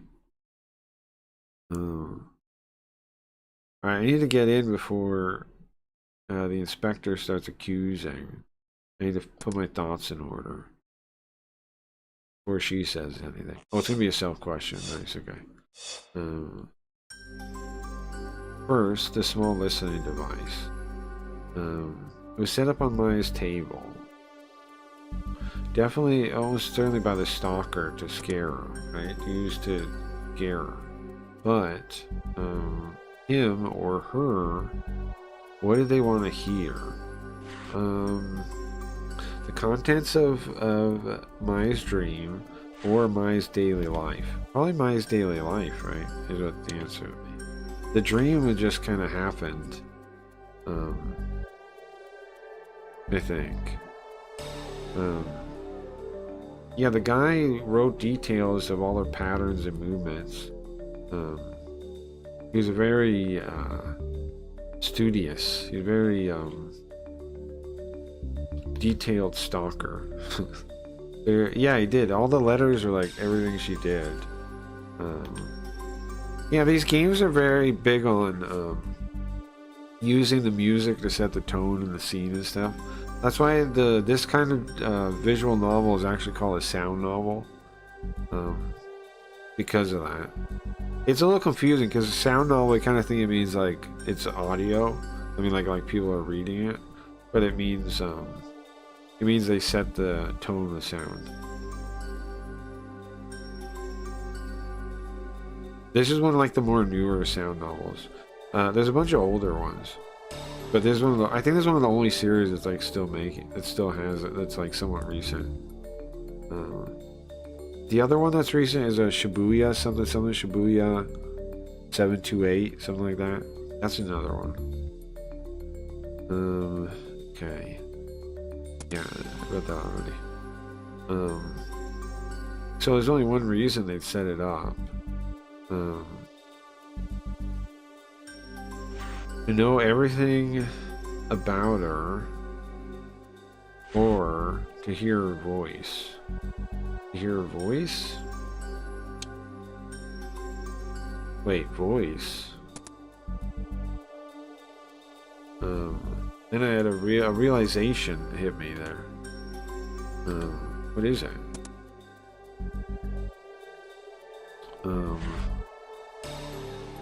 Their daily life.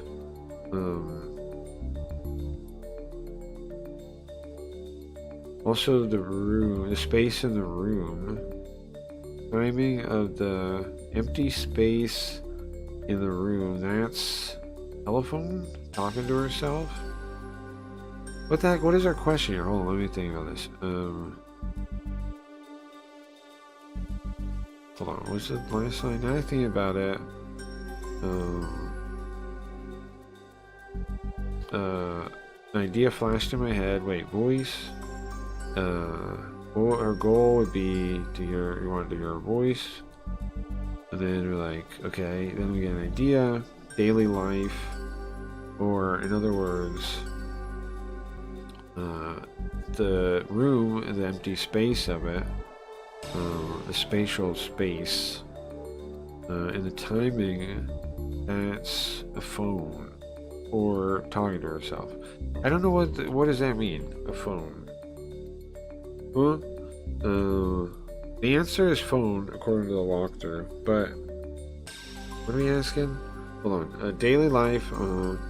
In other words, the room, the space in the room, the timing of the voice. That would be telephone.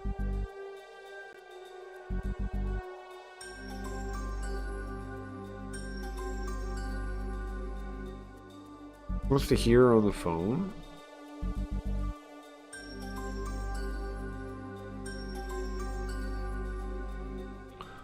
Trying to listen into her phone? Is that what we're saying?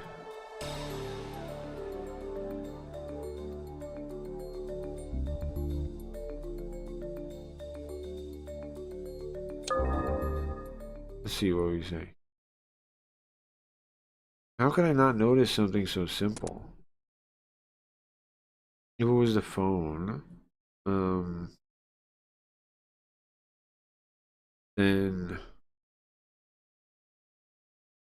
you could think about telling the other person your concerns on the phone. Isn't that how eavesdropping devices are supposed to be used? To listen to the phone.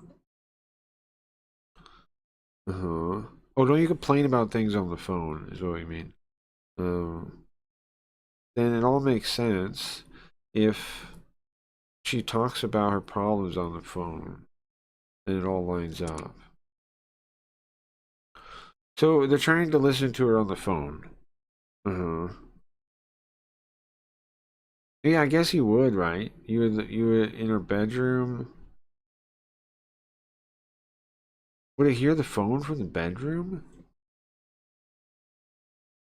Does she call? Is that where her phone is? I guess that might be where her phone is. Now all the gears are clicking together. Okay. The phone must be in her bedroom. There's a phone on that thing. Do you make long phone calls?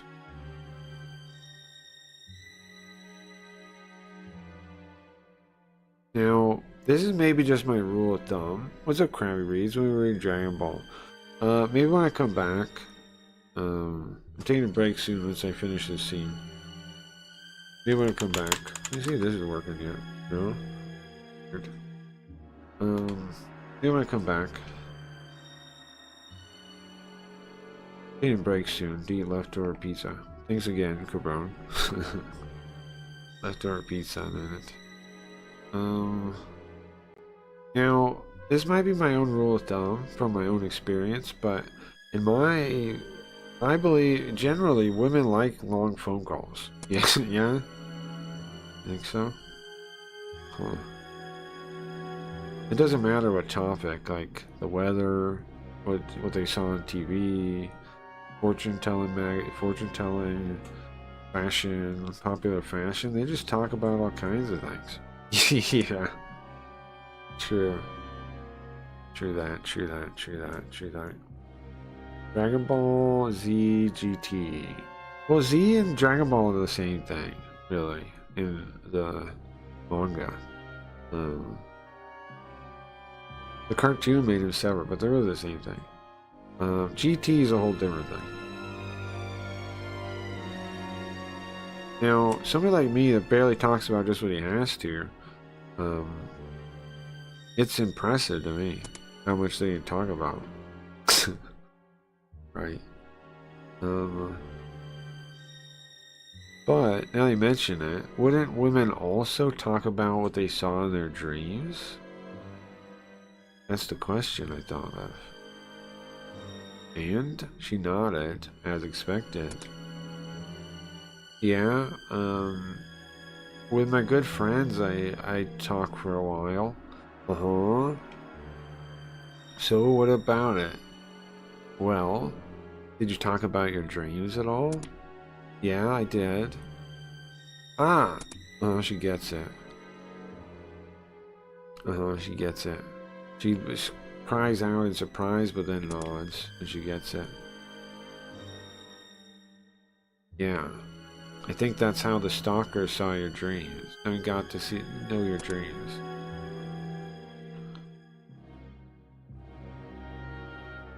Now, this explains how somebody else could know about our dreams, right? We got that explanation handled.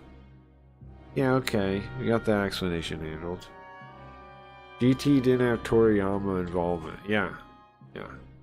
I mean, some of the later ones do, like the newer ones, like Super and whatever, but I still don't even know how much that even really was, like Toriyama flat out wrote Dragon Ball, but all the other ones, like, I know he did some, like, designs and stuff, but I don't know how much he was actually involved, like in Super and in the new one, Daima.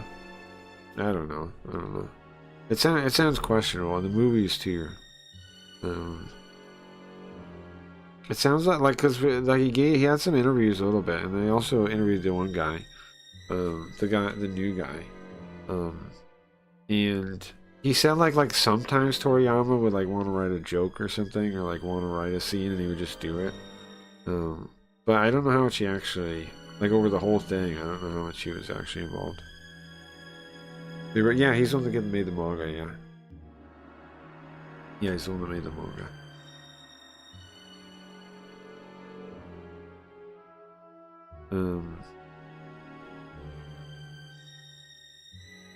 Well, so you assume they talks to her friends, right? And then they overheard that. Yeah, that makes total sense. Oh yeah, that even explains possibly how he knows what happened on the train. Even though it was a female-only car. Can I be done for today? Yeah, sure, that'd be good. Thank you. I guess that's good enough. Let's not ask her anything else today. But is that suspicious that she's saying that now, or just like she just stressed out? It's hard to say, right? It seems like the psychological damage from finding out she was listened to without her knowledge is tremendous. Psychological damage is tremendous. Even more a girl of her age, a woman of her age. Yeah, I mean, that would be kind of shocking, right? Like, you everything you've been talking about with your friends is that somebody was listening to it. That would be pretty. That would be a mind blow your mind. Well, I'll take over for Kagure, and I'll watch outside. You can rest easy. Well, thank you. So we're gonna stake out outside, like the car. Alright, well, we'll get out of here. I took us to the entrance.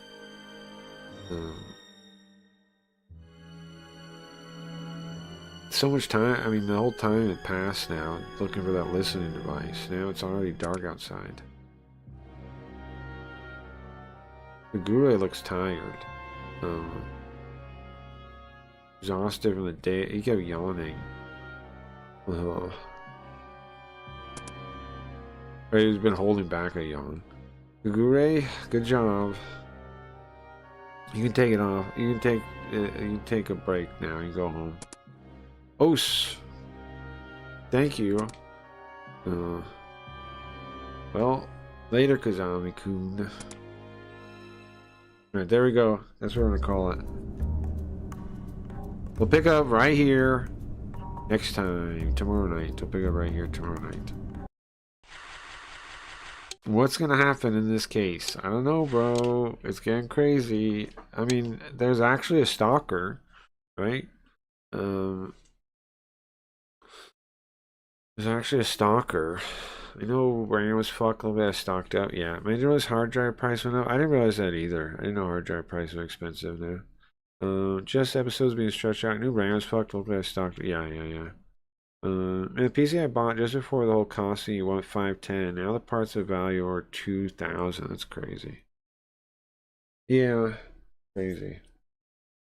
I feel like there's some I don't know. I don't know. Conspiracy theory. I don't know. Maybe it sure seems like they don't want regular people to have decent computers now. I think because of the AI. That would be my theory if I was going to throw that out there. Not because of AI raising the price. Like AI, they don't want regular people to have AI. I think. I think that's the way. Because like I think they want to raise the production cost on people making stuff with AI. I have a 14 terabyte HDD that is failing that I need to try to recover. Yeah, 2 terabyte that is showing signs of failing, so I want to get an 8 terabyte replacement. That makes sense. Took like 5 or 10 times for the computer to recognize it and making grunt. Looks my work PC I built last year with 128 gigabyte of RAM. It's now 2K RAM alone. That's crazy. Alright guys, thanks for hanging out. I'll be back in a bit. I'm gonna eat some leftover pizza, like an hour. It's 4:20, huh? I'll be back in like an hour. For whoever is around. If not, if I don't see ya, I'll see you next time. Hopefully whatever's up with the cam cards fixes itself by then. If not, I'm gonna have to hammer at the website and figure out what's wrong with that. But the scan board works fine. All the cards in there work fine. Something's up with the NFTs. I don't know what it is. It seems like it's not giving me a kind of like errors. It just doesn't show anything. So weird. I don't know. Bizarre. And I checked the actual wallets and they have stuff. So it's clearly the interaction, like the checking. It's something weird with. So never happened before. Weird.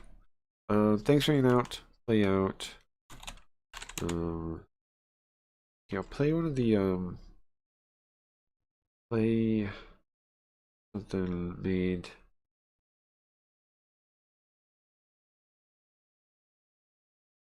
I think. All right, later, guys.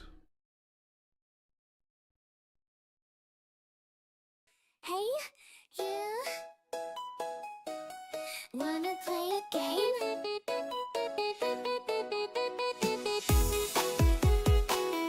Take a turn, let's start the show. Roll the dice, spin the wheel.